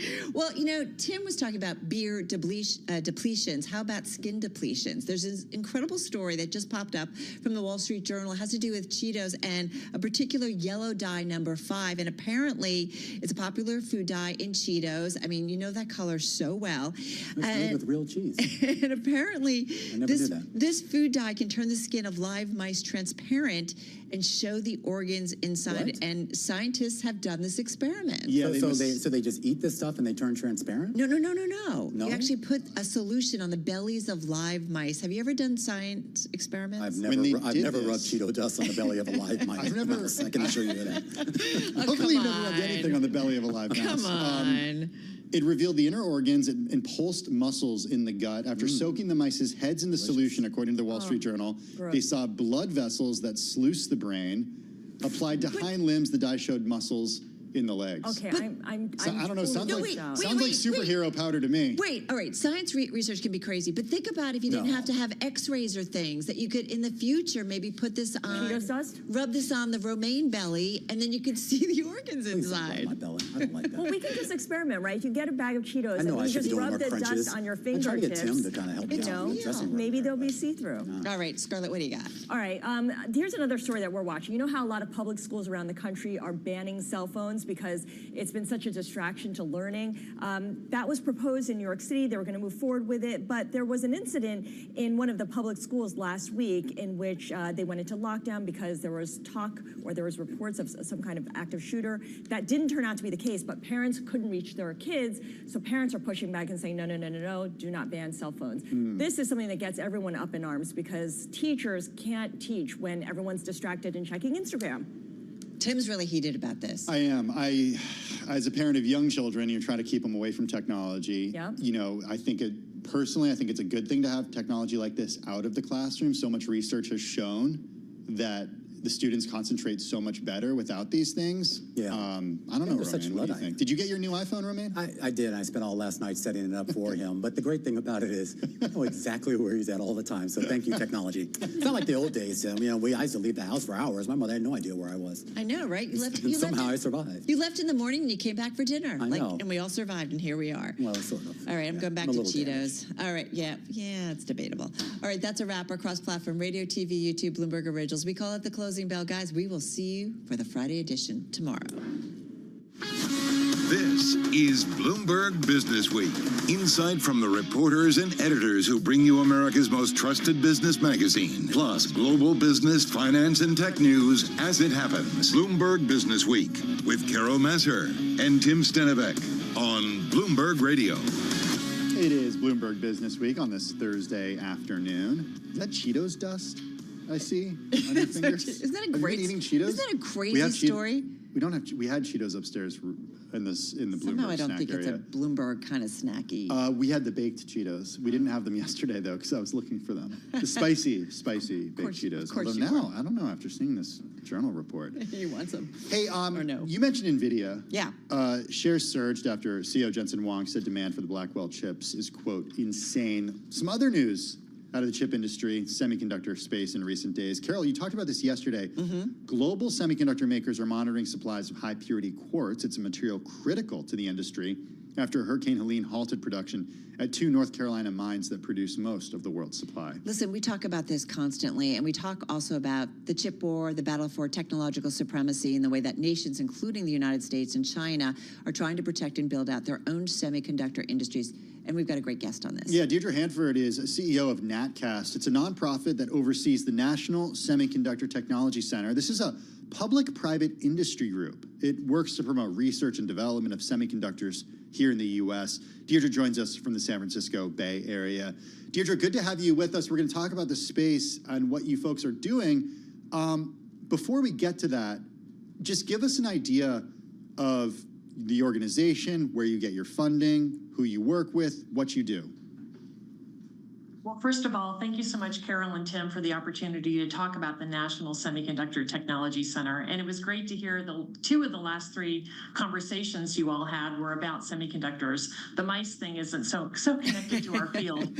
Well but said. What we're all about is NatCast and the National Semiconductor Technology Center is a public-private consortium, as you said, and our job is to convene industry, government, and academia to really strengthen semiconductor research and development in our country. Because as you heard from 2 of the 3 prior conversations, semiconductors really fuel everything from data centers to cars to the cell phones you also talked about. It's pretty remarkable. So we're trying to make sure that we have not only semiconductor leadership today, but that we have semiconductor R&D leadership into the future, because that drives economic and national vitality. And the other thing that we're really going to be focused on is developing our semiconductor workforce in the United States. Who are your members specifically? Well, great question. We just opened up membership this week. So it was pretty amazing because we opened up at midnight on Monday morning and someone within 2 hours registered to join. We'll be talking about who's joined, but what we anticipate our membership will be is a very broad base of semiconductor stakeholders, from big semiconductor firms like the ones you mentioned previously this hour, also to startups in the semiconductor space, community colleges that are helping to develop technician programs for the manufacturing fabs that are being built in the country. Basically the whole ecosystem. Our founding members are NatCast, the organization I'm responsible for, and the Department of Defense, Department of Energy, Department of Commerce, and National Science Foundation.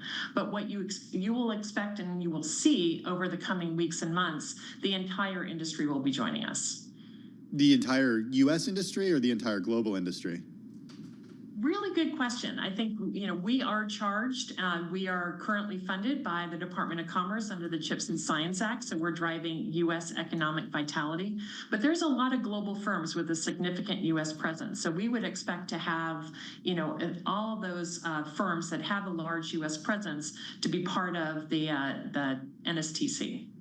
Well, I am curious, you mentioned the CHIPS Act, and it's something that we've talked about a lot here at Bloomberg, and the impact of it, and certainly the build out and the use of that money is just starting. Are you doing this in conjunction with that and because of that? Great question. The CHIPS and Science Act really has multiple components to it. There is a incentive grant component where you're hearing about new fabs being built around the country, like we've heard about TSMC's already producing chips for the Apple cell phone inside their fab in Arizona. So those are the government grants for manufacturing and really supply chain resilience. Another huge component of the CHIPS and Science Act is focused on research and development. And the NSTC is really the centerpiece of that R&D CHIPS Act component. What happens if President Trump wins the election in November, and is he able to undo any of the steps that were put in place by the Biden administration to create this partnership? So first of all, when the CHIPS and Science Act passed back in August of 2022, there was broad bipartisan support for this initiative. And why is that? Because semiconductors drive every aspect of our vital economy. And you have that in data centers and cell phones and automobiles and so on and so on. So I'm fairly confident that regardless of who's leading on the Hill, in the House and the Senate, and who's sitting in the White House, that we will continue to enjoy broad-based support for our initiatives. I want to understand, and forgive me, because there's the Semiconductor Industry Association, that's the voice of the semiconductor industry. You guys obviously have government components to it. So help me understand kind of what your role is. You know, at a time where people are looking at the so many different layers within the government and, you know, how money is being used, what specifically is the role of NSTC? So first of all, SIA, Semiconductor Industry Association, they're a great organization. They're a trade organization, as you mentioned, our trade association, made up of many leading semiconductor firms in the United States. A lot of their agenda is really to promote policy and so on. We're going to be driving semiconductor R&D leadership, and we're going to do that in a number of ways. First of all, we're going to be, commissioning research. We've already commissioned, or we're in the process of commissioning some early research grants around important topics like AI-driven chip design.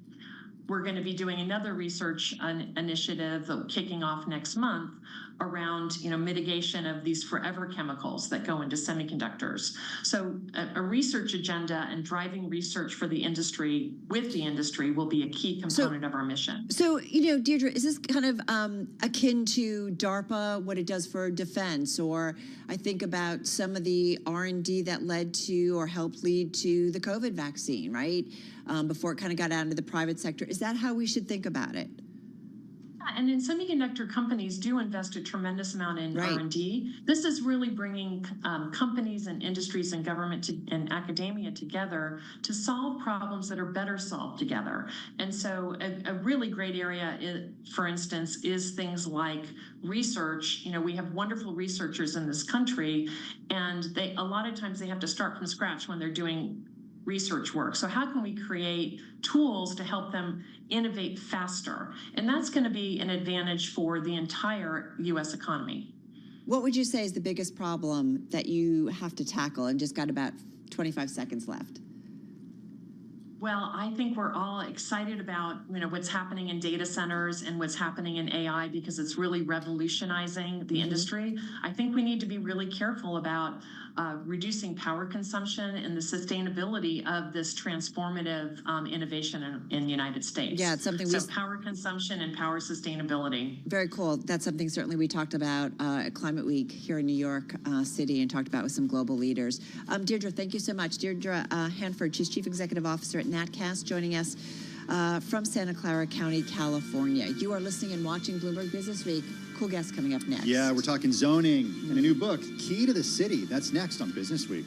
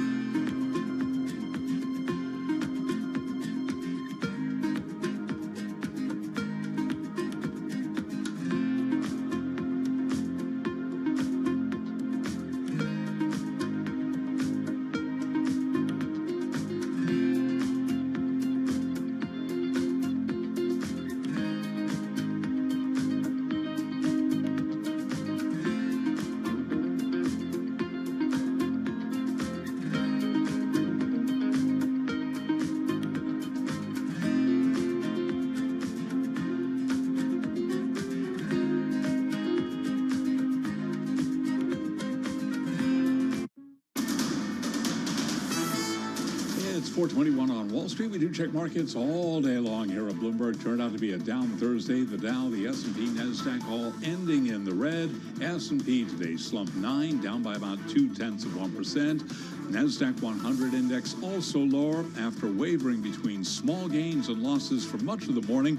The mood on Wall Street soured after comments from President Biden on if he would support Israel striking Iran's facilities. Today we had crude oil surging, West Texas Intermediate up now by 5.4%. S&P, as I mentioned, down 9, drop of 0.2%. Dow Industrials down 0.4. The Dow down 184 points. NASDAQ lower by 6, a drop of just under 0.1%. 10-year yield 3.84%, with a 2-year that's currently yielding 3.70%. Gold lower a little change, down $1 the ounce now to $26.56, a drop of just under 0.1%. But that crude quote bears repeating. West Texas Intermediate up now by 5.4%. Denim maker Levi Strauss plunged today after narrowing its full-year revenue outlook to the bottom end of its previous range. Levi Strauss today down by 7.7%. For on-demand news 24 hours a day, subscribe to Bloomberg News Now wherever you get your podcasts. I'm Charlie Pelleton. That is a Bloomberg Business Flash. Hey, thanks, Charlie. The vice presidential candidates, Minnesota Governor Tim Walz and Ohio Senator J.D. Vance, they spent a lot of time talking about housing during Tuesday night's presidential debate. We in the state invested in making sure our housing was the biggest investment that we'd ever made in housing. It starts to make it easier. We cut some of the red tape. Local folks, look, we can't do it at the federal level, but local folks make it easier to build those homes. Well, what Donald Trump has said is we have a lot of federal lands that aren't being used for anything. They're not being used for national park. They're not being used, and they could be places where we build a lot of housing. And I do think that we should be opening up building in this country. That was J.D. Vance, and before that, Tim Walz, at the Tuesday night vice presidential debate on CBS. Many people argue that central to the housing crisis in the U.S. is zoning, the notion that only certain things of certain sizes can be built in certain areas. We've got with us the perfect guest to help us understand this and to what extent that's true. Sarah Bronin is professor of law and urban planning at Cornell University. She's the author of a new book. It's called Key to the City: How Zoning Shapes Our World. She joins us from Washington, D.C. Professor, good to have you with us. Is the housing crisis in the U.S. the result of zoning? Well, first, thanks for having me. I'm so excited to talk about zoning. And I would argue that yes, zoning, which is enacted at the local level by maybe 30,000 counties and cities and towns across the country, has huge impacts on our housing market and our ability to provide affordable and accessible housing to people who need it. We're talking about the idea of NIMBYism and the idea that in certain areas you're only allowed to build a single-family home of a certain size on a certain plot of land. And if, Carol, we had zoning for more dense housing, we could build more housing and provide more people with shelter. Yeah, so how, I feel like this is something, Sarah, that we have been talking about for a long time, right? The housing shortages. And for people who work in major cities who can't afford to live in those cities and nobody wants to build, and so they've got to commute, long commutes to get into the city to get to their jobs. So how do we change some of this? And is it if we could just change zoning, would everything be fine? Well, zoning is definitely just one piece of the puzzle. But Carol, you raised a really good example of people who have to live maybe out in the suburbs because we're not building enough housing where they want to live or how they want to live. So typically in this country, across far too many jurisdictions, we've seen zoning that provides what you might consider one-size-fits-all or cookie-cutter development. A house on a half acre or an acre or even the size of a football field, about 2 acres or more, all across this country dictated by zoning rules. And so we don't see townhomes, we don't see multifamily housing, we don't see more affordable options or more appealing options to people who may not want to drive, to seniors who want to age in place in some of those suburbs and in their small towns. We're not really providing that diversity of housing. And I think that has had huge ripple effects on our economy and on our growth. When you think about zoning, is it twofold or threefold or fourfold? In other words, is it about supply? Is it about variety of housing being afforded? Is it also about thinking about the space itself, and that sometimes means open space and places to farm, do urban farming, whatever. It's a lot of components. Yeah, I think it's all of the above, but I want to touch on the last thing that you mentioned, which is essentially the characteristic of all these large lot zoning codes that make us push farther outward into farmland and into forest land. And essentially what we have said to developers, to property owners is, if you want housing, you've got to go outward to build. Now, that's a big problem for us from an environmental standpoint. It's also a big problem from a food security standpoint. So the point I try to make in the book is, hey, look around.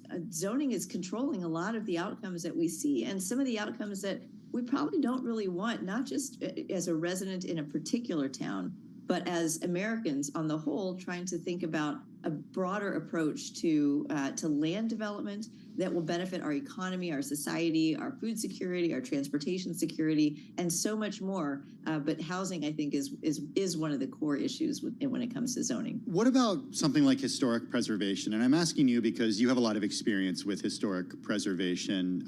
You served as the chair of the Advisory Council on Historic Preservation. Is that a position you still have? I think you're on office until 2025. Yes, I still serve in this federal role, but I'm talking today in my professor role and as a preservationist. And from a zoning code standpoint, you do see a lot of zoning codes that do integrate some nod to historic structures.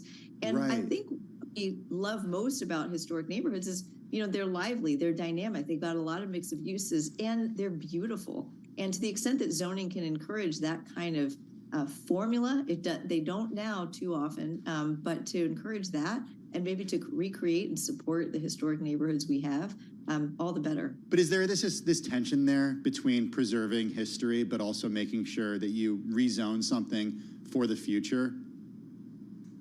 I think, if you're thinking about, there's a lot of dialogue about preservation being in tension with housing development in particular. Yeah. But if you look actually at the research, so I'll put on my professorly hat and say, I will say you have a lot of different hats. I think it's fair to say. A lot of hats.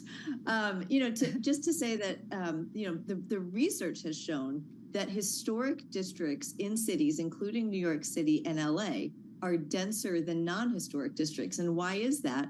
It's because typically in historic neighborhoods, we've always allowed historic buildings to grow and change. If you think about, before zoning was imposed about 100 years ago on lots of towns that already existed. And so, you have that layer. And one of the things that I've noticed, I have a project called the National Zoning Atlas that logs zoning codes all over the country. One of the things I've noticed is that zoning codes have often gone reversed how a neighborhood initially developed. For example, many zoning codes on what you might consider a historic Main Street say no housing on the upper floors. Well, that's exactly how those buildings developed, and that's what made those neighborhoods so vibrant and so attractive. Zoning 50 years ago might have said, okay, no, this is 100% commercial uses. You can't put housing up. But that was a bad idea. We should go back to that historic mixing. We should go back to a 24/7, concept of some of these places, so that we can really, I think, revitalize those communities. This is super interesting. What? Well, I wasn't joking when I said she has a lot of hats. She's an architect. She's an attorney. She's a policymaker, an author, and a professor, just to name a few things. So. Okay. Now I feel like I've done nothing with my life. It is super, super impressive. Having said that, I'm listening to you, and I feel like, so what? I live in a historic neighborhood, and there are rules when you do things, and it's as the years have gone by, the rules have gotten even tougher, and that has to do with adding on and all that kind of stuff. And yet, the city seems to push in terms of newer development, squeezing things in almost everywhere. And it's getting to a point where there's a little bit of a pushback and fight to kind of preserve some of the open space or preserve some of the old, train embankment or something like that, that is part of the neighborhood. When does, what's the right balance in how you think about development that is needed, maybe in terms of housing, but then there's overdevelopment that just makes it not a great place to live? How do we assess that? So zoning can be a really good tool for providing and protecting for for open space, especially in urban environments. And you can zone for open space, you can zone for parkland. As I point out in the book, you can zone for street trees and the kind of environmental infrastructure that actually can benefit us and make us healthier, make us calmer. But going back to your question on density in historic neighborhoods, I'm a proponent of lots of different housing options, whether it's carriage house conversions to accessory dwelling units or, allowing for 1, 2, 3 family housing where it's appropriate. But I'm also a big fan of looking outside of those historic districts to say what kind of compatible development can happen that can be complementary of the existing historic districts. Because you do want to keep that sense of vibrancy. You do want to allow historic neighborhoods to change. And I will say, thinking about the approach to historic preservation, you've talked about, add-ons and additions. There's a whole other set of rules, historic preservation rules, design control rules that layer on top of zoning, and that I've argued in other work is maybe sometimes too restrictive when we think too much about the materiality of a place and not about sort of the long-term goals of the community and the people who live there. Yeah. And I think housing is one of those places where we could stand a little bit more flexibility when it comes to those design rules. I'll also just add, I don't know where you live, but places like New York City, places like Hartford, where I chaired the Planning and Zoning Commission, have really taken a look at a different kind of historic building stock, and that's industrial and manufacturing building stock, and tried to figure out ways to rezone that for housing. Lots of cities have often sort of adopted a zoning code and then left it there for decades. I think that has really hurt the revitalization, redevelopment of industrial neighborhoods and these big mill buildings and factories that aren't well positioned. We don't have the same kind of manufacturing demands anymore, but often they're in a neighborhood which had worker housing around it. So thinking about those historic buildings, repurposing those, I think is also an important thing for cities to do. Yeah, we definitely in our neighborhood where they've repurposed some of it for residential now. Some of them have been torn down, and maybe they just made choices that it just didn't make any sense, so it becomes a mixture, but some have been definitely repurposed. And Sarah, I live in South Brooklyn, and the Gowanus area is a former industrial area that has been rezoned from commercial and industrial into residential. And one challenge that they faced is that there are toxic chemicals that were used in industry over the last couple of centuries that are now seeping up. So the state now has to figure out a way to contain these because so many thousands of homes are being built there right now.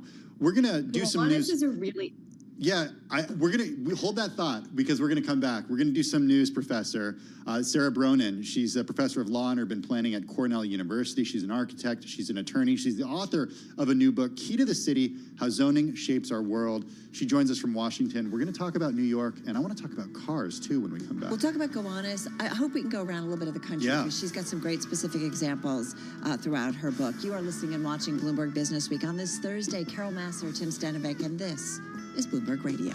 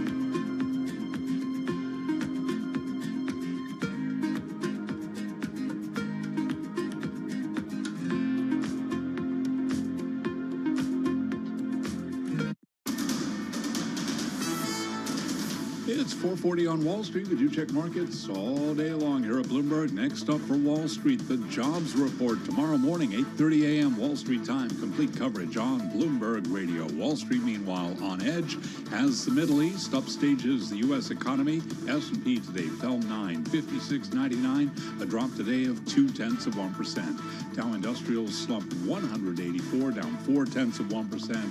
Little changed on NASDAQ, down 6, a drop there of just under 0.1%. The Russell 2000 index of small cap shares down 0.7%.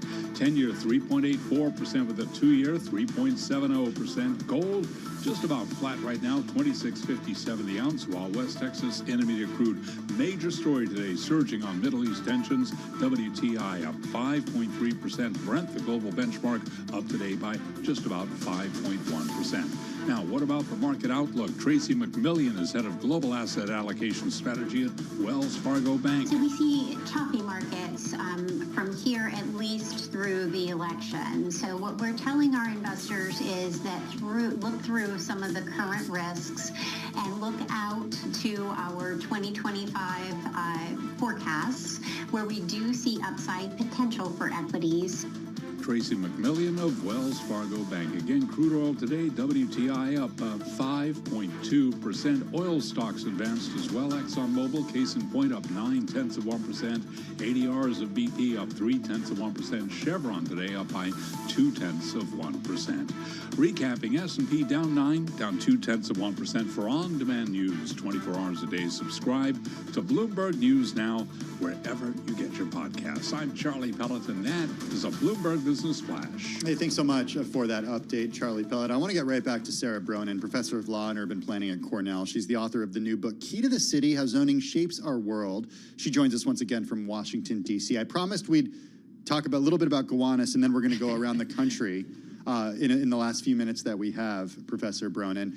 You were saying something about Gowanus and the conversion from an industrial area to a residential area and the challenges that the area is dealing with toxic chemicals.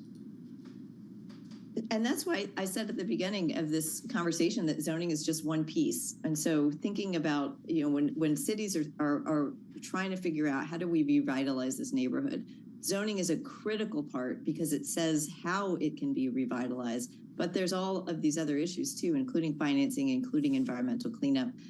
You tackled it in New York City at Gowanus with a huge rezoning and done some cleanup and seen a lot of development happening and on the way. I use Baltimore in the book to talk about a different kind of industrial rehabilitation effort that's happening in the Remington neighborhood there. And different cities at different scales are trying different things. But in all of them, when you're thinking about revitalizing a neighborhood, reviving its economy, making new connections, making neighborhoods more accessible, zoning is an essential part of the discussion. I want to continue kind of with our some other places around the country. Having said that, I do want to ask you, might it be a city like Atlantic City or Detroit where revitalizing it continues to be year after year a struggle? Are there some areas that cannot be revitalized? So both of these cities present very different studies of the issues. I mean, when it comes to Detroit, I think what has happened there, as has happened in Hartford and Buffalo, similarly post-industrial cities that have seen population loss and have seen disinvestment, is that increasingly city leaders have turned to the zoning code. In Detroit's case, lots of different uses allowed in places they weren't before, as well as urban agriculture. You see that in Hartford, again, where I work. In Buffalo, you saw, and in Hartford, you see elimination of minimum parking requirements, which impose significant costs on new housing. Those moves have really helped to encourage new investment because developers know with greater certainty exactly how much money they'll have to spend in order to get a development over the finish line. And also thinking about things like process improvements. Zoning codes can be thousands of pages long in the case of New York City. And believe it or not, Boston is at the very top of the list at, I think, 3,800 pages of zoning code. That I think comes with it inherently a complexity. And so stripping away some of that complexity, writing the rules of the game in advance is a strategy that places like Detroit can use to help spur economic growth through the creation of certainty. And you see that across regulations, right? Business people want certainty, and zoning is no different. And land, of course, a highly important commodity.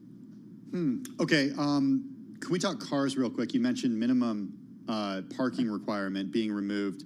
Something I think they did with some projects in New York City. What does that mean, minimum? So, correct me if I'm wrong, Professor, but the idea with a development, you have to guarantee a certain number of parking spaces per number of units in a building. Is that right?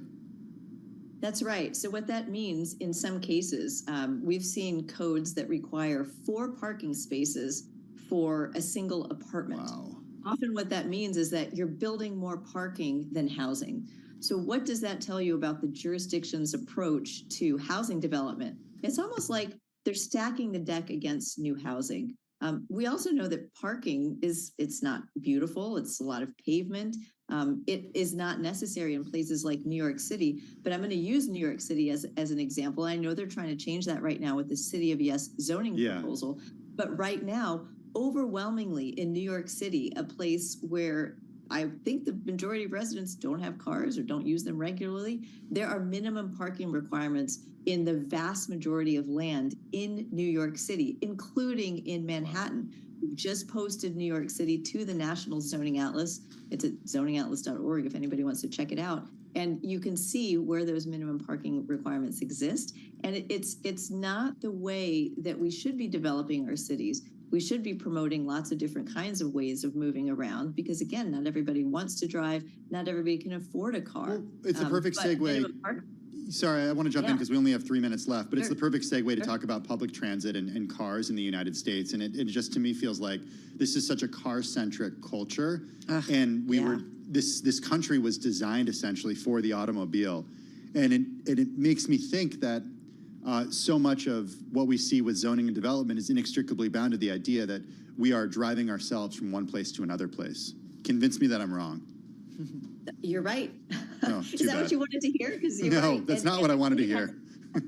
And I think it has huge negative consequences, not only on the environment in the form of sprawl, which we've talked about, but also on our health. And I use in the book an example of a neighborhood in Hartford where you have a thoroughfare that was rezoned in the 1950s when we thought, oh, suburban commuters is exactly what we need to provide for, and zone for gas stations and parking lots and strip malls and fast food joints. And guess what happened?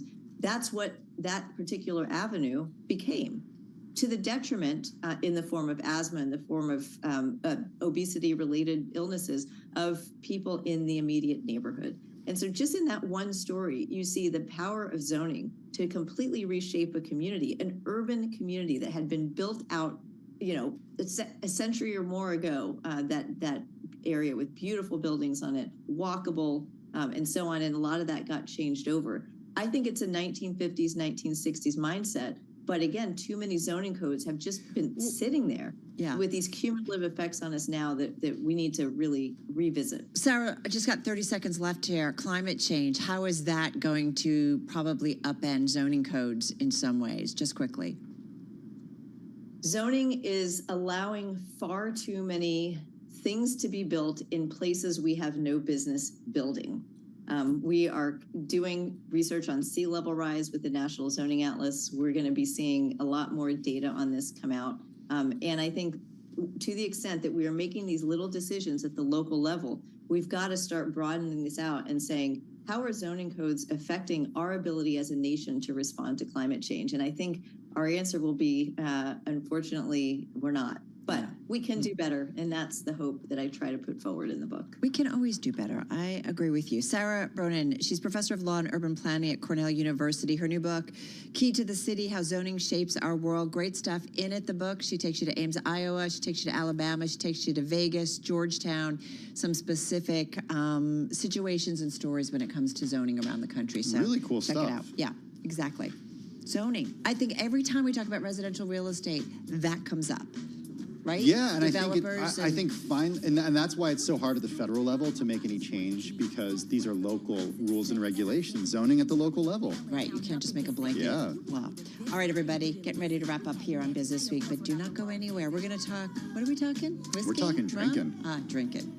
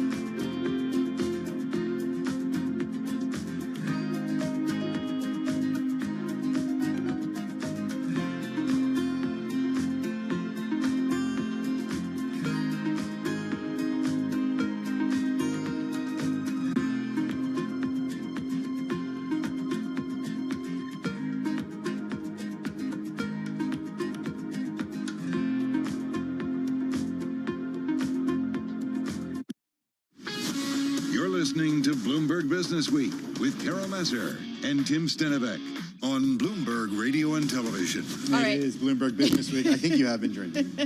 I have not been drinking. I'm just kidding. I actually am feeling a little under the weather, so I've just been having some water. Okay, let's talk about drinking then, because it's time for Let's another do edition that. of What Should We Be Drinking? With Bloomberg Pursuits writer Justin Ocean. Oh my God, we are so good at I coined it today.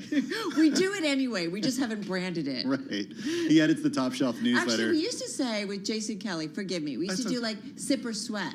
Like, I love that. It was either going to do Can something. you do both? We were going to do either something on fitness or something on alcohol. Sip or sweat. If somebody wants to sign up for the newsletter, I love when you Justin, ignore me. Yes. can they just go to bloomberg.com/newsletters? Yes, exactly. And it's under Top Shelf, or you can get the whole Pursuits bundle, which includes our Watch Club and our weekly Pursuits Weekly. I actually didn't know the answer. I'm not just asking that question because I didn't know the answer to that, so that's great. Thank you.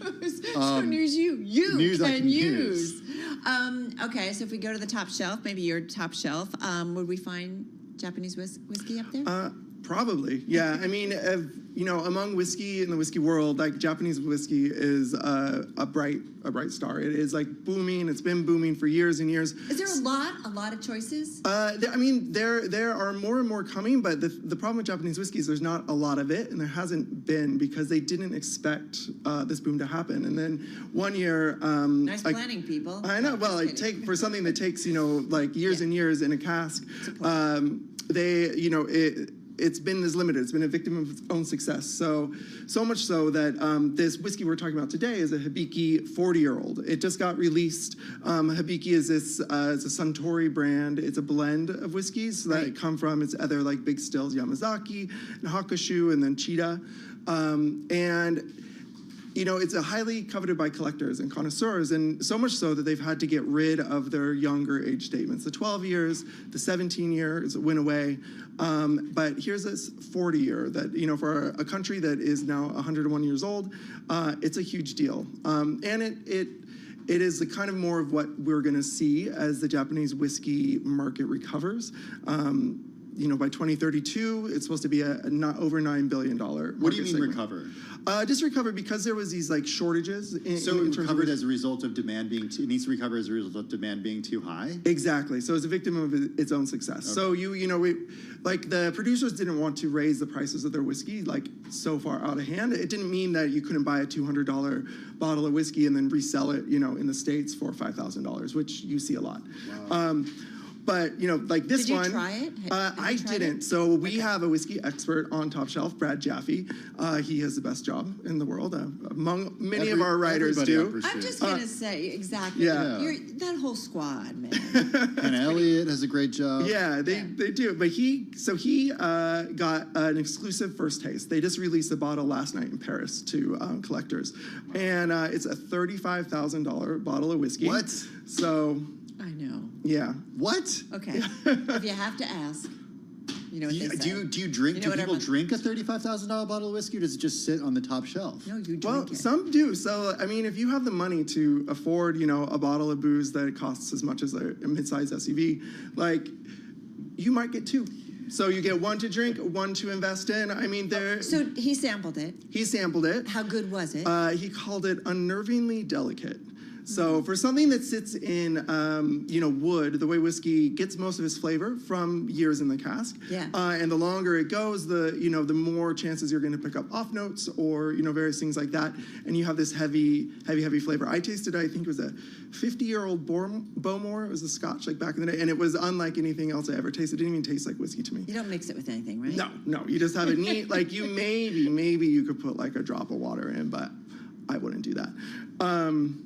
And yeah, he said there's great. There's notes of cocoa and cacao on the back end, and there's orchard fruit, and there's a slight, lightly peated note. But what he was surprised is it was so delicate for being so old. So how many bottles will they make? It's limited. I get that. Do you even know? Just 400 for the entire world. So that again makes it another collector's item. There was. Gonna correct me. I'm gonna mess it up. It was the last time Yamazaki, which is another Suntory brand, they had a 55-year-old whiskey that initially came out. You had to enter a lottery in Japan to get it, and then for the privilege to pay $26,000 to buy it. But then now on the secondhand market, you're going to pay $500,000 for that same bottle. There's another one out, 9 decades. It's a blend of malt and grain whiskeys that dates to 1945. What's going on with that? So that is that's from Diageo, right? Is that that bottle? That's the yeah. Yeah. So they, no, this one's from Nika. Oh, Nika whiskey. Yeah, that's one of the biggest. That's one of their Hibiki and Centauri's like biggest competitors. So they are, the Japanese whiskey is in an interesting spot because up until this point there weren't many regulations around what constituted Japanese whiskey. You could get Scottish whiskey, you could get American whiskey, you could get whatever, ship it to Japan, bottle it, name it Japanese whiskey. So it up until recently, there's been some self-imposed guidelines for the industry to label and to regulate to say anything that is Japanese whiskey is going to be brewed or like distilled in Japan. And with this one in particular, they're still following the old model where they're sourcing from around the world. And so this is what we call a world whiskey, which became very popular in terms of Japanese whiskeys because of this, this shortage, because of its popularity. That Hibiki, right? Am I saying it correctly? No, this is the Nika. No, but I'm going to say the Hibiki that we started with, that's $35,000 a bottle. It's about $14 million in revenues it'll bring in. Those 400 bottles. How much is it? How much is a shot? I don't know. Does it come out of a tap? Can I get it out of a tap? That would be a Not in my house. Not No kegerator. Thank you for putting up with us. Oh, you're welcome. After Here quite a for day. the Drinking Thursdays. Next time, bring some. Okay. I'm just going to say. Writer at Bloomberg Pursuits. All right, that's going to do it for Tim and me. Have a good and safe Thursday evening. Do not go anywhere. Balance of Power starts right now.